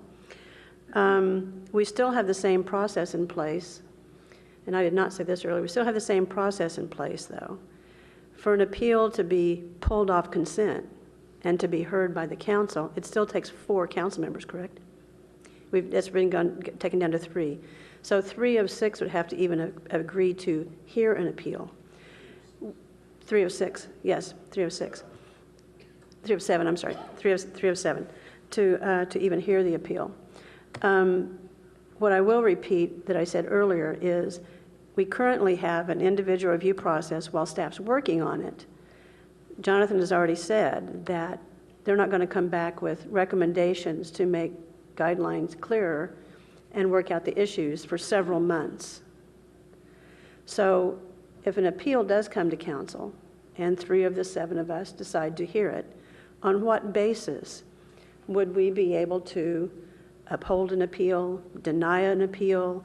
We have had projects come to us that have gone through all kinds of ringers, both on the part of the applicant and on the part of the neighbors trying to get to a place where they can agree, and we've ended up with, quite frankly, horrid projects because of that.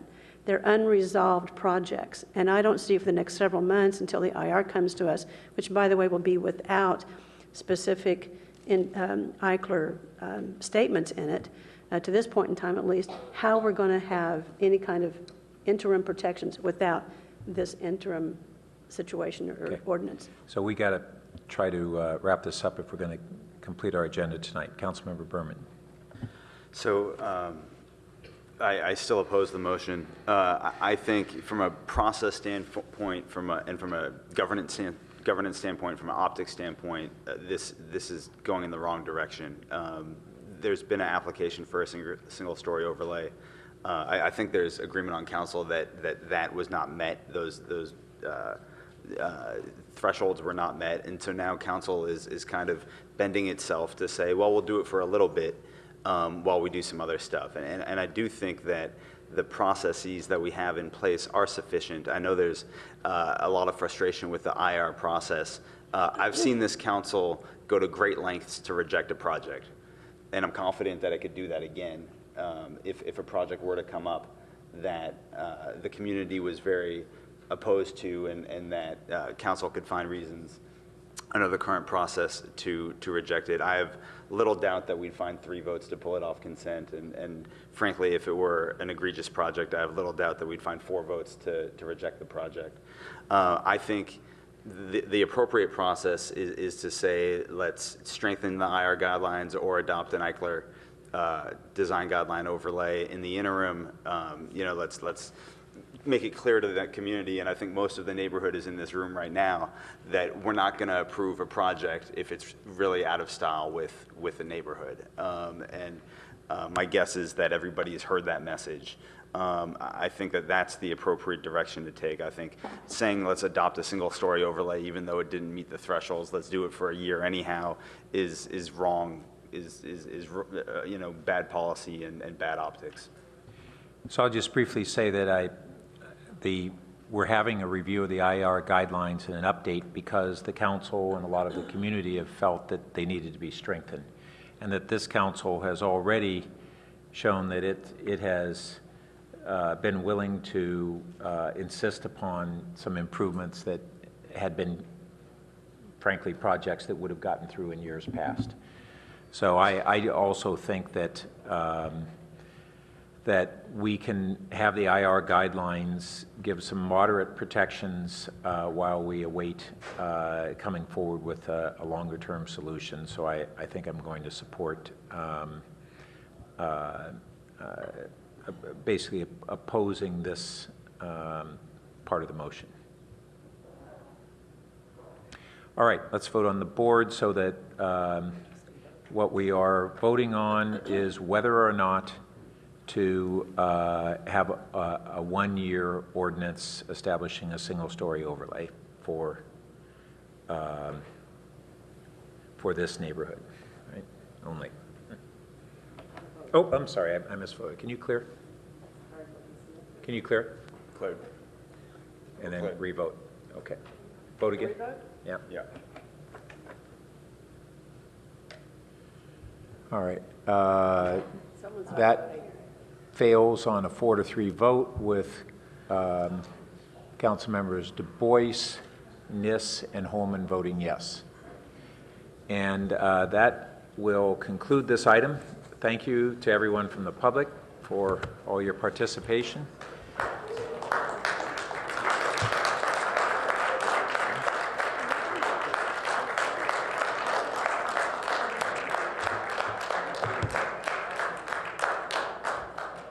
And well, the split baby is in the lobby. Yeah.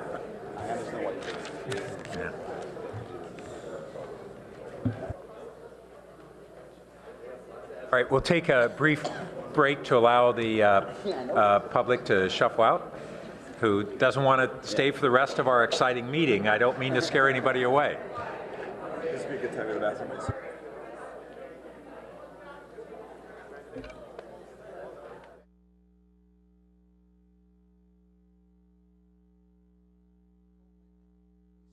We're able to vote for that, so there really is not an interim ordinance or a one-year ordinance. There's really not an SSO at all at this point.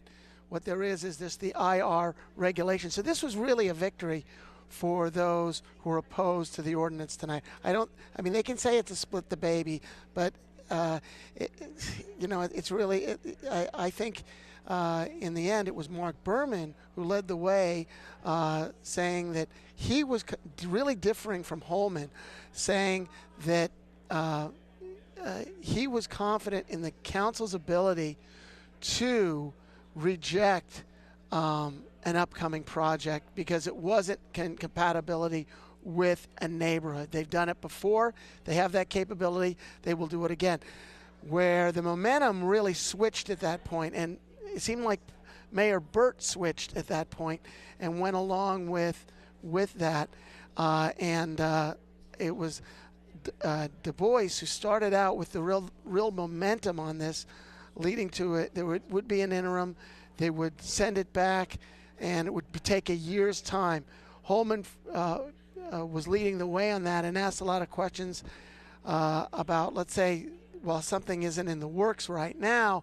What if something were to come up? Phil's stuff was something, well, they don't build in the spring. They build in the spring. They don't start things in the summer. But in questioning, it was brought out that it takes 90 days to go through the process.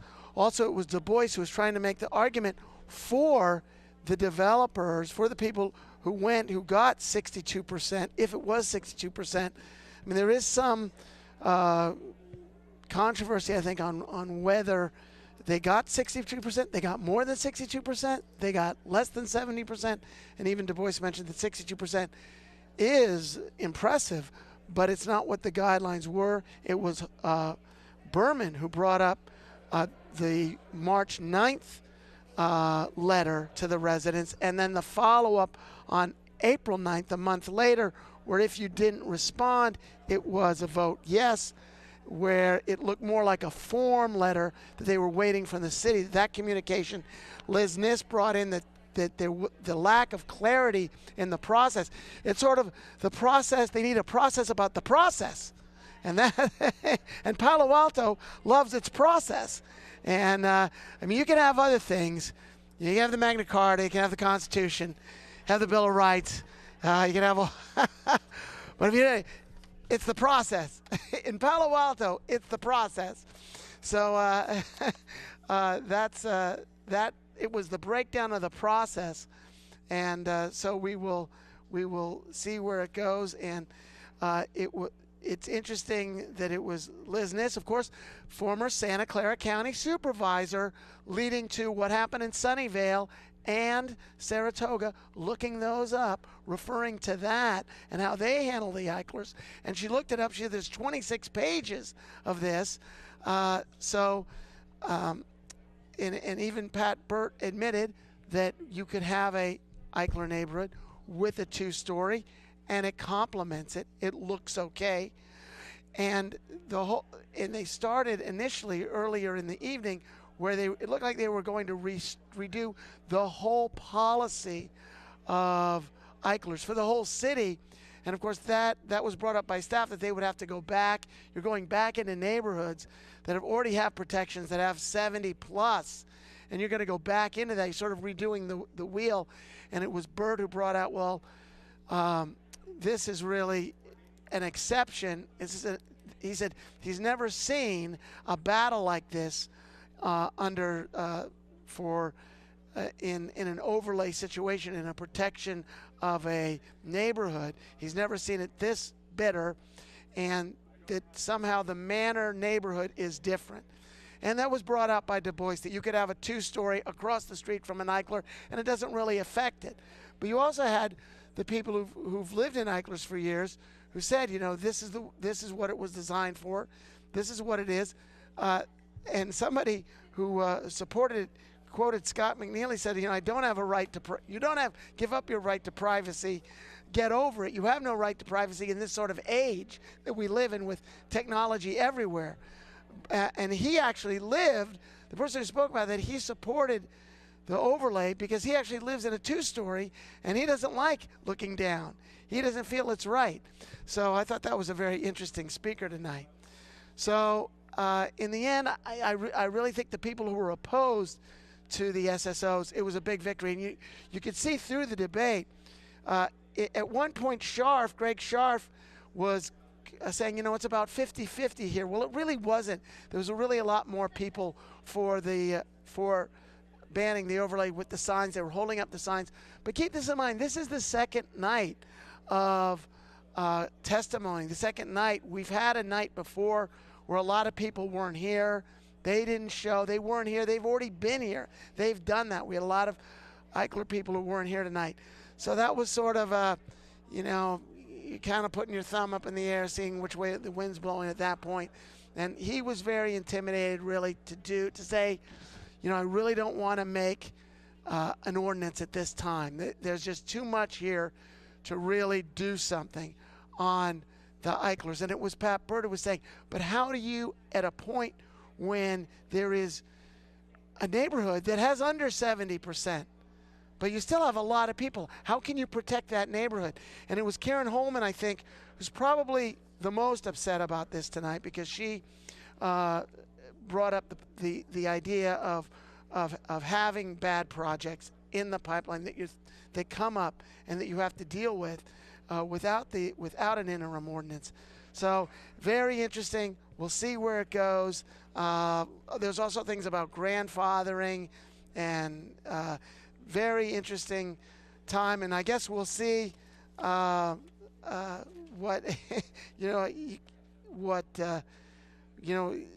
Liz Ness wants to really look into what other cities are doing, Sunnyvale, Cupertino, and we'll see where it goes. But we're going to be coming back to this, down the line. So that was actually the second thing tonight that was sent back. Actually, the third thing that was sent back. We also heard about the memo of the council members dealing with the Evergreen Parking Permit Program. That was put out by Du Bois, Filsef, Holman, and Schmidt, and that we'll be hearing from that again on May the 9th. That has to do with the Evergreen Parking Permit Program. And one person who I guess lives in that area, he's lived in that area for a long time, said when Gary Fazzino was on the council, he put through a program. We've been dealing this for that long, these many years. So that's going back. We also heard tonight also about bikes and the community and where we are with cycling and that's sort of a piggyback from last week. We had the bike sharing study, and this has to do with schools and how biking is cool in schools and getting more and more kids to bike and safe routes to school on the 10th anniversary, and using the partnership for the school commute and expanding it to as early as first, second grade, kindergarten, and having bike education in the schools, and more about bikes in Palo Alto. All right, I'm Vince Larkin. This is KZSU Stanford. We're live tonight. We're going to go late. We have other items that we are looking at tonight that we're going to be getting to on this early meeting tonight, and we'll probably be going. We may not make it to the wee hours of the morning, but we might. We still have a recommendation on the adoption of a community block grant for fiscal year 2016, and we also have a public hearing, updates to the energy and ordinance repealing, restating a Palo Alto Municipal Code for the California Energy Code of regulations and local amendments. And then we also have an item, initial polling results regarding the feasibility of potential city transportation tax on businesses to raise funds to reduce traffic congestion, availability of parking, and other traffic improvement options as well. So that's where we are as the council is coming back shortly. And I'm Vince Larkin, and we are live tonight. We have more council meetings coming up in the next couple of weeks. Okay.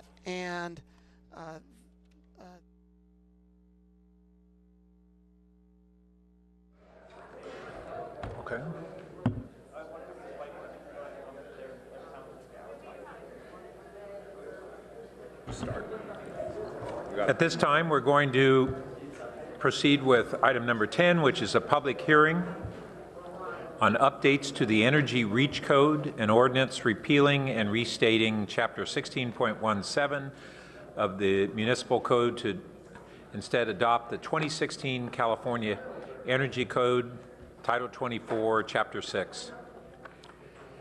Welcome. Thank you, Mayor. Parmesan. Good evening, council members. I'm delighted to be in front of you today. This has been a long time in the coming. We've been working on this Reach Code for many months, almost a year. It's amazing how much effort and community participation and collaboration we've had on this. So I'm absolutely delighted to be here. We have a group of speakers. That is the motion before you. It'll repeat at the end of the presentation, but as far as a quick outline, I won't go over this twice, so I'll keep you on the edge of your seat. So let me first give you a quick introduction to our speakers. Myself, Director of Development Services, happy to be here. To my right is Ed Mazria, founder and CEO of Architecture 2030. Some of you may have heard of him. He is a world-renowned speaker, educator, and runs a think tank around energy efficiency and reducing carbon in buildings. He participated in the COP21 in Paris. He was successful in actually getting an entire day dedicated to carbon and buildings. He was the keynote speaker of that event in Paris, and since then has been working in collaboration with cities and thought leaders around the world, trying to identify creative ways to eliminate carbon in buildings, improve efficiency, and essentially attack the carbon equation, the climate change equation from our built environment. So I'm delighted to have him with us. Next to him is Farhad Farhmand from TRC Solutions, Energy Consultants. Farhad has been instrumental in our efforts to do the cost effectiveness analysis for this effort, which is essentially a revision to our Title 24 Part 6 Energy Code. We're essentially asking the council tonight to make the findings necessary to raise the bar, if you will, require more efficiency of our buildings. This is a practice that we've had since 2007. The California Energy Commission, who is the body that is in charge of our energy code, asks that we do a cost effectiveness study, which we have done, and it's in the packet before you tonight. To his right is Melanie and company. Melanie, she comes bearing gifts, multiple gifts. We were very lucky to keep her this long, so I'm extremely delighted that she's still here. We were inches away from losing her. But she runs Integrated Design 360. She's been a faithful soldier in this and other energy efficiency. If you remember, we brought to you our electric vehicle ordinance. We brought last year our REACH code for our energy code. She's been instrumental in all that, as well as developing the outreach efforts, the education efforts, all of our training documentation, our inspection guidelines, our plan check guidelines, all the documents and forms that people fill out in the fields and at the front counter at the development center. So she's been a major part of this. In the crowd, we have Yvonne Balish, our assistant chief building official, here to also just show good faith, and if you have any questions, we can bring her on board as well. So with that, let me take you through a quick outline. We're going to go through the scope of the energy ordinance. We'll give you a brief background about Palo Alto. We'll go over some of our awards, our Zero Net Energy Roadmap that we developed last year and that we're continuing to chip away at, our Energy Reach Code Ordinance proposed changes, which is the fundamental piece of what we're asking tonight. These are amendments to the Part 6, Title 24, and that's what we'll be talking hopefully at length in. And then future policy priorities after we're concluded with this. The big fish to fry remains, so we'll get into what that fish is. So with that, I'd like to turn it over to Ed to give us a little bit about the global context of this effort before you tonight.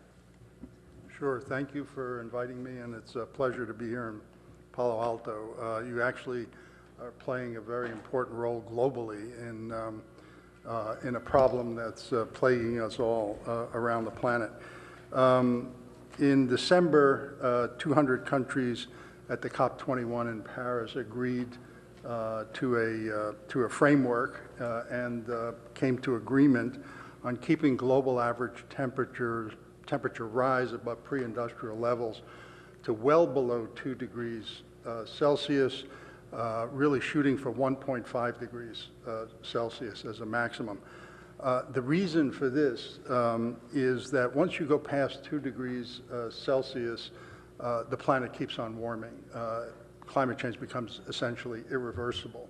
If you keep planetary warming below 2 degrees C, and the scientific community is saying about 1.5 degrees C if we want to have a high probability of not passing 2 degrees C, then the planet will then come back to the climate that we've always known. In order to do that, we have to phase out CO2 emissions in the power sector, essentially fossil fuel emissions, by about mid-century, roughly.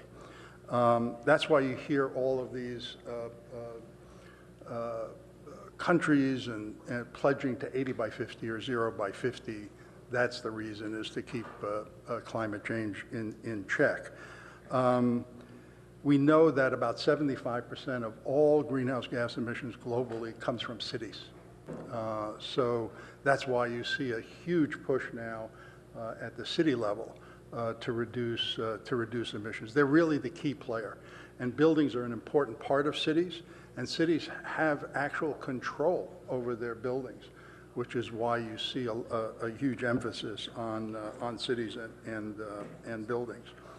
About a month and a half ago, 13 cities met who have high ambitions, met to talk about the 80 by 50, 0 by 50, and even interim goals below that, met to talk about ways to get there. That was a select group of leading cities. I'll just tell you who was there. New York City, London, Boston, San Francisco, Seattle, Washington, D.C., Austin, Phoenix, Vancouver, and 3 smaller cities were also invited: Boulder, Cambridge, and Palo Alto. They came to discuss ways to actually begin to implement strategies within cities. Advanced codes was a big part of that, and Palo Alto is actually embarking on an advanced code, slightly better than Title 24 coming up. This is incredibly important because California is going to need a number of cities to lead the way as they start advancing the coast towards Z&E by 2020 for residential, and Z&E by 2030 for commercial. Once that code is in place, then the next area that we'll need to work on is to improve efficiency in existing buildings through incentives and critical intervention points. So I'm pleased to be here. I mean, it's really a pleasure to be here in front of a city council and a city that is taking a global leadership role and playing that kind of role. And a lot of people and a lot of cities around the world will be looking to Palo Alto and these other leading cities for guidance on how to move forward. So thank you for inviting me. Thank you. All right, thanks, Ed. So just in terms of background, the California Building Code cycles every 3 years. So before you tonight is essentially a amendment to that cycle, that normal cycle. This building code, if adopted tonight, will take effect January 1st of 2017. 3 years later, we'll have a new code, and that code will be a zero net energy code if the state actually follows through with what they've promised, which is by 2020 to require all single and multifamily homes to be zero net energy. So this is a step towards that. Yeah, new single family, right. History of Palo Alto and energy ordinances. Since 2007, we've been proposing to council REACH codes, energy codes that exceed the Title 24 minimum. So this is staying in lockstep with that. This particular effort had a lot of public outreach, stakeholder engagement, cross-departmental collaboration and buy-in. utilities, sustainability, ourselves have been talking about this effort for some time. Back in August of 2014, and again in October of 2015, we had a full-day retreat where we talked about all aspects of green building, energy being one component of that. And there was overwhelming support that we wanted to exceed Title 24 energy and require that Palo Altans, new buildings in Palo Alto, reach above and beyond the minimum base code. We had 6 technical meetings since then. We invited members of the DCAG, members of the architectural community, experts in energy, experts in green building, to collaborate with us to see what unintended consequences there might be if we were to pursue this. And we've dealt with all of those since we've had those 6 technical meetings. And just for good measure, today, about 2 weeks ago, we heard that Ed was available, and we invited him down to Palo Alto to speak to us. We had 6 cities come to Palo Alto today on less than 2 weeks' notice to come and listen to the work that we're doing that's before you tonight. And they're all waiting with bated breath to see what you decide to do tonight.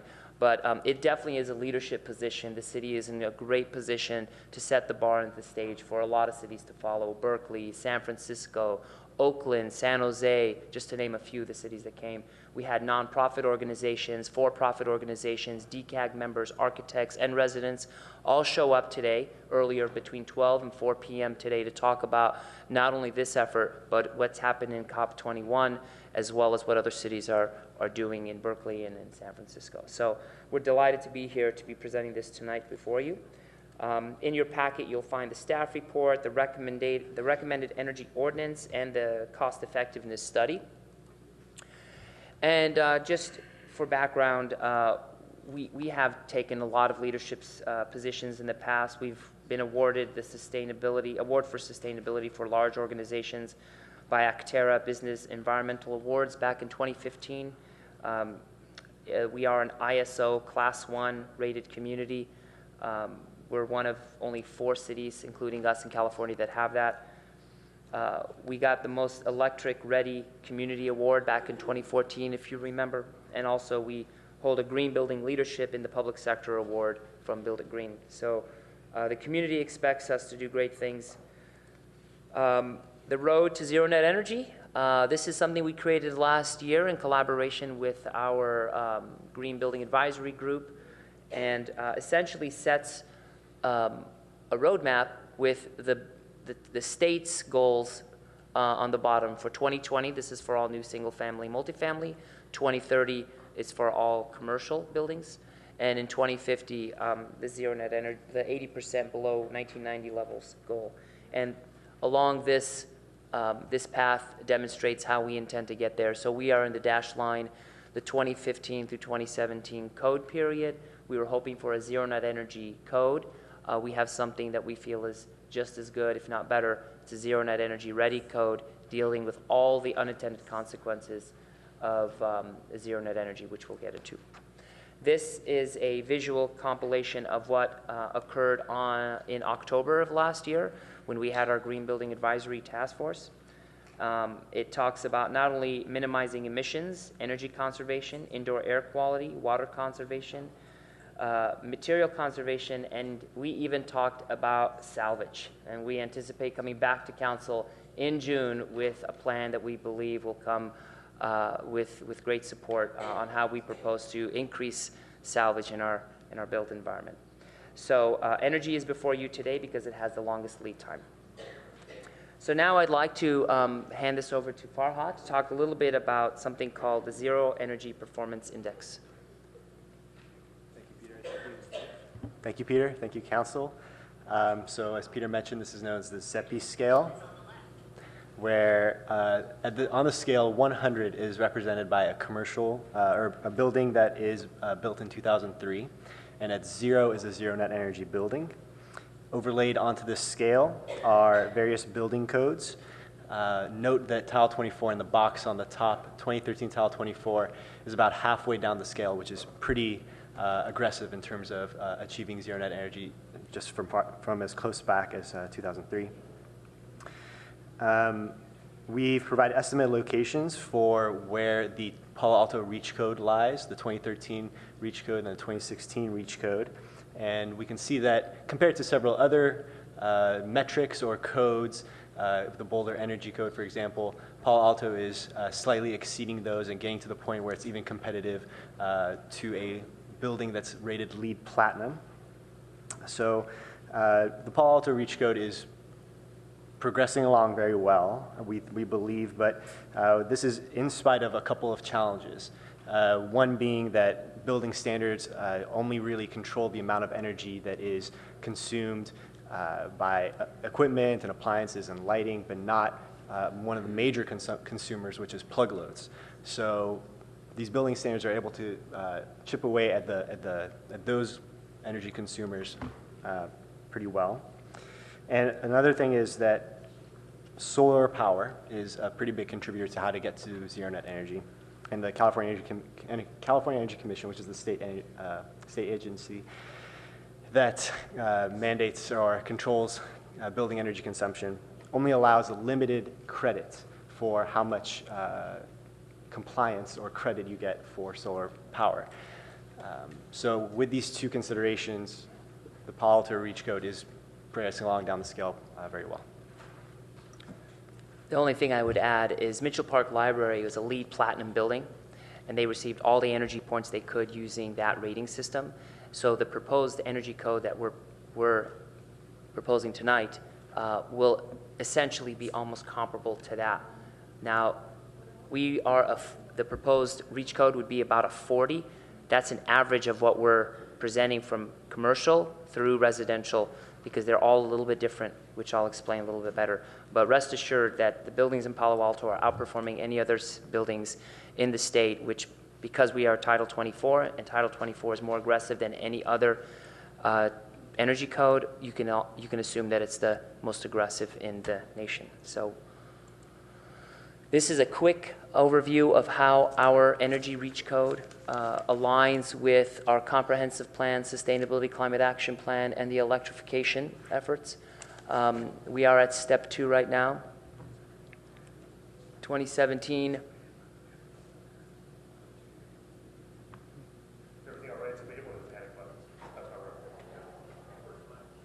I'm not frightening anybody, am I? I could go slower. Okay, it's really not frightening. If you're worried, just stop me. Don't panic. I don't, yeah. I can go faster. Yeah, that's what it was. If you support me, just raise your hand and we'll just cut to the motion. Yeah. I think they're looking really pliably ready for discussion. But I think it could have been IT. Believe it or not, they had for some reason, they planned our cutover to Office 365 today at 10 p.m. So they are sitting around here waiting, and of course I warned them that 10 p.m. is very early in the day. Okay, so let's just jump to the chase. We'll jump over training and outreach. We'll skip over the reach code and the cost effectiveness study. Rest assured that everything we're proposing tonight is, by CEC's definition, cost effective. So nothing is imposing on residents something that isn't absolutely recoverable. It has it's well documented. The base code. So we're going to give you 3 quick scenarios: single family, multifamily, and commercial. So the state minimum code is in this dashed line here. For the first time, the Energy Reach Code is allowing you to use PV to offset your efficiency requirements. So that's why you see this dashed line here. So essentially, you could be 20% less efficient than the state allows you to be if you slap 20% more PV on your rooftop. So that way you can achieve their base code using PV to offset some efficiency. So we took that same model and progressed it and used it for 2 pathways that you can comply if you're building a new home in Palo Alto. The first path would be if you're not installing any PV, the Reach Code requires that you are 10% more efficient than Title 24. If you are installing PV on your home, then you have to meet code minimum, but you have to install 20% of that load on your rooftop using PV. So there's 2 pathways to comply. For multifamily, the same notion, except the state only gives you 12% credit in the use of PV towards complying towards the base minimum code. Palo Alto proposal is the same notion. You would have to exceed the minimum code by 10% if you don't have PV, and exceed the code by 12% if you do put on PV. So very easy to follow. We simplified it thanks to the work that we did with the community. And commercial, the only distinction here is that the Title 24 code does not allow you to use PV as a credit. That's the only distinction. So to comply, you just meet the minimum code. It doesn't matter if you use PV.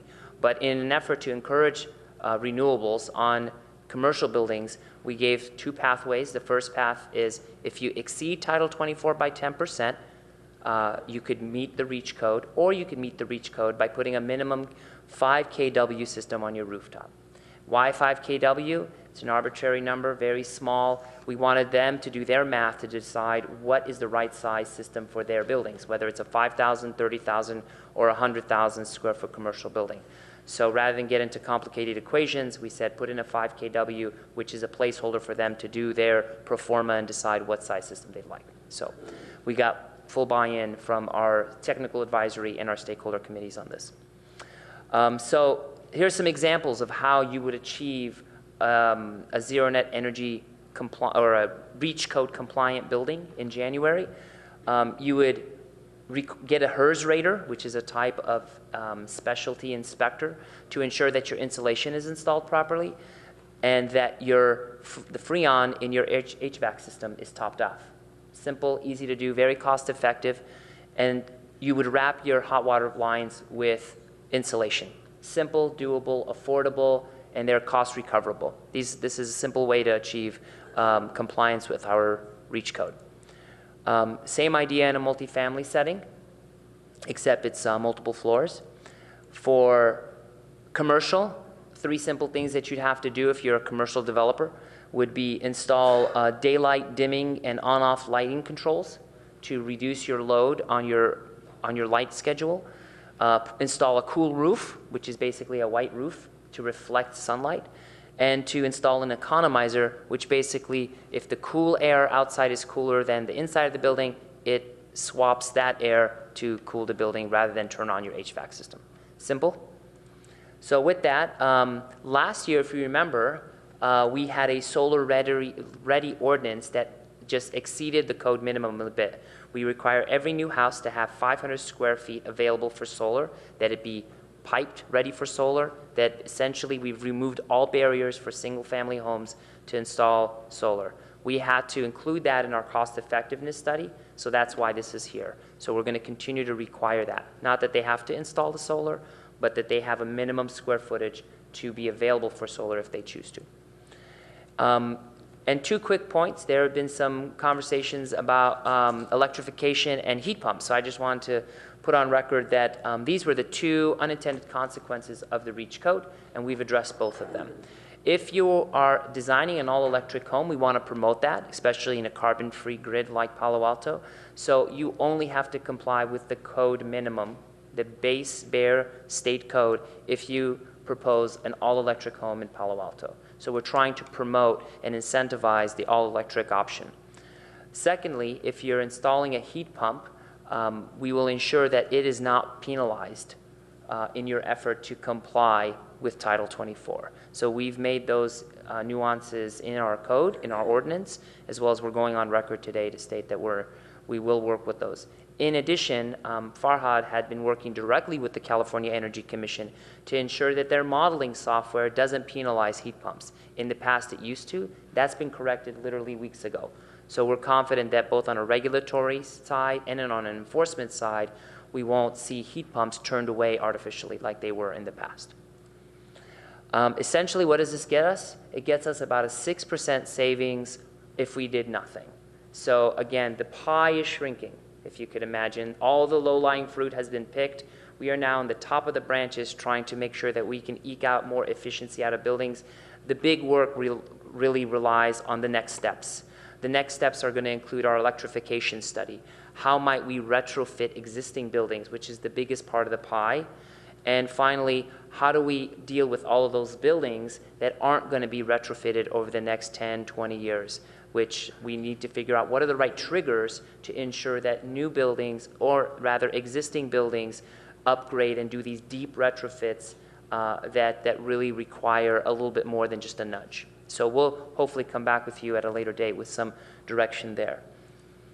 And finally, the next steps, as I mentioned, will be the electrification fuel switching efforts that are going to literally begin this month as soon as we get through this process. And we hope to come back to you in December of this year with a proposal about all the barriers to entry for electrification.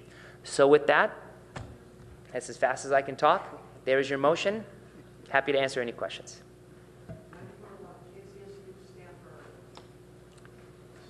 Gladys Knight and the Pips. We don't have any cards. We are about to have cards. Thank you. So we can take questions from the council and then go to the public and then have discussion by the council. So, well, one of the cards is actually from our Chief Sustainability Officer. So, Gil, we won't treat you as a member of the public. You're welcome to, if you wanted to chime in as part of the staff report, you're more than welcome.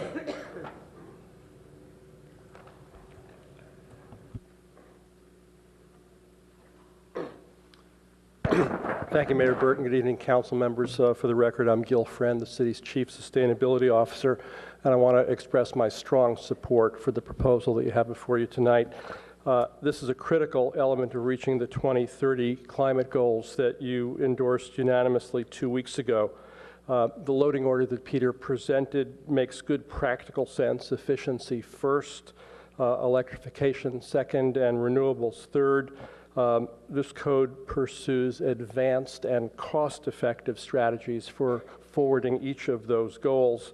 The approaches match some of the things you've seen in the Sustainability and Climate Action Plan, both because the REACH code efforts and the climate plan efforts coordinated closely with my group in sustainability and with folks in our utility. And because, frankly, that's where the logic takes us. Independent efforts to pursue the logic of energy and climate take us to some similar conclusions. And as Ed Mesria has talked about, we're seeing these playing out in cities around the country and around the world. This is another example, I think, of doing what makes sense for Palo Alto, practical, cost-effective, available to us right now, and as Ed Mesria said, set an important example for both the region and for the world, whose eyes are on us in this work. So, thank you. Thank you. So, Councilmember Philsett. Yeah, can I ask a question? So the REACH code, is that something that people are held to, or is there an incentive associated with that if you hit it? This will be essentially our minimum energy code.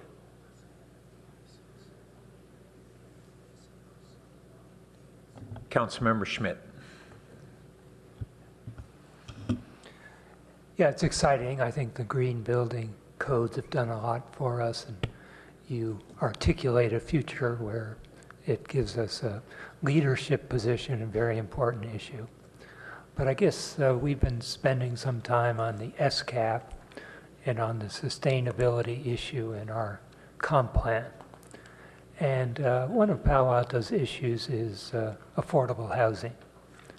So the code has some economic implications.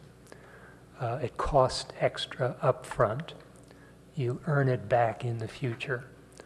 But I would assume this would mean affordable housing would be a little harder in Palo Alto than elsewhere. So let me ask a simple question. Suppose over the next 2-3 years, we fail to build 100 affordable homes that otherwise we could build in town, among the thousands that are being built. And it turns out that that increases our commuter population. More of the growing workers commute each day, some by car, but go into communities with much lower standards. What is the net energy loss that we might be facing by having a code that is more expensive than our neighbors? So let me describe it this way. We're talking about in to build a house in Palo Alto will cost you roughly about $1 million. We're talking No, the land right. would cost a lot, but building the house is some small percentage of that. So if it's No, I think that's what he means. yeah. So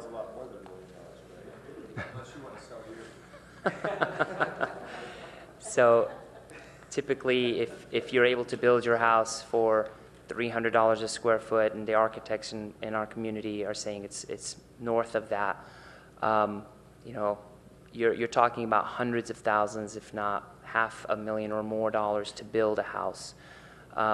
We're talking about $5,000 to $10,000 worth of work. We're not talking about multifamily. You were talking about in the hundreds of thousands. We can no, not even that. So No, Farhad can explain. let me We're just talking- clarify. I want to make sure the communication is clear here. Right. I believe that Peter was referring to single-family homes adding 5,000 to 10,000. Let's get into the actual numbers. It's a fraction of the cost of construction. Our estimates, and these are for relatively simple, easy to implement measures. For single-family home, about $1,200. About $1,200. This is all, by the way, in the executive summary table. This is a full-page table. About $1,200 for a single-family home, about $3,200 for a multifamily home, and about $7,500 for an average non-residential building. Can you repeat your first number? Did you say 1,200 or 12,000? It would cost $1,200 to do the improvements that we're proposing tonight on a single-family home. Right. And so then So- the last one was 75 So for non-residential. Yeah. Sorry. I'm sorry. I want to make sure I heard those. Sure. Didn't you just say there'd be 3,500 for a multifamily? So 1,200 for single family, 3,200 for multifamily, and 7,500 for non-residential. That's our. So for you're these saying a particular- multifamily would be 3 times the cost to implement these as a single family? Not per unit. Yeah, for the building. If you Well, turn I'm to sorry, just a sec, time out, just a sec. I don't know how to relate to that. A multifamily could be anywhere from, This is an 8-unit multifamily building. thank you. Yeah. Okay. Yeah, if you turn to Councilwoman page Schmidt. 409, it says low-rise multifamily, net cost $61,000. Packet page 409. Single family, 5,000.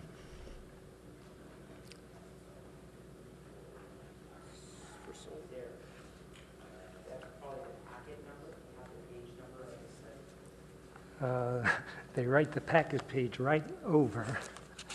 29. Yeah, 29. Yeah.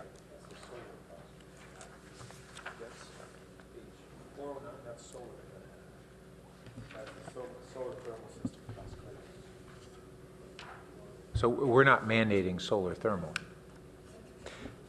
Council member, this is for one particular measure that we studied, solar thermal hot water, table 18, correct? And we actually did not find this measure to be cost effective, so it's not part of the REACH code package that we're presenting today. Oh, okay.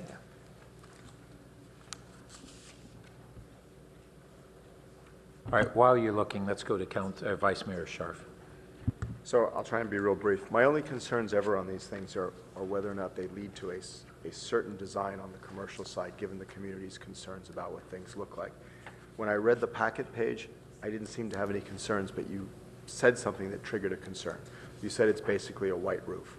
And so if you wanted to do a Spanish-style building in downtown Palo Alto, could you still do it? I noticed the cool roof was like a really small percentage. So Yeah.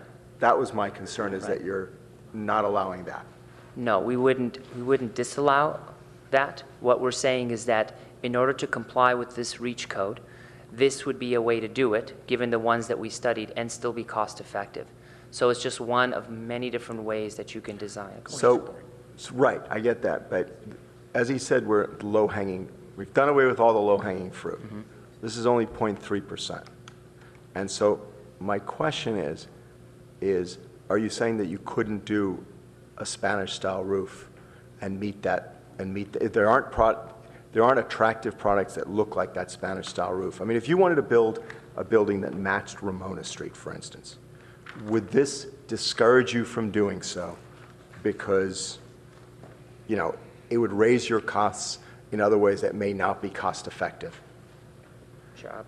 And this seems like a very small part. It's 0.03% is the cool roof. So I'm a little concerned that could have a big impact with very little gain if it could do something like that. And so I would want an exception for, you know, looking like an historic building or something like that.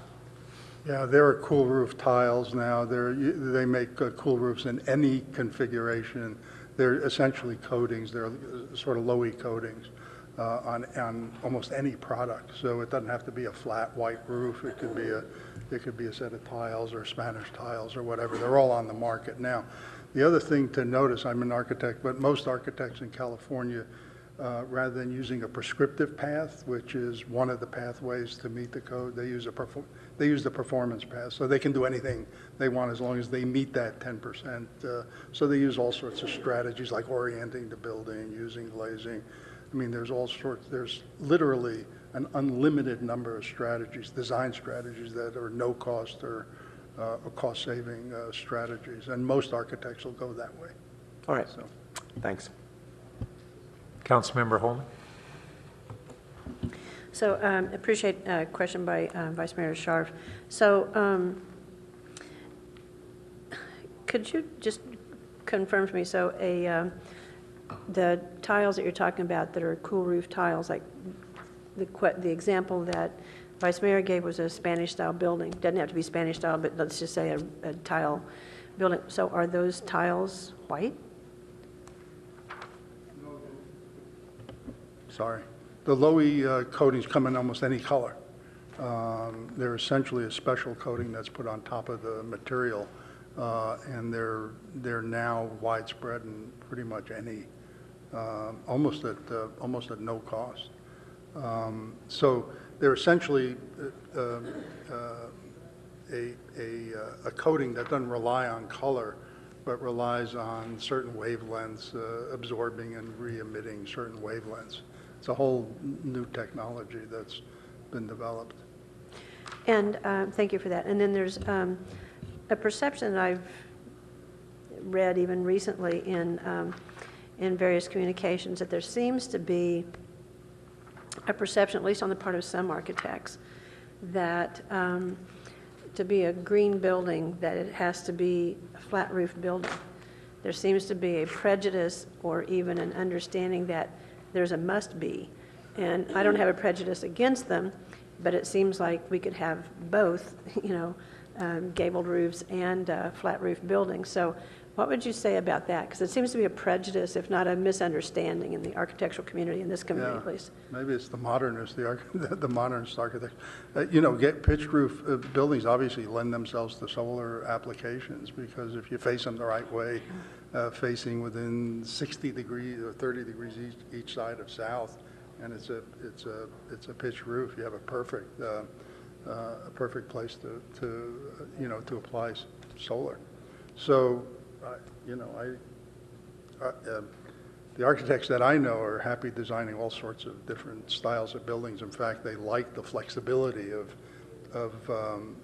being able to meet just a target. And if you give them the flexibility to do it any way they want, as long as you just meet that target, that's the path they'll usually take. Builders also will usually take the performance path because they have certain styles of buildings that sell in certain areas. So the builders will always go the performance path rather than the prescriptive path, which tells you have to do this or you have to do that. And those two paths are part of Title 24. I appreciate that, and we could benefit from some diversity here, I think, in my personal opinion. Because I bring this up all the time, I appreciate that you said that salvage is coming, but it's not a part of this, and you've heard me say a million times how long we've had our salvage ordinance. So I wonder a little bit about two things. LEED sort of addresses this, but not really, is like, if we're focused on a new building and a new building not generating more energy, not having any more energy demand than it generates. But are we doing this with blinders on? Because if we're tearing down a building that has a remaining good life, we're causing the manufacture of a lot of new material. So there's a lot of energy being consumed off-site. The same thing with salvage. If we're not salvaging materials, we're causing them to be recycled or processed in landfills. So it seems to me we are looking at this with blinders on and just looking at the impacts being in another community rather than our community. And so it's an ongoing concern that I have and have had. I can take a stab at that. There is a whole new movement now around that issue on salvaging existing buildings because there is an embodied energy component. Could I introduce into that too, not just salvaging, but reuse of perfectly good buildings? Exactly, adaptive reuse of existing buildings. That's a new hot topic, you might say, in the country. There's a whole group at MIT and and here in California, we just had a Build Well conference in San Francisco around just that issue. And so that is now, you're absolutely right, that is now kind of a new frontier. And it's being discussed widely. And they're now just developing the tools for what the savings are of embodied carbon and embodied energy in actually saving the structure of a building. So that's also on the horizon. Thank you for that. Glad to hear that. And could I suggest that if Palo Alto is going to lead in a lot of these, not the LEED, but if Palo Alto is going to LEAD, if Palo Alto is going to lead in this arena, we really need to be more circumspect because we're looking at, we're doing really good things, we're doing good work, but we're not doing this in a holistic or circumspect manner. And if we're going to lead and be leaders, we really need to be doing it in that regard. Last comment I'll make, and it's no, we're in questions. Okay, all right. I didn't know where it was. Councilmember Du Bois. Okay. I didn't realize. Just questions. We're going to do another round. So I guess the state, you're saying the state goal is for commercial in like 2030, but are we saying Palo Alto is going to get there sooner? On our roadmap, we have a goal to get there sooner. We're waiting for some technology to catch up. In fact, part of our effort after this would be the fuel switching exercise. We're trying to identify barriers to entry to how we might try to introduce more energy efficient appliances, electric appliances, to be zero net energy. In a commercial setting, it's just going to take a little bit more work, but we're headed in that direction. By 2030, we hope to be there before, but the state hopes to be there by 2030. Okay, but on your thing, it seemed like we were hoping to be there much sooner? Like probably one code cycle before, so 3 years earlier is our hope. And I'd just like to understand a little bit more about solar and kind of wondering what the discussion was locally in Palo Alto about incenting more for solar versus kind of capping how much you can count solar. Like why does the state do that, and what was the discussion kind of locally about, encouraging solar, local solar? Well, it's been very supportive in both of our efforts back in 2014 and 15. There's been a sort of pride associated with solar, knowing that all your energy is coming from solar power that you generated, renewable power that you generated on your house. There's also a large following to the passive house movement and zero net energy movement. So there's something attractive about being able to produce as much energy as you consume on site. People understand that their plug loads are a large part of their energy consumption, and we don't regulate plug loads. So the only way to get to the plug loads is to offset the use of those energy sources from on-site renewables. So it has a lot of attraction. Also, there's added value to your home as a homeowner when you install PV on your roof. You get the benefit of the raised value of your home. You also get the benefit of ongoing energy savings once you've installed that PV. So. Right, but if I understand it, we're actually capping the credit you get. Why have a cap at all? Why not? Are you talking about the net energy metering? Yeah. Okay, well that's... not net energy metering, but Maybe I misunderstood, but I thought for residential, you can only get 20%. Okay, so that 20%, okay, so if I can direct you to the slide. So single-family homes. So the base code is saying that you can use a maximum of 20% to offset energy efficiency requirements. So they capped You can install more solar than that, but they're only going to give you credit for 20% of that. Right. So I'm asking you why. Like, if we wanted more solar, why not take more? Sorry. The simple answer to that would be that they're trying to emphasize energy efficiency construction prior to giving unbounded credit for PV. So they don't want homeowners or developers to build inefficient homes and show that it's compliant by just putting a lot of PV on the roof. So they're capping that, that credit that PV. So what I was trying to ask was, do we have a local conversation in Palo Alto about doing both, but encouraging even more solar? Like, are we capping it artificially? So the loading order that we had talked about, that Gil even mentioned, was efficiency first, and then electrification, and then renewables. And so what we're trying to do is make sure that people install the PV, but only as much as they need once the building is as efficient as possible. So there's been great support around making sure that the building envelope is tight, it doesn't have thermal bridging and other things that would bake inefficiency into the design. And so to do that, we had to make sure that we didn't lower the standard for efficiency. Does that get to your question? I understand that, I think. But once you had that efficient building, why not go net positive and encourage even more solar? Right. So, I mean, are there things in this ordinance that basically discourage solar as you get to different building types, commercial or multi? In fact, it encourages solar because some would say it's easier to just install 20% solar on your rooftop and then just meet bare minimum code, as opposed to trying to exceed the code by 10%.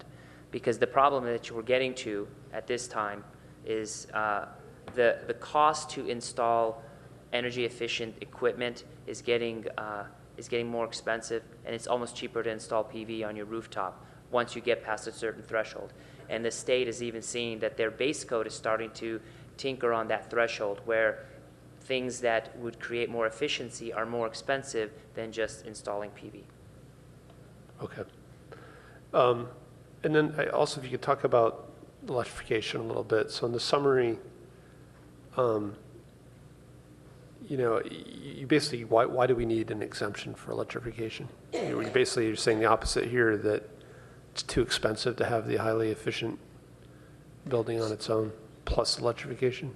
So electrification, and we can have Farhad explain this a bit more, but electrification in and of itself doesn't have any cost savings associated with it.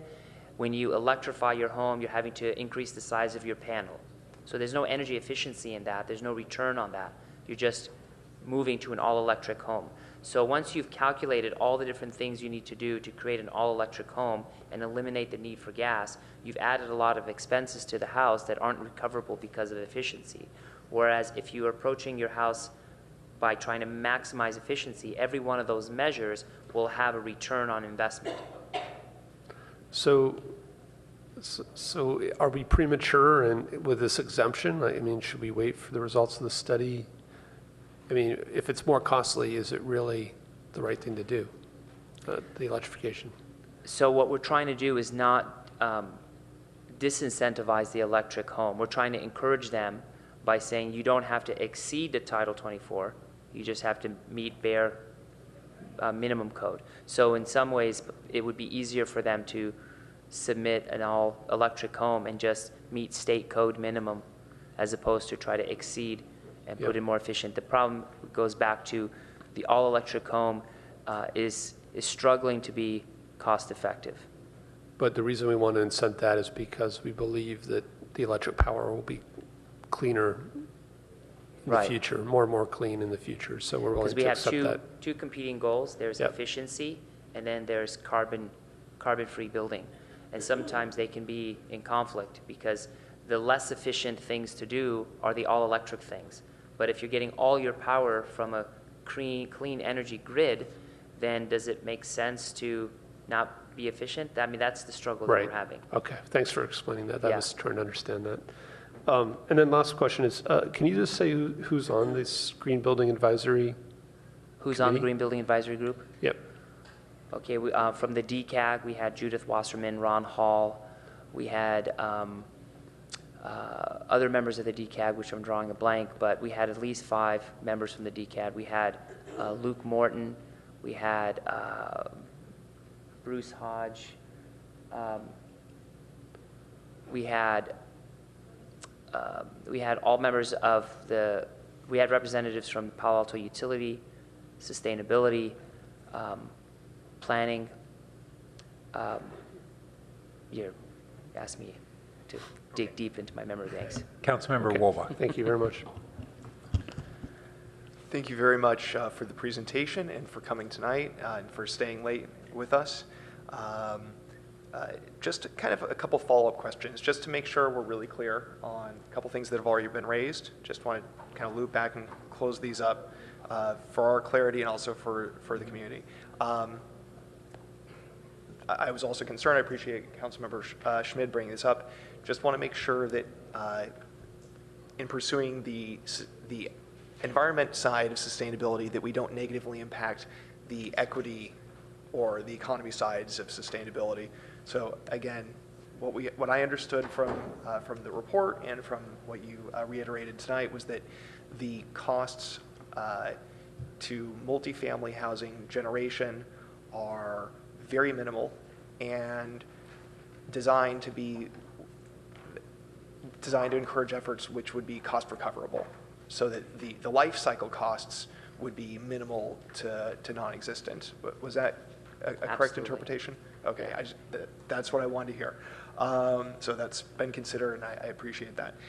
And just to, again, just make sure we're all clear and the community's clear, could you just explain the relationship of the Energy Reach Code to the Green Building Ordinance or the 2016 Building Standards Code update? This is a component of that, distinct from that. Right. Just explain, just again for clarity's sake, how this relates to that. So the Energy Reach Code is one chapter of Title 24, specific to energy, whereas the Green Building Code gets into other aspects. Along with the Green Building Code, you have your plumbing, mechanical, electrical, etc. We're reviewing all of those other codes through the leadership of our Assistant Chief Building Official, and the lead time on updating those codes is much shorter than the Energy Reach Code because the California Energy Commission isn't involved. So we needed to bake in enough time to send this over to them, make sure they had a 60-day review process, send it back to us with any potential changes, bring it back to you if we need to. So that's why we're bringing this before you today. We propose somewhere around June, July to bring all the other codes, including the Green Building Code, to you in that time frame.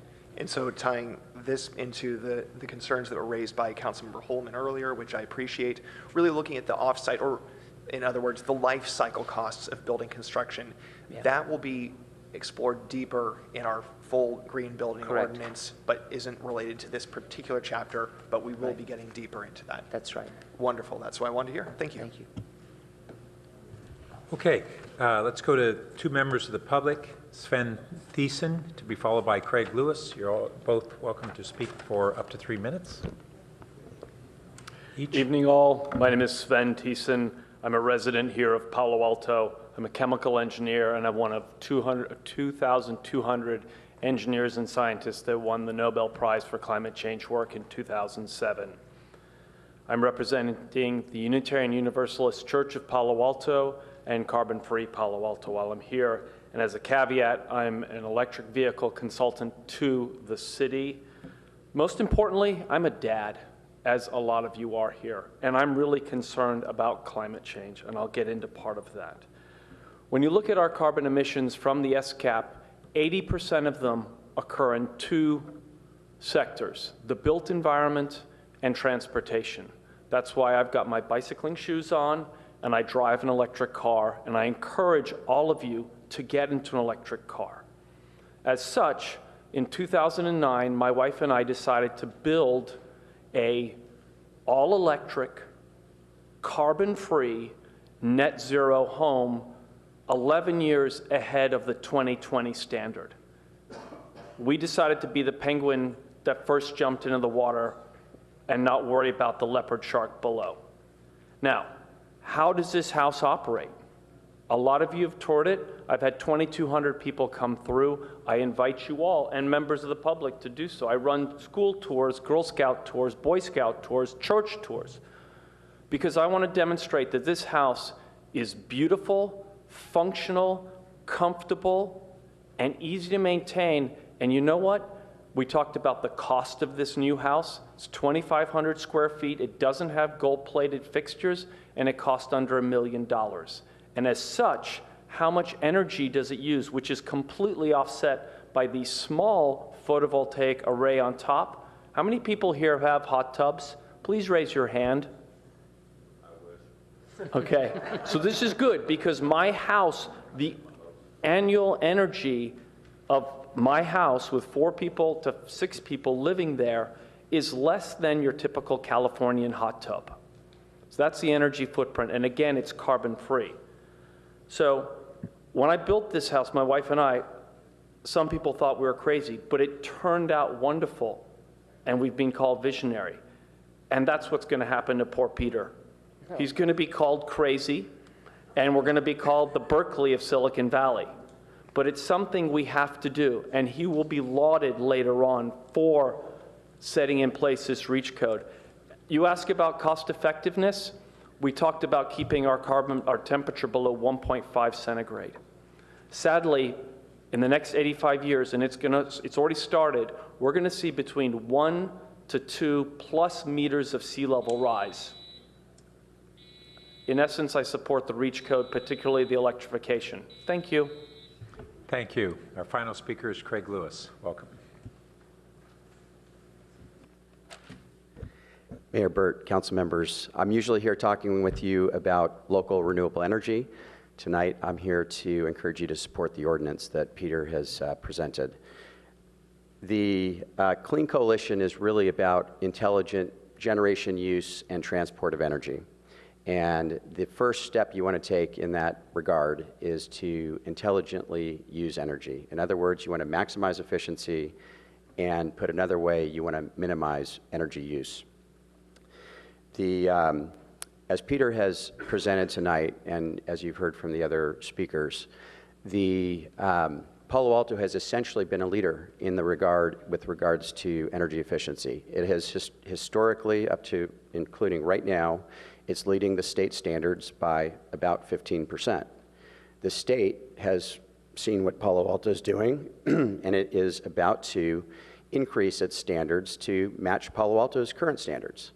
So the opportunity here for Palo Alto to approve the ordinance before you is to essentially take another step forward and to provide that leadership that the state will then, 3 years down the line, follow.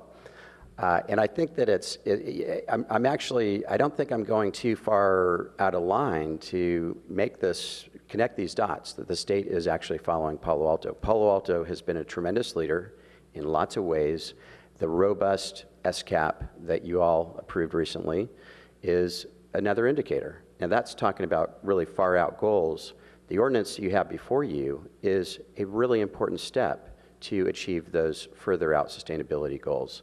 So the far out goals are really important, but equally important are the steps that we need to take to get there. So I encourage your support for the ordinance tonight and to allow Palo Alto to continue to lead on energy efficiency. Thank you. Thank you. So let's return to the council and bear in mind the time. So Vice Mayor Scharf. I move approval of the staff recommendation. Okay. Motion by Vice Mayor Scharf, second by Councilmember Wolbach. Would you like to speak to your motion?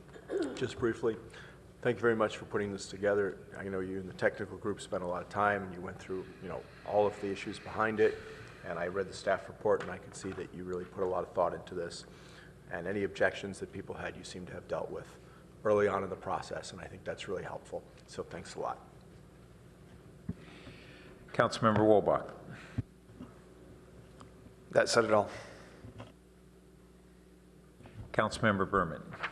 Yeah, I just want to thank staff for all the work that they've done and enthusiastically support the motion. I'm up. All right.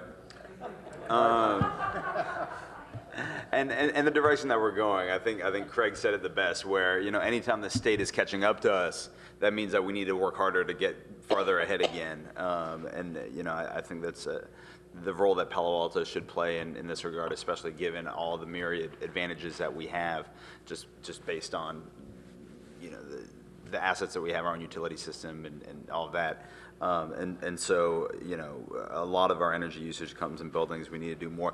One question I have that I meant to ask earlier: if I'm walking through downtown right now, probably at 10:15, 10:30, 10:45 at night, and there are a lot of storefronts that are closed, but they've got their lights on inside.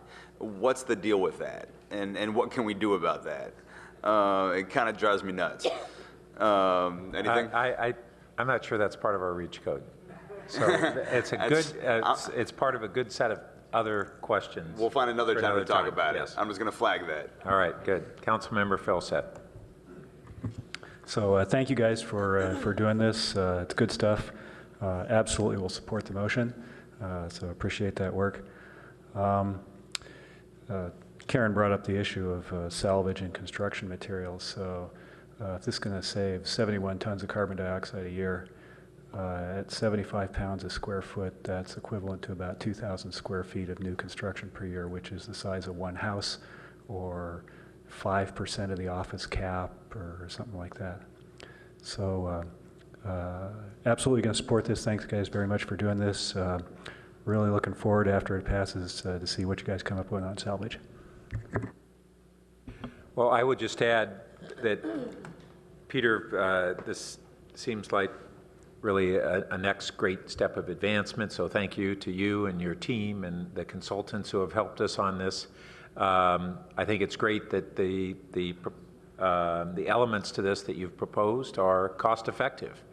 And just as we've had leading renewable portfolio, now carbon-free electricity at currently 30% below PG&E cost, which is hard for people to understand how that has occurred. We're moving forward with energy efficiency in leading edge and cost effective at the same time. And I think those are great dual achievements. And that's the most important model, because frankly, we could do great things if money didn't matter. But it does. And to show that we can have these achievements and be cost efficient is what really makes it something that can be leveraged and modeled elsewhere. So thanks for all your work. All right, let's vote on the board. And that passes unanimously. Great. Thank you very much. Thank you all.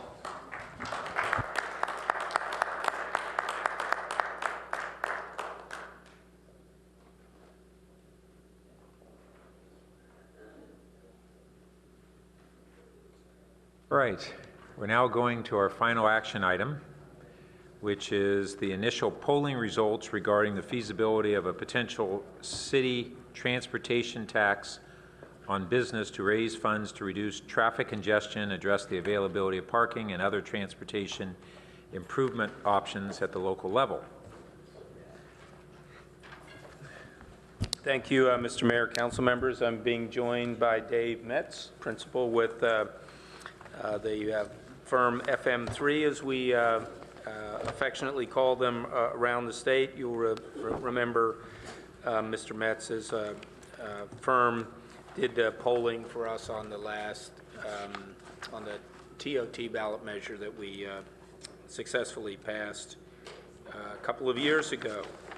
And I think what I will do is let Dave give his presentation, because I think that the findings from this exploratory feasibility poll will inform both your questions and answers to Dave, and what we would think would be our recommendations for some potential next steps, depending upon what the results, how the results speak to you. So I'll turn it over to Dave if that's okay. All right, thank you very much, and thank you, Mayor, members of the council, members of the public. I'm Dave Metz with FM3.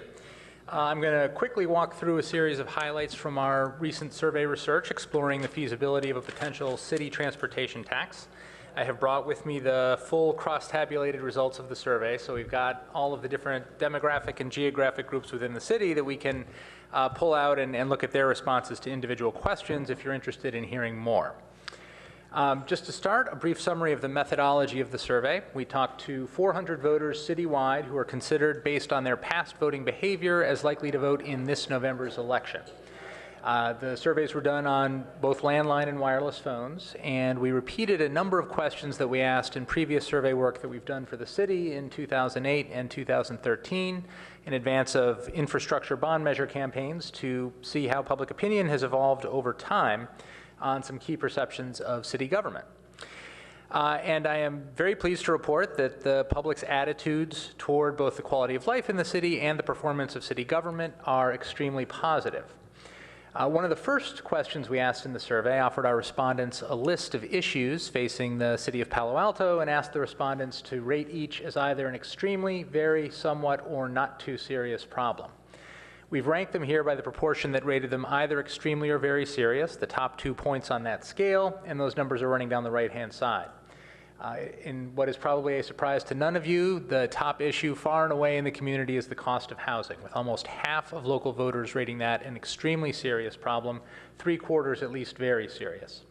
It's then a significant drop-off to the second-ranked item on the list, which is drought conditions in California. For most of the last 2 or 3 years, that has been the top polling problem statewide, although it has receded in the last few months since we had some rain this winter. And then we get down to transportation issues, which rank as the third and fourth top problems in the city. A slim majority, 53%, rates traffic and congestion on local streets and roads as a very serious problem. 37% say the same for a lack of parking in commercial districts.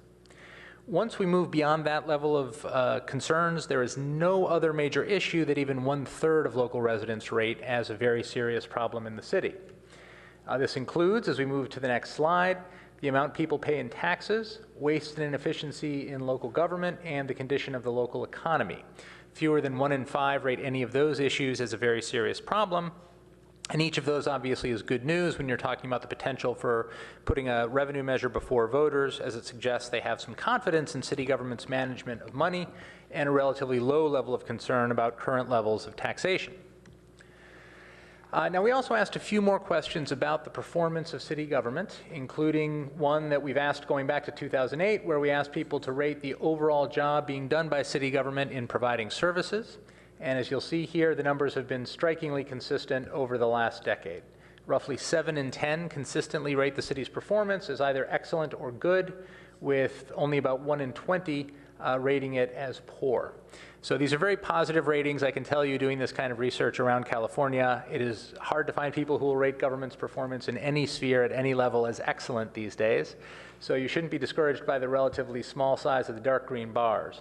But the ratio of the positive to the negative has been consistently high here in Palo Alto.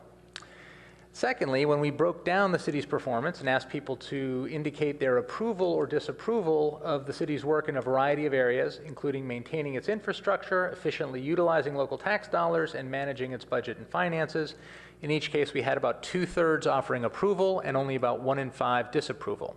Again, very strong numbers relative to what we see in a number of other communities. And again, very consistent over time. These numbers are virtually identical to what we saw in 2013. You'll note that if they have changed, it is that they've gone up a little bit when we look at efficiently utilizing local tax dollars. The positive responses are 4 points higher and the negative 6 points lower than what they were 3 years ago. Now, the challenge is that all of these perceptions from the public mean that they're in a position where they think that city government is doing pretty well, and they don't necessarily see a strong need for additional funding. Just 36% say they see even some need for additional funding for the city. Just 5% see a great need. Those numbers relative to other communities are very low, and it typically goes in hand with those positive numbers that we see for the city's financial management. So while there objectively may be unmet needs that require additional dollars, because residents have a high level of satisfaction, they don't necessarily perceive that. And that's sort of an educational barrier that would need to be overcome in advance of a revenue measure moving forward. So with that context, we then asked about a number of potential ways that a transportation revenue measure could be structured in the city. Now, I want to note that by design, this survey was constructed to explore these ideas conceptually. They're not ones that we've polled before here in Palo Alto. A number of other cities are talking about similar concepts, and to our knowledge, we don't have detailed polling data in any of those cities as well. So we wanted to use this survey to understand how voters reacted to the underlying idea before testing a more fully developed policy package or potential draft ballot language. So in looking toward the November ballot, we also wanted to place a potential city measure in the context of the countywide transportation measure that is likely to be put forward. And here you'll see a conceptual summary of that measure, and you'll see that Palo Alto voters overwhelmingly approve of that countywide measure. 74% indicate they would vote yes, 22% indicate they would vote no. So even at the 2/3 threshold, that's a very strong level of conceptual support for those additional countywide dollars. Now, we then followed that question with one where we asked the respondents to evaluate a potential city transportation tax on businesses to raise money for a range of transportation improvements. Now, we didn't specify initially exactly what form that tax would take. We just wanted to understand how people would react conceptually. And all of them were responding, knowing that there would be a countywide measure on the ballot at the same time. And you'll see here that support is right at the 2/3 level that would be required for approval of a special tax. As a subsequent follow-up question, we then were more specific and said that while there are many ideas under consideration, one approach could involve having medium and large Palo Alto businesses pay an annual tax for each employee they have in the city. And here you'll see that while a majority is supportive, it is a very soft majority. Just 22% indicate they would definitely vote yes. Significantly fewer than qualify their support by saying they would either only probably vote yes or are leaning in that direction. And obviously, we haven't at this point given voters a whole lot of detail about how the measure would be structured, and so understandably, some of them may be hesitant. But for a measure that requires 2/3 supermajority support, as any special tax would, this one starts out 10 points lower than the threshold that would be required for approval. Just a few quick demographics to show you the key differences in support at this level. There's more support among Democrats than there is among independents or Republicans, although in each case we have at least a plurality who indicate they would vote yes. More support among whites, slightly lower yes vote and higher undecided among Asian and Pacific Islander voters. There's something of a gender gap, as there often is on revenue measures, with 12 points more female voters telling us they'd be inclined to vote yes as opposed to male voters. And then by age, sort of a U-shape with the strongest support coming from voters in the 50 to 64 age range. Finally, by household income, not a dramatic difference, although the most affluent households, those with more than $250,000 in annual income, only support it by a bare majority of 51%. Fundamentally, the question that I showed you earlier about whether voters perceive the city to have a need for additional funding seems to be very strongly correlated with the level of support they're willing to offer for a transportation tax. Among the slightly more than 1/3 of voters who perceive at least some need for funding, they support it at well over the 2/3 level. But among those who perceive little or no real need, just under half indicate that they would vote yes. So that's a pretty strong correlation, which I think suggests that an understanding of the city's needs would need to be more widespread before voters would be inclined to be supportive. Now, that's where we start in terms of support for this concept, but we also tested some of the things that voters might hear over the course of a campaign to see how fluid that support is and whether it might reach the 2/3 level with additional information. So over the course of the survey, we asked people 4 times how they would be inclined to vote on a city transportation tax. The initial conceptual question that just talked about a tax on businesses generally, where we had 67% support, it falls by 10 points when we say that the mechanism may be a per employee tax, as I just showed you. And then after a series of positive arguments in favor of such a measure, support rises again to almost the 2/3 threshold, but just short of it. And then after an opposition argument, it falls again to 61%, below the margin of error underneath that 2/3 supermajority requirement.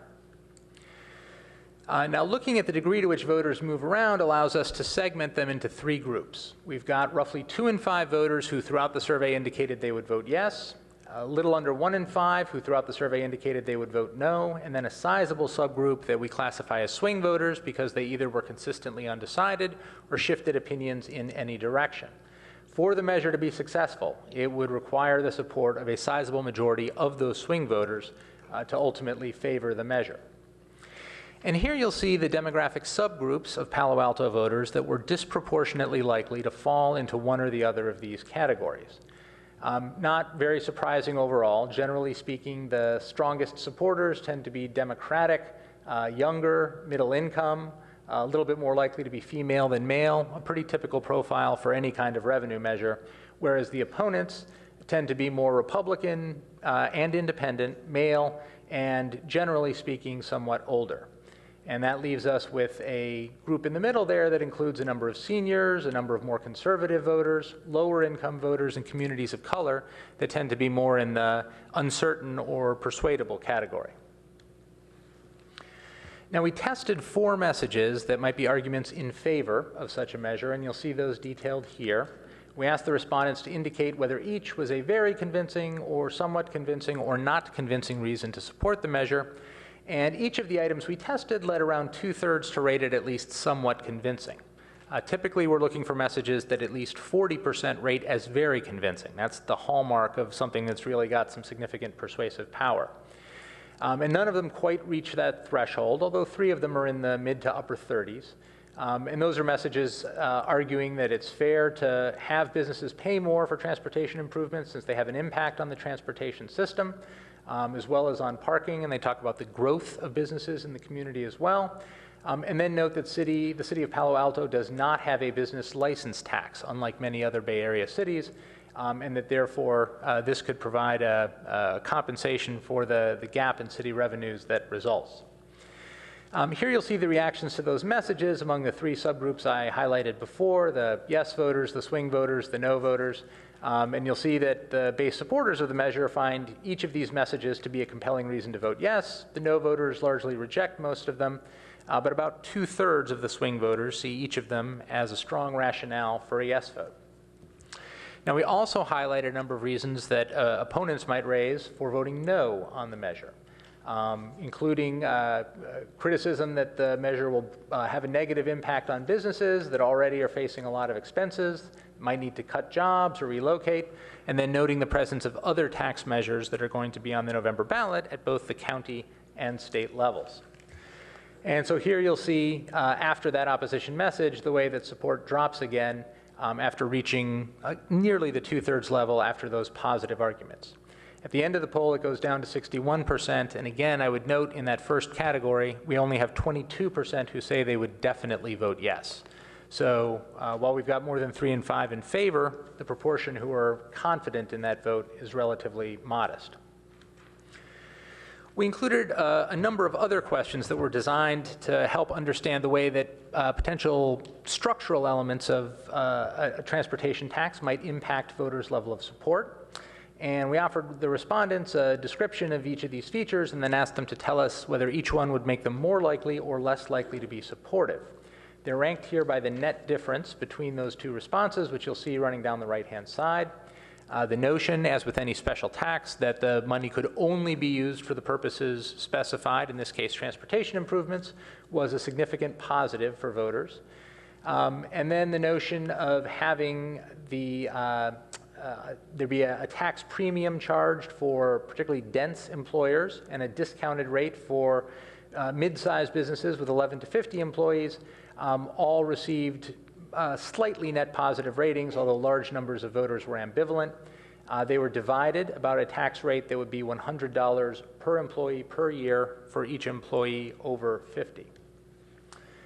And here you'll see again the reactions of each of the different subgroups of voters, the base yes voters, the base no voters, and the swing voters, in terms of the proportion that saw each of these policy elements as making them more likely to be supportive. We also asked about potential exemptions, and each of these exemptions was, on the whole, a net positive. In particular, exemptions for small nonprofits and for the first 10 employees in each business. Voters were evenly divided on whether an exemption for retail and restaurants would be a good thing or a bad thing. And again, roughly the same profile here among the swing voters in terms of the degree of their positive reactions. Finally, we also asked about a range of specific ways that money from the measure might be put to use to improve transportation in the city of Palo Alto. We asked the respondents to rate each of these as either an extremely important, very important, somewhat, or not too important use of the money. They're ranked by the proportion that rate them as either extremely or very important. Now, I would note, when we're looking at these spending purposes, we're typically trying to find items that more voters, that a number of voters in excess of the required threshold for approval rate as very important. In other words, things that enough people see as urgent investments of money that it would correlate with a yes vote that would allow the measure to pass. And only 2 meet that threshold. In fact, there are only 2 that even 1/4 of voters rate as extremely important in sources of investment here, and those have to do with transportation safety. Safe routes to school for students and safe routes for bicyclists and pedestrians. Now, as you'll move down the list, you'll see the intensity of the priority attached to these items drops off. I would note that there's very few of these that local residents are dismissing out of hand and are saying are unimportant. Those are the dark red bars down the right-hand side. And it's no more than about 1 in 10 that are saying any of these are not worthwhile investments, until we get down to the very bottom of the list, when we talk about free transit passes to people who work in Palo Alto or apps to make ride-sharing, transit schedules, and parking easier. Smaller numbers see those as being critical investments of funding. But virtually everything else on the list, we have 2/3 or more of voters telling us are at least a somewhat important use of the dollars. But this data, I think, ties back with what we saw earlier, in that the perception of need, that there's an area that voters believe is critically underinvested in and should be a high priority for additional spending, is very, very limited. It's really only the transportation safety items that seem to reach that level of acute urgency with local voters. So that takes us to our conclusions. And again, we've talked through most of these as we've gone through the data. The good news is people feel very positively about how things are going in the city, its quality of life, the performance of city government, its management of money. But at the same time, their perception of need for additional funding is relatively modest. And the specific funding mechanism that we looked at here in some detail, a per-employee tax, starts out with only 57% support, rises to 66% in a best-case scenario, and then falls to 61% at the end of the survey, again with relatively low intensity throughout. Now, again, this survey was a conceptual test of this idea. Obviously, the council hasn't put forward a specific policy or detailed ballot measure concept, and so this survey didn't test that, and there's always a chance that the whole adds up to something greater than the sum of the parts. But this data does suggest that without some significant efforts to educate the public as to the nature of the need, it looks like it would be challenging to reach that 2/3 threshold. So with that, Jim, would you want to talk about the next steps? Well, sure. So thank you, Dave. So first of all, I think it was no more than 2 months ago when the council brought this discussion up, said, why don't we take a look at it? So it's been really kind of fast turnaround thanks to that hot committee of the council. I mean, for us to get the pollster on board, design the poll, get it out, have the results. Right now it's May 2nd.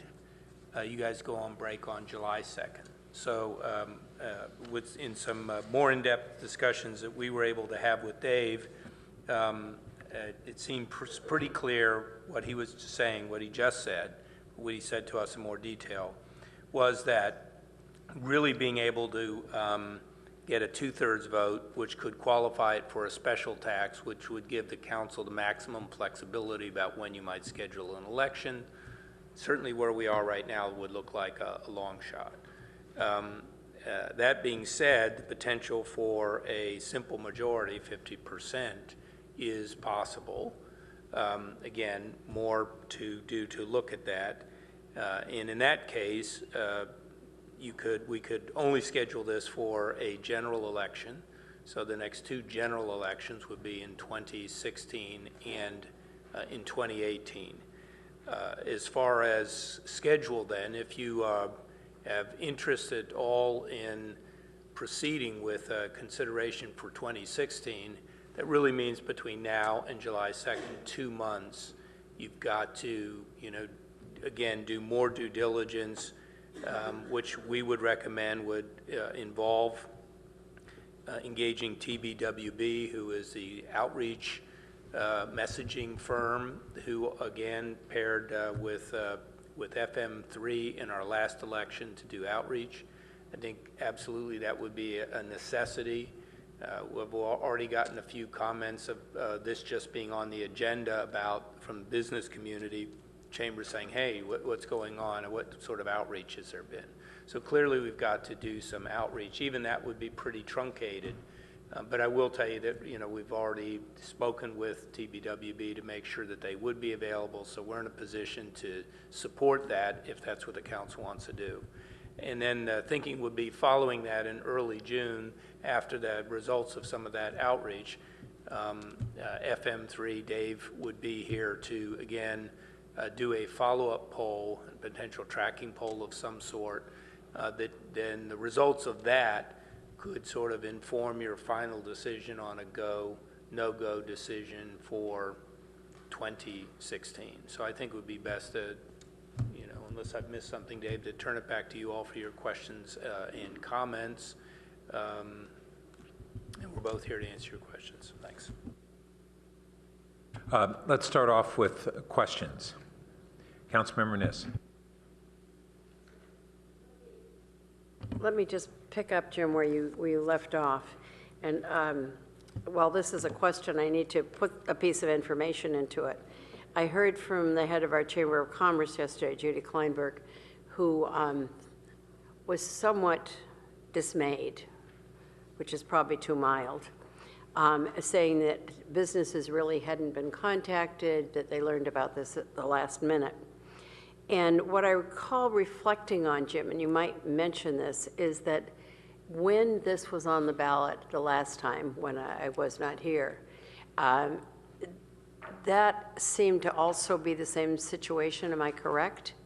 It seemed too rushed, or it seemed that you didn't reach out to businesses sufficiently? Well, no, I mean, of course, last time there was a business license tax. I think it was in 2009, maybe it was 2010. We actually didn't do any polling and for that particular measure. And we actually had, I think we had such effective outreach that it galvanized a very strong opposition group of business folks, really. And we had really there was no sort of parallel campaign in a sense. And I can't remember what it was, but we certainly were, we were under 50%, obviously. Can I wade in there? There was a lot of outreach, and we Do modified the proposal a number of times in response to the business community, and each time we modified it in response to the business community, they came up with new and different objections. So I guess we could discern from that then, and that unless they see something in this for them, there's probably going to be another opposition. I would guess. Judy isn't here. Her husband had surgery this morning, and she wanted to say otherwise that she would have been here, but also it was very late for the entire business community to be here tonight, and that was troublesome. If I just might add a couple of things, though, I think it's really important to remember that this is just an initial feasibility poll, the first kind of look-see at this, and that secondly, one of the key recommendations, if there is any interest in going forward, would be to initiate a period of outreach. And third, though, I actually recall, we'll go back and double check, that when the ad hoc committee of the council was constituted, even though it was an ad hoc committee, you directed that it be a public meeting, and we sent out notices to, we advertised and sent out notices to folks, and unless I'm mistaken, I'm sure we invited the chamber, for example, to that meeting. So I don't think they attended, but we send out invitations. Okay, Councilmember Du Bois. Quick question on your methodology. So I guess it's random digit dial. How do you handle homes without landlines? Our sample was drawn from the registrar's list of all registered voters in the city. From that list, we reduced it to those who we considered likely to vote this November, which basically means they had to have voted in at least one of the last 6 statewide elections or have registered to vote since November of 2014. That list includes phone numbers that people list when they register to vote, which includes both landlines and wireless phones. We also match it to a variety of other databases to make sure we capture more wireless phone numbers as well. So it was a mix of both. And did you try multiple times? Yes. Yeah, we made at least, I believe it was at least 6 attempts per number before moving on to the next one. Thank you. You answered a couple of questions there. Thank you. Yep. I was curious why on the VTA question, we didn't mention BART. Is that a purposeful thing? The language that we developed for the VTA measure was recommended by the committee that was working on that measure. So we were trying to get what they presented as the most accurate representation of what was under consideration. All right. So yeah, I was kind of curious. That wording seemed to have things that were attractive to Palo Alto, but not maybe. Where do you see that it didn't include it? Question on slide 10.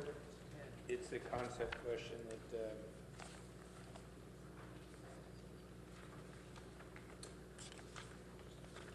So that was asked first, and if the impression was the county tax was going to fund a lot of our issues, maybe it affected some of the results.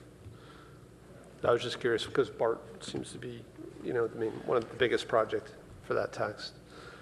So I think you answered my other question, which is this is all likely voters. Yes. 71% white seemed very high for Palo Alto, but that's because it was the likely voter. Correct. Okay. And I'm just curious on slide 30, the safety response. Did you ask a question about maybe a safer driving environment? I'm wondering if it's safety that's resonating overall. Next previous slide. Yeah, I'm just checking to see if it appeared lower down.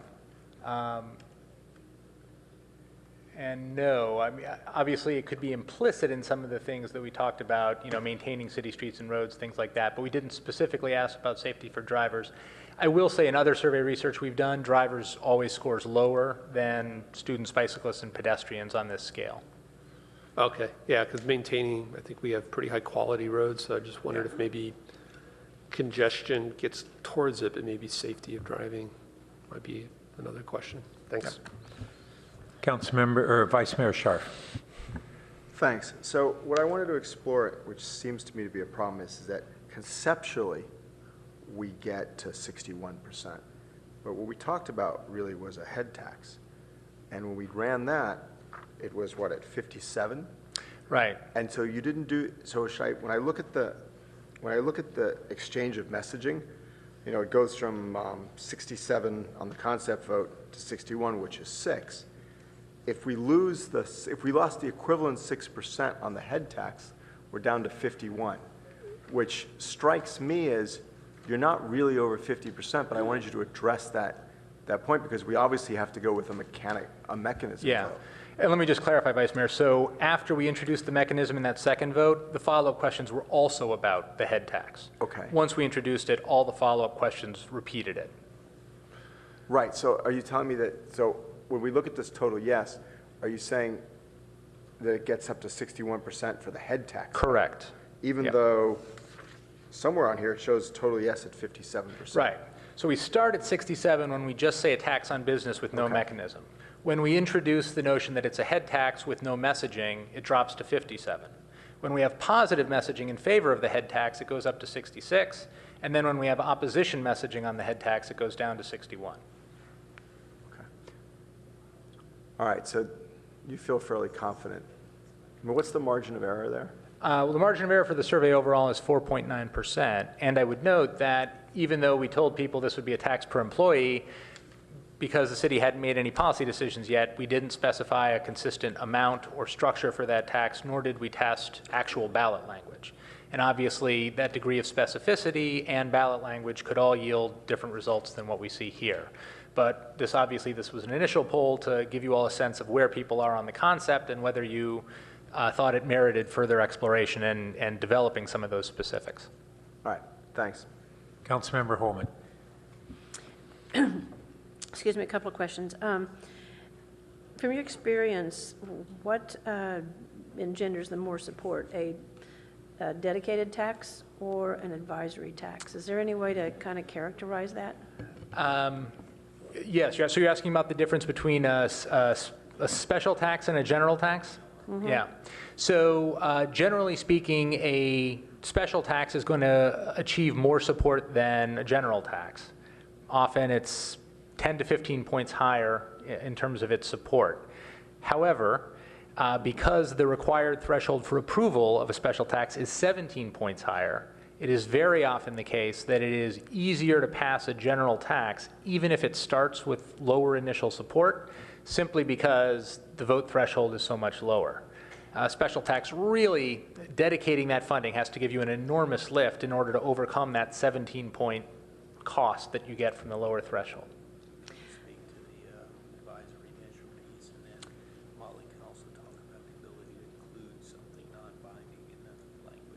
Sure. So the city managers asked me to speak about one option when putting a general tax forward, which is to have a companion advisory measure which goes with it, where voters can cast a non-binding vote indicating their support for a proposed spending plan for the money and then cast a separate vote to raise the tax itself. Our experience has been that in general, that approach is not always helpful because it generates a fair amount of confusion. Unless voters have a very clear idea about the interaction between the two measures, they can often vote for the advisory measure thinking it has a policy impact because it spells out where the money would go, and then not vote for the tax because they think their vote on the advisory measure has essentially solved the problem. So it puts a great burden on there being a communications campaign, and obviously one that the city couldn't run. It would have to be an independent committee doing it that would clarify the necessity of voting for two measures together. There are cases where it's been successful, but in general, we find that it can create as many problems as it solves. So, Molly has something to add. I'm sorry. So maybe just to elaborate, so if the tax were structured to create a binding commitment, legal commitment to use the funds in a certain way, that would be a special tax and require the higher threshold. Short of that, the council can certainly indicate to the public its plan for spending the money and can include some of that description in the measure itself. And that's what we did on the TOT increase. That's correct. Right. So this would not be a separate advisory measure. It would be in the question itself that's on the ballot for the general tax, speaking towards transportation. I sort of remember, not to confuse things, but I sort of remember also, I can't remember what the matter was, but the council passing an ordinance such that should such and such a measure pass, then this is what the council is going to do with the funds derived from a measure? The council could express its intention on the use of the funds through an ordinance, and that would not convert it to a special tax.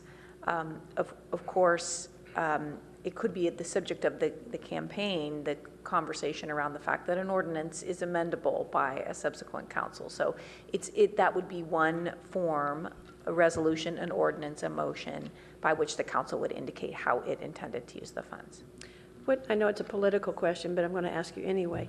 So if in the ordinance that, if it stated something like, this ordinance is to be in effect till such and such a date, does that, and I say, I know it's a political question, but is that lessen the likelihood from your experience or from Jim's experience that a future council might change that ordinance? So that is if you're asking a policy question, I'll leave that to others, but as a legal matter, the council's intention for an ordinance to last for a period of time is in fact an intention, and the council does not in general have the ability to bind a future council from amending council ordinances.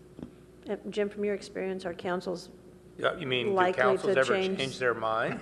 I mean, if something is explicitly put in place for a period of time to cover a particular purpose, Well, from your I- experience, are councils prone to change? I think it varies by community. I mean, it would be much more unlikely that the same council that passed Right. the ordinance would turn around and change. However, some communities, you can have a very significant change in a council, and, you know, it's not impossible to have some folks, for whatever reason, say, or some other crisis, some new thing arises 10, 15 years down the road, and they say, you know, I know that was really important, that was then, but, you know, we'll make a decision. I mean, you know, to spend it in a different way.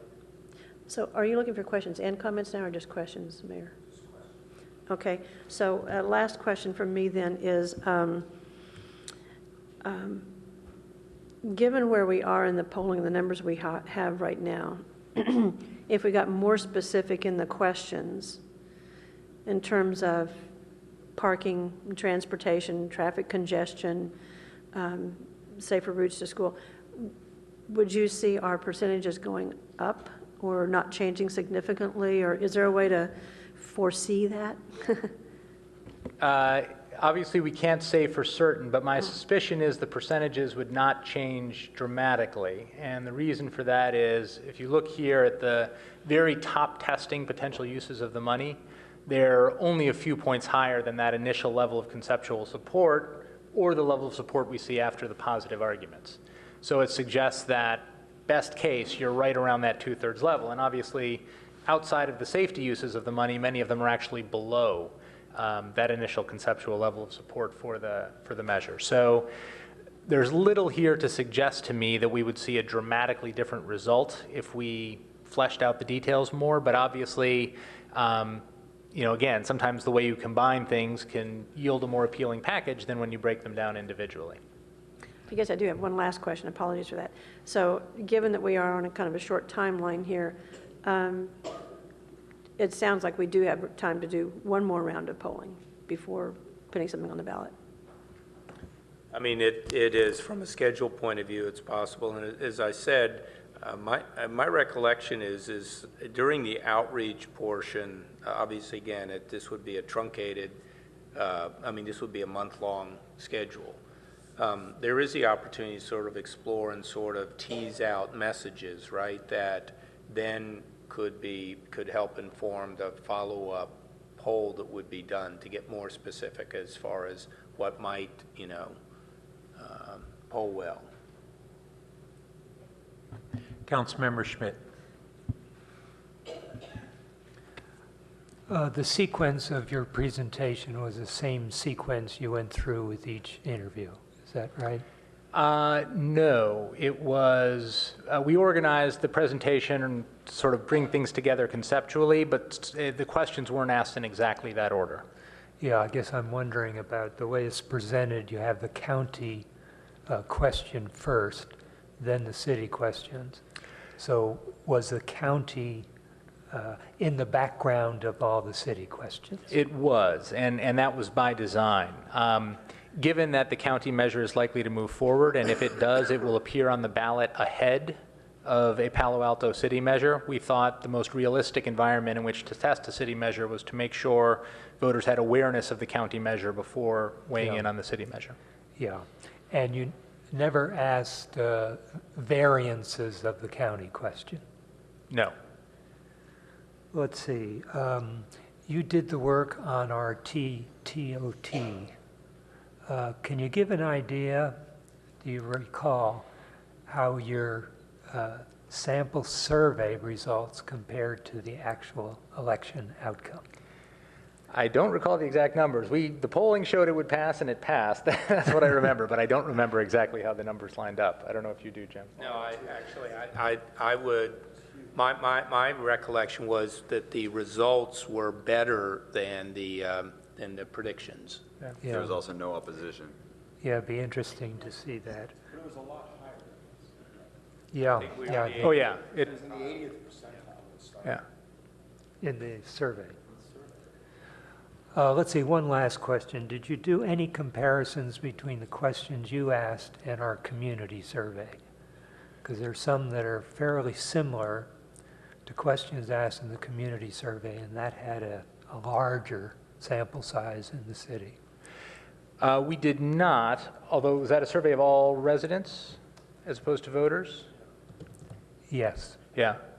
We'd be happy to do that analysis and take a look at those differences. It's obviously a slightly different population that's being interviewed, and that may explain some variance, but we'd be happy to look at how they line up. Yeah, it'd be interesting to see the concerns, whether Yeah. they are similar to expressed in the larger survey. Yep.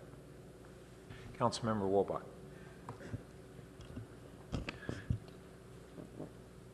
I'm trying to recall the process by which we got to this point. I remember, us giving the direction for the creation of the ad hoc committee to explore funding options for transportation in particular. Did the ad hoc committee consider other funding options prior to this point, such as sales taxes or parcel taxes, parallel to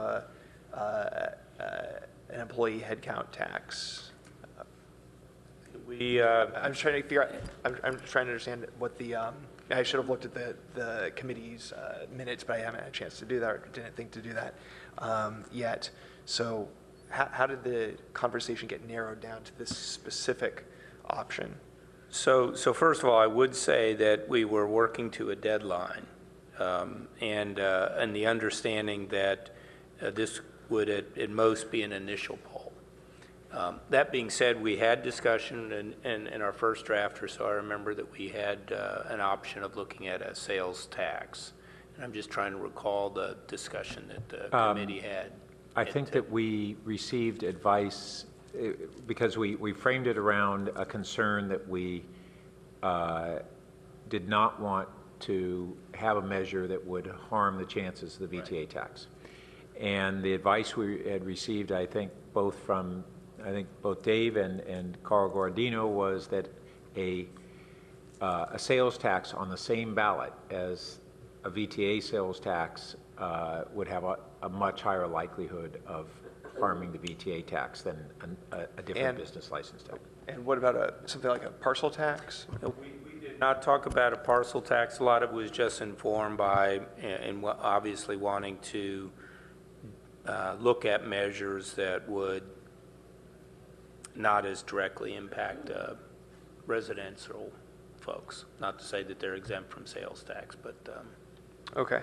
And then I guess I was hearing this touched on just a couple minutes ago, but I'm trying to get real clarity about whether this set of questioning really identified how people would feel about voting for the county sales tax and this on top of that. And I just wasn't really clear just whether that was really asked or whether that's something we would want to ask in a round of follow-ups. Yeah.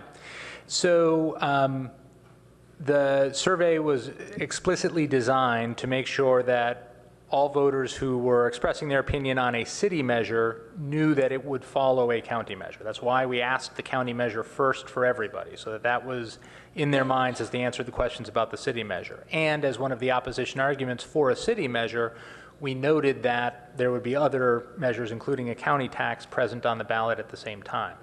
So these responses, I think, show fairly clearly the potential impact of a county measure on a city measure. It was not designed to do the reverse, to demonstrate clearly whether the presence of a city measure would impact the county measure. I think there's some things we can infer from the data that give us some guidance about what that impact might be, but we were much more focused on understanding whether a city measure would be viable, knowing that a county measure was on the ballot. Okay, and is there any, I guess I'm going back to this other thing that was previously discussed, about going for a simple majority versus the 2/3. Maybe I'm not clear, but is there any really strong reason to go for the 2/3 over the simple majority? The advantage of a measure requiring 2/3 is you can offer the public the assurance that the money cannot be spent on anything but the purposes indicated in the measure. The vote of the public would bind the future councils and prevent them from reallocating the money. And were all of the questions here premised on it being legally bound, or did we also ask people questions that were we were going with the 50% plus one? We didn't option? explicitly highlight and state that it would be a special tax and that money couldn't be spent for other purposes, but all of the questions indicated that the money would be dedicated to those purposes. So it was written as if it were a special tax. Okay, those are my questions for now. Okay, we have one member of the public to speak, Stephanie Munoz.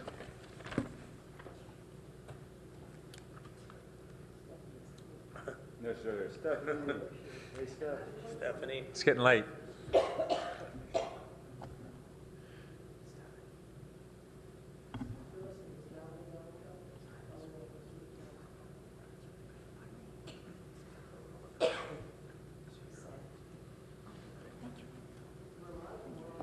Wish I could do that.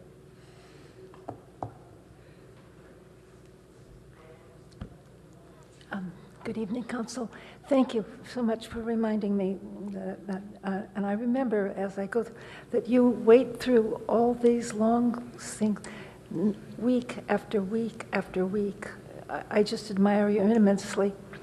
My only comment about this is, however much you would like to charge the businesses, and however likely or unlikely it is that the employees would actually use bus passes, I believe you will get much higher approval rating if you, in addition to collecting the money, hand out the employers bus passes for these employees for whom you are charging the money.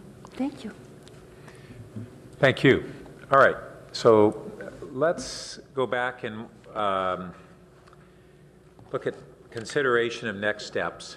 One option is that we could refer this back to the committee and develop a set of kind of parameters for next questions. If we think we are interested in continuing to explore this possibility for this November. The other option would be to defer it, and based upon the responses we've seen here, it probably means defer it for 2 years, but not with certainty. It's interesting, when Dave I explained that all of the subsequent questions were in the context of voters already anticipating voting on a VTA sales tax. It does suggest a possibility that we'd get a little bit of an uptick if we went on a ballot where the VTA wasn't there. One of the things that I would want to have, if we did a second round, would be clarity of would we in any way diminish the VTA tax support. So it's the flip side of kind of how this was sequenced, because I think that's critical. The VTA tax, as it is anticipated to be structured, has very important, valuable benefits for Palo Alto. And so we want to make sure that we support it well. It was nice to see that 74% of our voters said they would support that. So if Carl can get that from everybody else, he's in good shape. Let's go ahead and have discussions about next steps. Vice Mayor Scharf. Thank you. And thank you for a quick turnaround. It was really appreciated. I have real concerns, I think, with moving forward on this in 2018, and 2016 I meant. I guess how do I put it? It's that general unease that when we did the TOT tax, we knew exactly what our infrastructure plan was. I could tell the voters exactly what we needed the money for. We had a list of projects. I knew exactly what we wanted to use it for. Here I feel we're doing two things. We don't have time to do the proper outreach before we put it on a ballot. I don't think we could do that. I think there'll be a general sense that we didn't do the proper outreach. Even when you do the proper outreach, people will complain you didn't do the proper outreach. But this time I think it may be true. I have that concern that we won't be able to articulate clearly what we need to use the money for. It polled really highly here that a huge number of voters don't think we need the money and that we're vulnerable on that issue. And if we can't clearly articulate what our plan is for the money, I think we become more vulnerable on that. I also noticed that some of the things, providing free transit passes to people who work in Palo Alto and all that, whereas those may have the strongest, frankly, in reducing congestion as well as making a local ride-sharing app, which I strongly think we should do, all those things actually didn't poll very well. The things we probably wouldn't be using the money for unless we were playing games and said, okay, we'll transfer money from here to there, are things like safe routes to school and all of that. And so I'm just sort of uncomfortable in that, moving in that direction. I'm also very uncomfortable with the notion that we do have the VTA on the ballot. I think it's critical that the VTA measure gets passed. And I understand that we can poll to test that, possibly how that affects it, but I also worry that in our polling that we will damage the VTA by doing further polling on the issue. So I worry about that. So I'm not really that interested, I think, in putting this on the 2016 ballot. I am actually interested in putting it on the 2018 ballot or putting it, if we could get a 2/3 majority, earlier than that. And I don't know if we could get to that, down the road, especially if we showed, and also if we had strong business community support, which we might actually get if we moved forward. At least some of the business community has told me that they want to see a bunch of transportation improvements, and if we had a plan, that might work to get that done. So that's my initial thoughts, but I'd be interested to see what everyone else has to say. Councilmember Du Bois. I think I kind of came pretty close to the same place. So my takeaway was you need to spend some time doing the education in general, and that's just going to take time. I think we need to really prioritize the stress on our city budgets in general, and the issue of fairness for kind of the cost of impacts and who pays for them. So it feels like we should focus on a general tax, but likely in 2018. And I actually, just kind of brainstorming here a little bit, I'd like to explore, if we think about it in the framework of 2018, just the questions that seem to resonate, the general idea of fairness, impacts of business growth, and the lack of a business tax. If we talked about a general fund tax that wasn't even necessarily dedicated to transportation, might actually pull higher. I mean, the issues of housing, the drought, we could use money for different things. And it's not, I don't want to call it playing games. I'm just basically be balancing our revenue sources and having that additional money in the general fund. It would let us fund transportation plus other things. So it might be another way to think about it.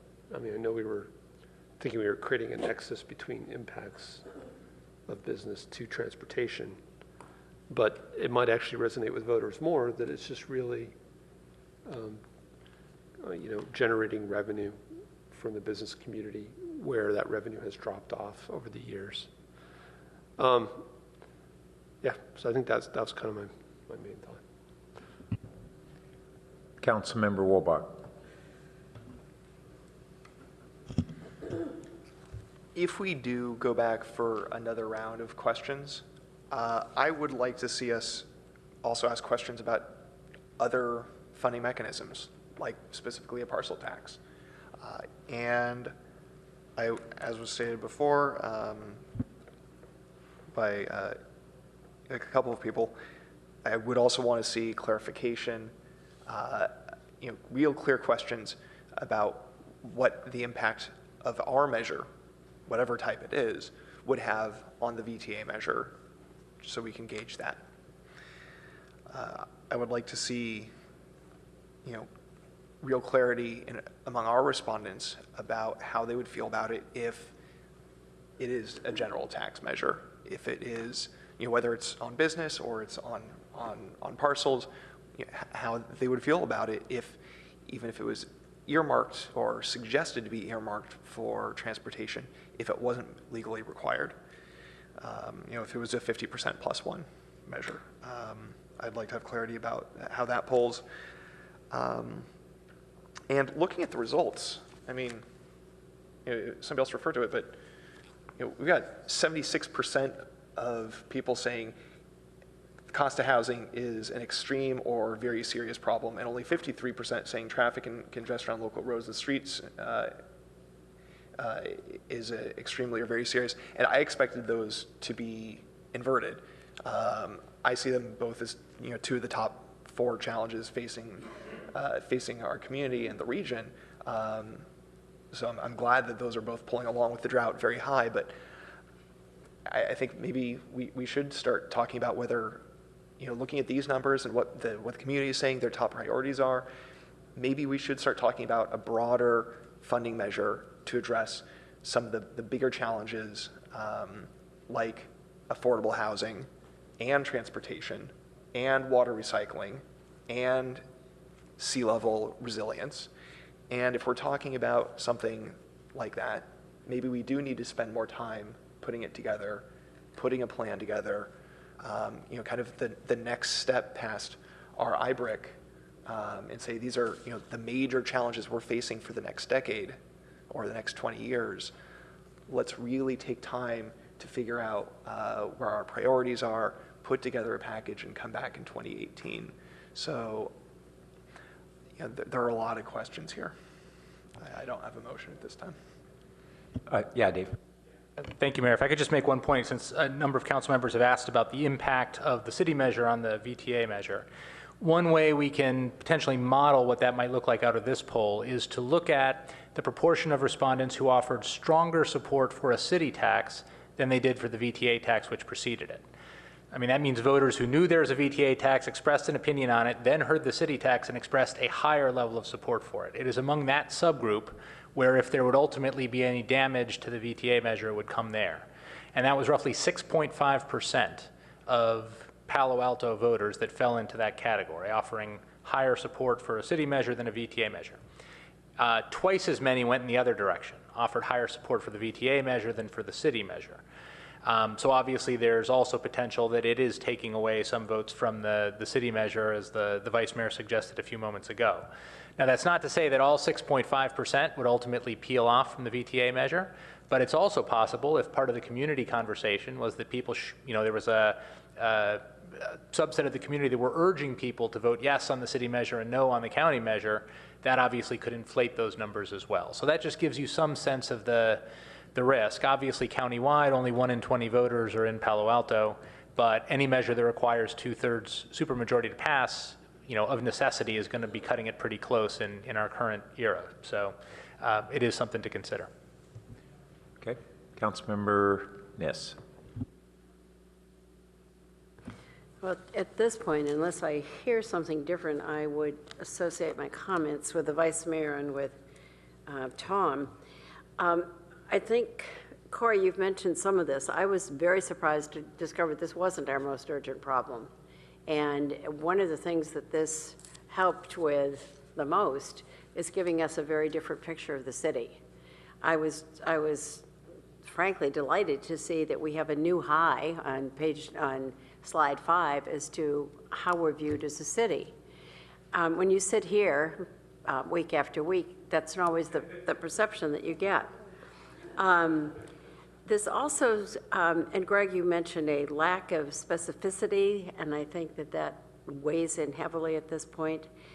I can continue on through this, but I think that this gave us a terrific picture of what, and maybe you could correct me, Dave, of a city that's being well run, that doesn't seem to need a great deal more funding, but surprisingly supports a county measure by almost three-fourths of the voting, and that is high, it would seem to me. Don't you think, or not? I do, but one has to remember that a lot of residents of Palo Alto understand the regional transportation problems, even if they feel okay about local streets and roads. We're just smart up here, yeah.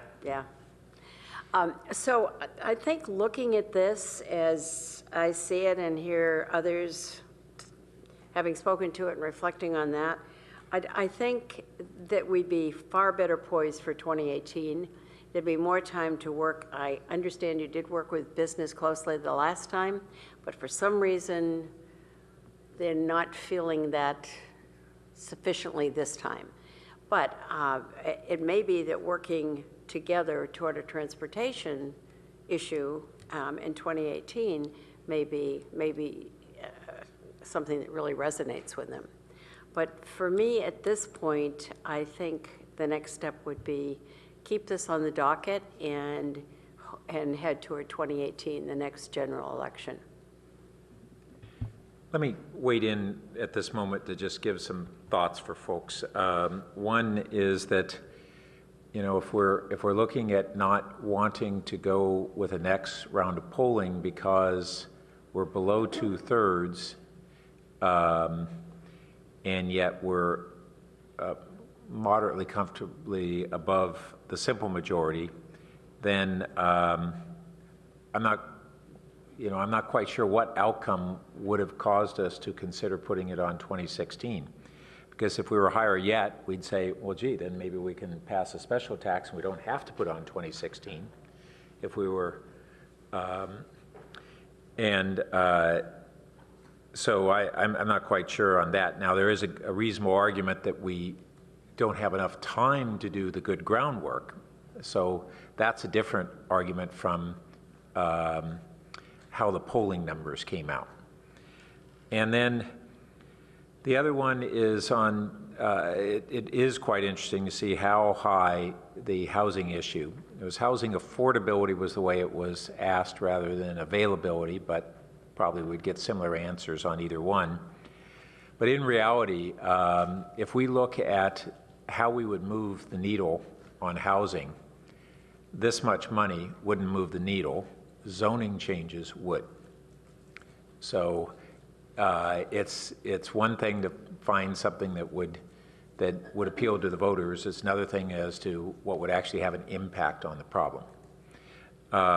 Whereas I think that the kind of money we would have for local transportation would move the needle. And finally, if we do wait 2 years, we will probably have even more support because the traffic will be even worse. And we won't have acted now before it went from bad to an even worse crisis, which is really, frankly, the reason that I'm most interested in continuing to explore this. It's because I think we've seen each of the last several years, it has gotten considerably worse each year, and it's approaching a real crisis point. And I'm fearful of what waiting another 2 years to begin to be able to tackle it. We looked at all the things that can be done in a real comprehensive TMA, and we have our budget for this year, and we don't have the funds to fund a real comprehensive TMA. And so aside from all of the kind of machinations we come up with on this, my original interest was because I think we have a really big need that this could go a long ways toward addressing. And if we wait another 2 years, we're going to have a worse need and a bigger hole to try and dig ourselves out of. So, Councilmember Holman. Well, if you hadn't spoken first, I was going to say I find myself on the opposite side of the fence from colleagues who've already spoken. So I'm glad that you chimed in. I looked at the first round of polling to be a broader, more general sweep at this.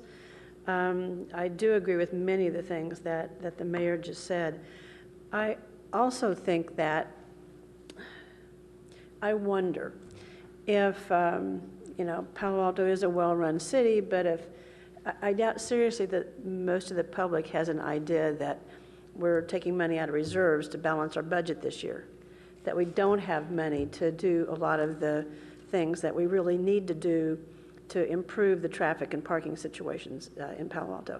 We had an RPP discussion earlier this evening, a fairly brief one, but there was reference to we've only got money for one RPP, this next year. It's like, so for me, it seems like, again, looking at the first round as a first round and more general, if we get more specific about, if we were to expand the shuttle system by X, it would cost X number of dollars, which the city does not currently have. If we got to that kind of more specificity, I would like to know what the community have to say in response to that. Also, going back to 2009 for the prior business license tax, my recollection of that, I wasn't on council yet, but I was running for council, and my recollection of that was that a great reason why it didn't pass, my personal observations, was that it wasn't clear enough what was going to be happening with the funding. It was not written in a way that, well, it's a tax on the businesses. What are the businesses getting? What's going to improve the situation for businesses, let alone the community? So again, our first sweep at this was just a general thing. We haven't done the outreach. It is a short timeline. Doing no harm to, we can always campaign to support the VTA tax as well as a local tax. It's also not stated, though, that the VTA taxes funding, which is critical and important to us, it also comes over a 30-year period. So that's not indicated, again, because this was a first sweep. And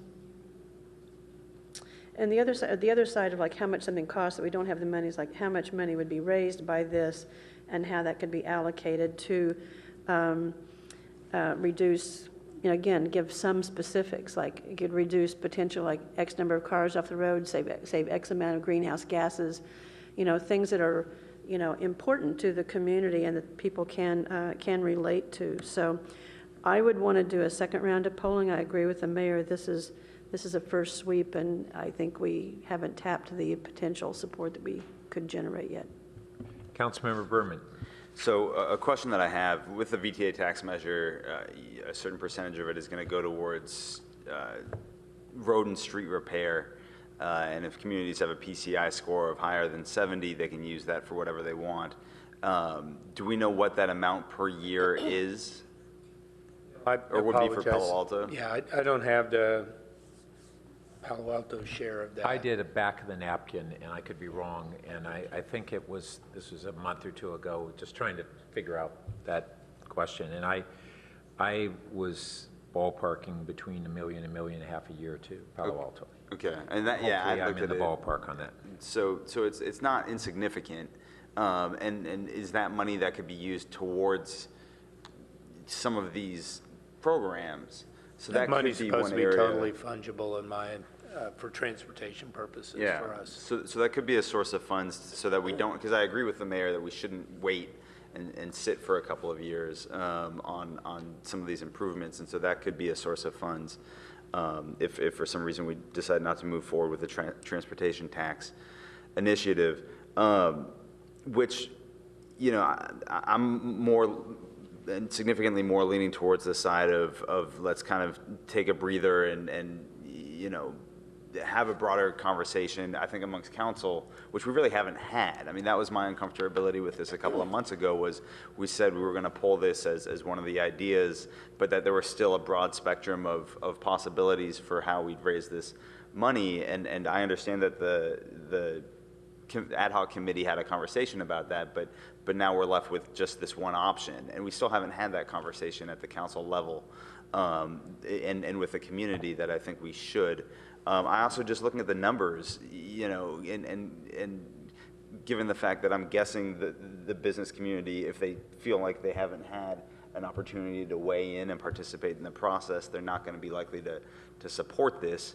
There's going to be a strong opposition. We did not have that with the infrastructure tax. I know I was on the infrastructure committee, a campaign committee, as well as the committee and the earlier committee. I think we're going to get a better result. We know this about Palo Alto. We have the Palo Alto process for a reason, and trying to put something on the ballot in 4 months isn't that process. I'm not closed off to this as a possibility. I just don't think necessarily that, given the truncated timing, I don't think 2016 is a smart play. Councilmember Schmidt. Yeah, I'm not quite ready to throw in the towel and say, let's wait 2.5 years. There are big issues for Palo Alto.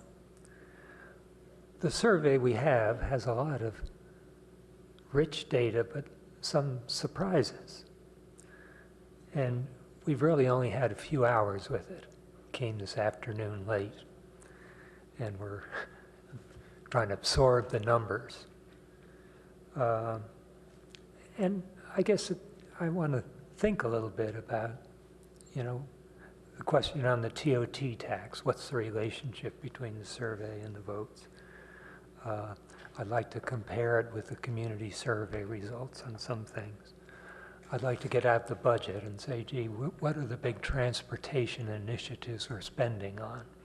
And how could this have an impact in it? So I might be in favor of deferring it for like a week and just having a week to absorb the data, think it through, come back, and next week have a vote on what to do.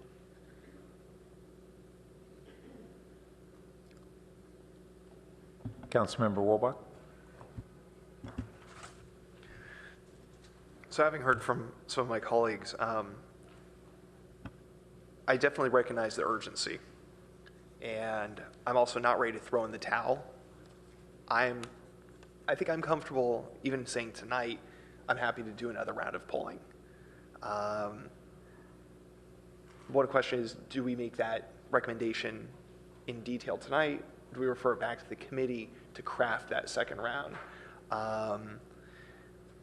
But again, if we do another round of polling, I would like to, well, actually, let me ask a first question. How much money, even just back of the envelope, how much money are we looking to raise with this? Do we know and have an approximate range? I'll offer again my back of the envelope, which could be right or wrong, but I was ballparking in the neighborhood of $6 million a year. Okay, and so then the next question for me is, if we raised a parcel tax instead, what would that mean per resident per year? And let's poll for that too. If we go for another round of polling, I'd like to see that. I'd like to, have a couple of options, because as I mentioned earlier, as Councilmember Berman said, I thought we were going to have a slightly broader discussion about funding mechanisms. And so if we're going to do another round of polling for this year, I'd like to, let's throw that in there as well. So that's kind of a condition for me of what I'd expect of another round of polling this year. I do feel hesitant about throwing something else on the business community right now. Not necessarily opposed to it, but I want to make sure we're very thoughtful and we're exploring various options rather than just jumping to one option without considering the others carefully. Okay. Councilmember Du Bois. One of the things we just need to double check on right now, is, I know this was just a comment, but is whether a parcel tax is a special tax, not a general tax, and we've just got to double check that. So two quick things. So I think we got the answers, but if there were more questions, just again, what would be the benefit of having these taxes come in different times versus on the same ballot? And then if we do ask additional questions, I think we need to be really crisp on exceptions. I think I don't want to see basically a regressive tax on marginal businesses. And I know we had some ideas in there about 10 or more employees and exempting nonprofits. think we need to get really crisp with that if we ask additional questions. Like I would like to understand if there is a higher tax rate for higher occupancy, how do we explain that to a voter? And if we excluded nonprofits and potentially excluded small retail businesses, again, how do you define that and make it clear? So I would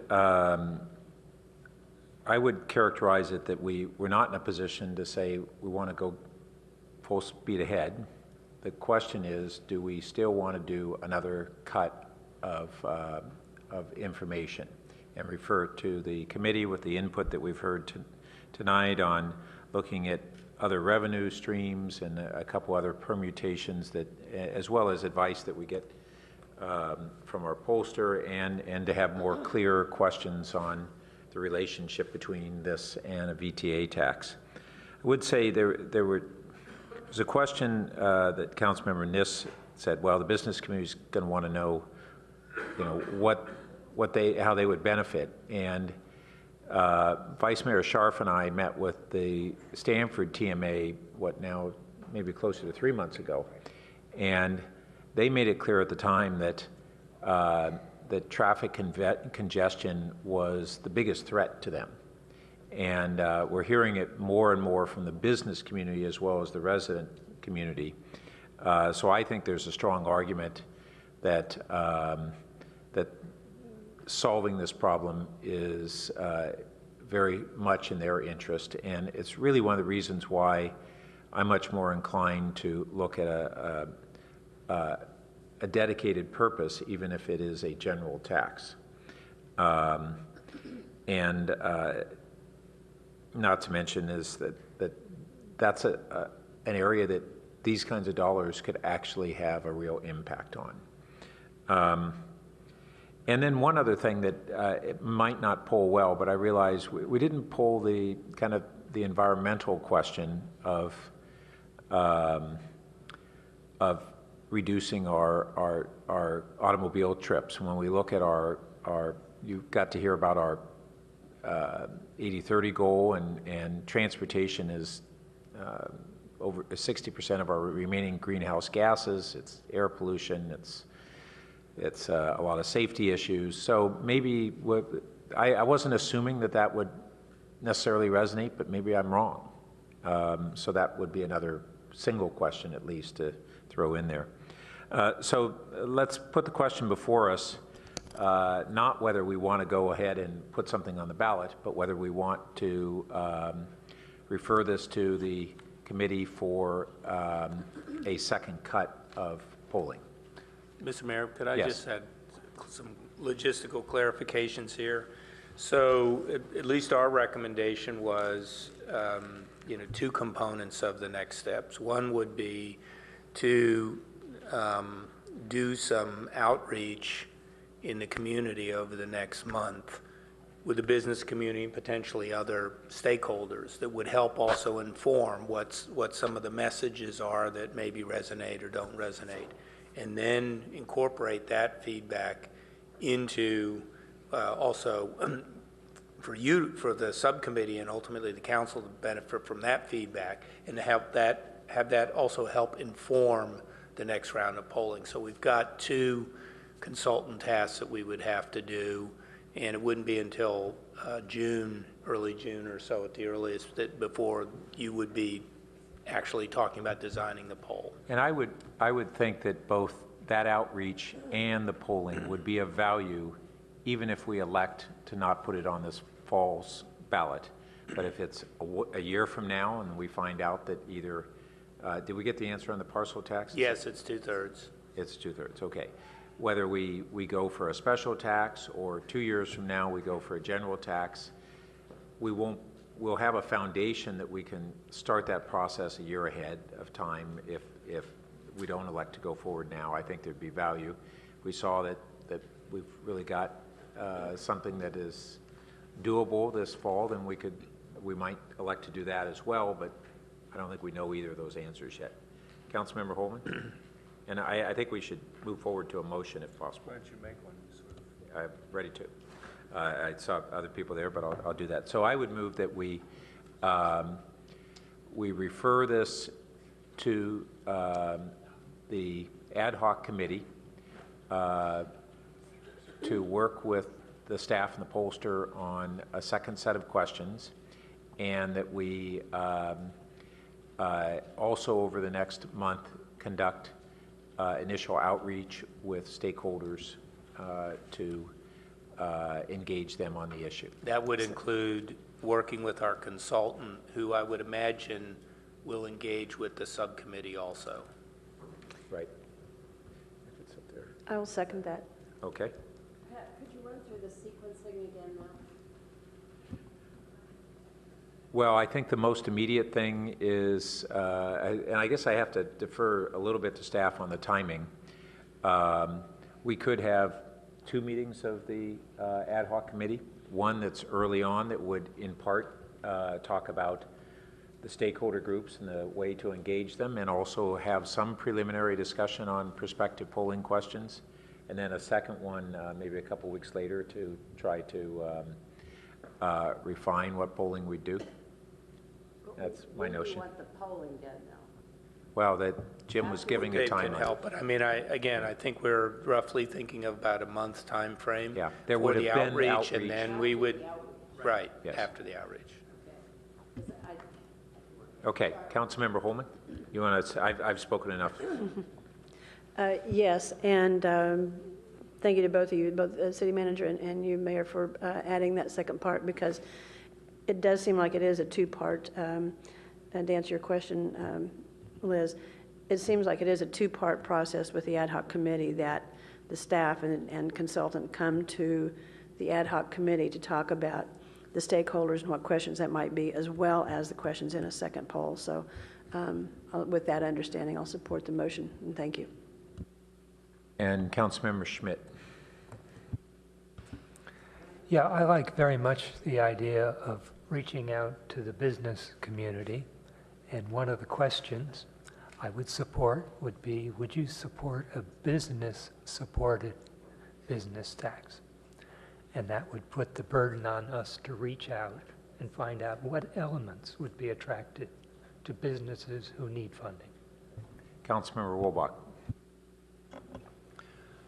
I think I'm going to support this, the suggestion, even now knowing that it is a 2/3. I'm still interested in the parcel tax option, or any other options that the committee comes up with. Does that need to be incorporated into the motion, or can I trust the committee to handle that? I think it was, it's amongst those other variations. So did staff capture that well enough that we don't have to put it in the motion? I mean, I think we do want to test some other types of taxes. Yeah, I think we do, and I mean, I do think that during this month period, I mean, we'll have some other way to, you know, we may have a way where the council can just give us some additional thinking about that as a whole and run it through the committee.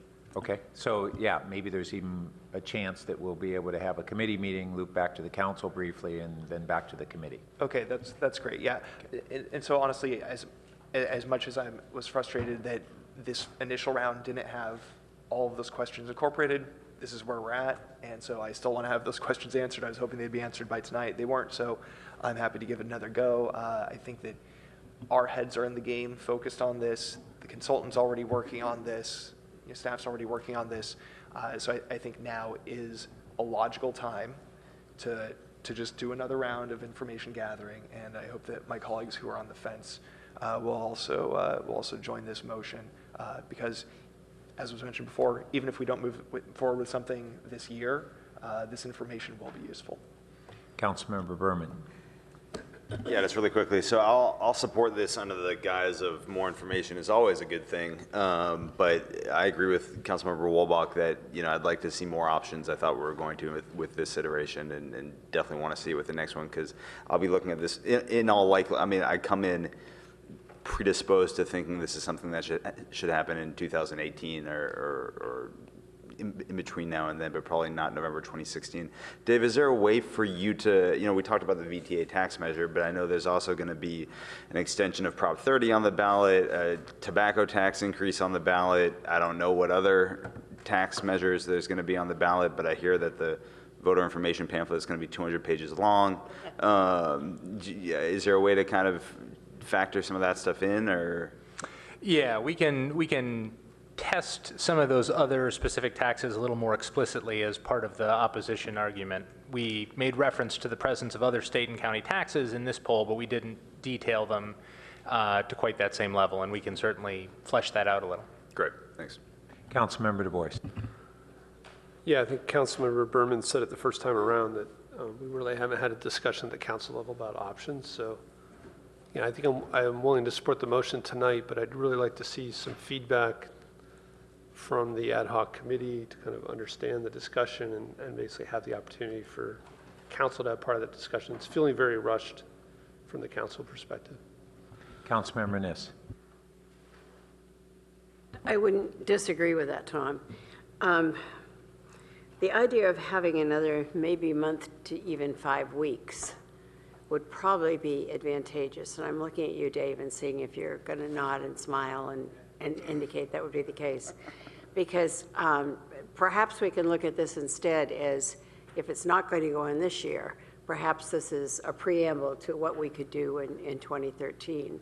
And at least really engage the business community right now. And I think they would welcome that. Yes, Dave. I'm sorry, Mayor. Just one thing I would add in response to what Councilmember Niss said, because we're looking at a sample of likely 2016 voters who are presidential election voters, those who will vote in 2018 are a subset of that. So we could even model for you what the difference in levels of support might be in those two elections. Looking at those presidential voters who will drop off and seeing if support is substantially lower in 2018 as a result. So we could make that part of our analysis. Councilmember Filseth, and I think we're ready to vote. Well, I think we need to fund this, and I think this is the right way to do this. And so taking what we've learned from the polls and having the committee go back and see if they can take this information and strategize a way forward, I think is the right thing to do. Thank you. Please vote on the board. And that passes unanimously. So more work. All right. Thanks to everybody who hung in on this. And we have nothing to report on intergovernmental affairs. I actually have several things to try to quickly report out, 2 of them important. But does anybody else want to go first on council member questions or comments? Member Niss. Let me just address this briefly because it's become such a difficult situation. Many of you have gotten letters from the Bay Area refinery workers urging me how to vote on a rule and regulation that we actually voted on last week. And just by way of explanation, EPA rules are not as stringent as the rules are in California for controlling particularly emissions from refineries. It was passed 17-4. It was very definitive. It's been a long time coming. But I've had so many questions and even handwritten letters about it as to what was going on.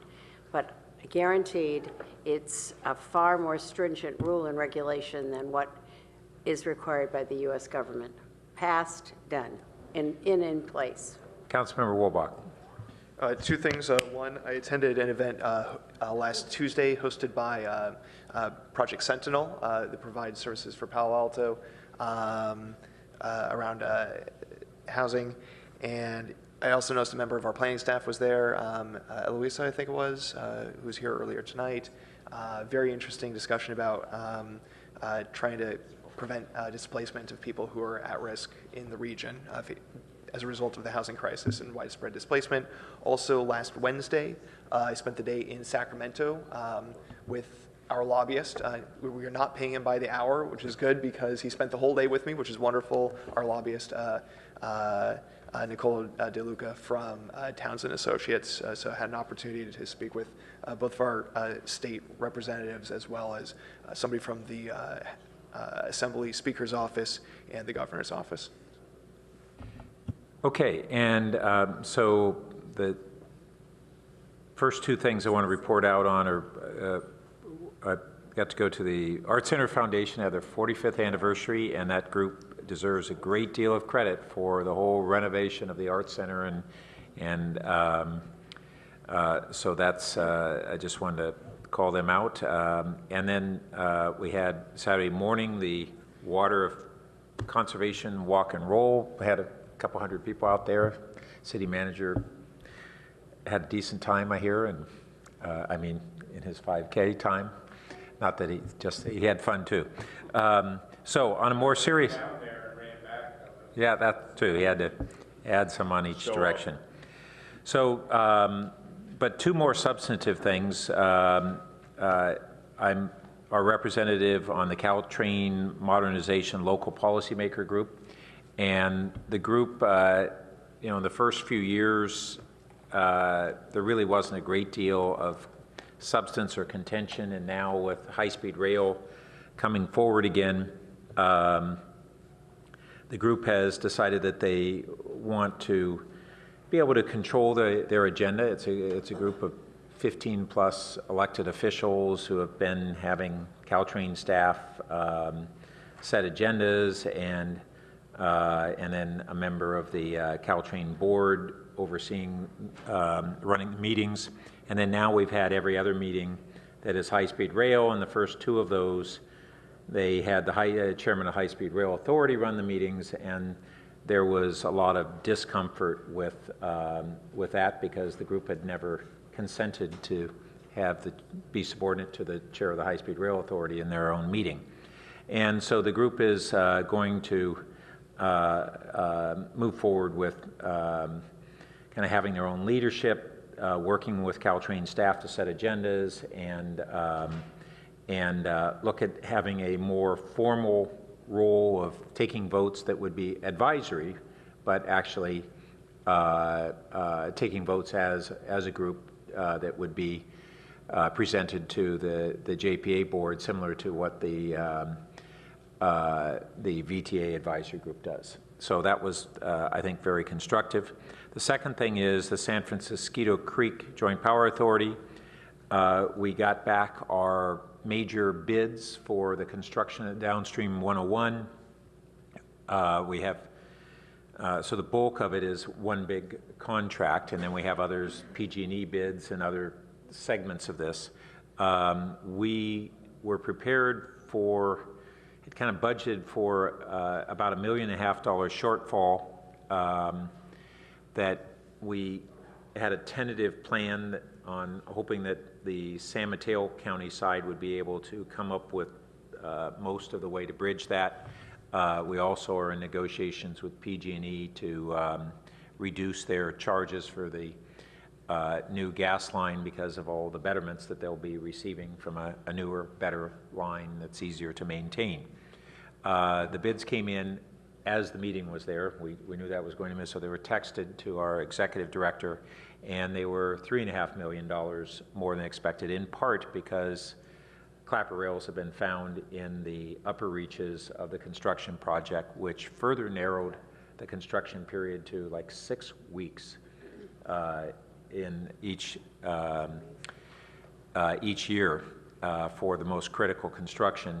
And so we're back. We're negotiating with Fish and Wildlife. We're negotiating more with PG&E, and we're trying to come together as 5 member agencies to bridge the balance of the funding gap.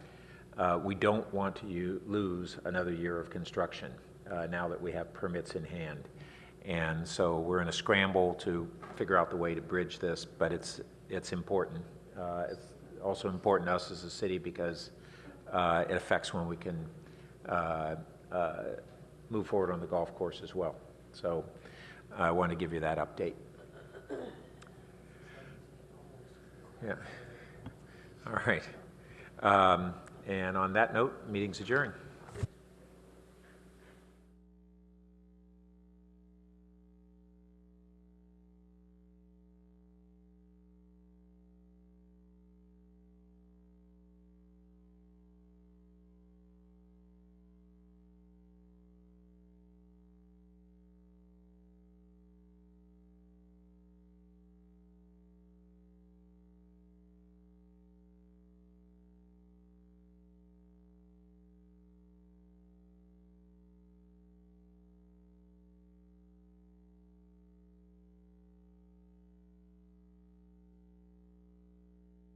together 3 proposals there on May the 9th. There's going to be a sea rice study next week, urban master forest revision, discussion and recommendation of the council on the adoption of community plan to end homelessness, and the resolution of the County of Santa Clara Housing Service Task Force resolution, and future, and of course, the RPP district selection. That goes with that colleague memo that Phil Seff and his colleagues Du Bois, Holman, and Schmidt, that Evergreen Park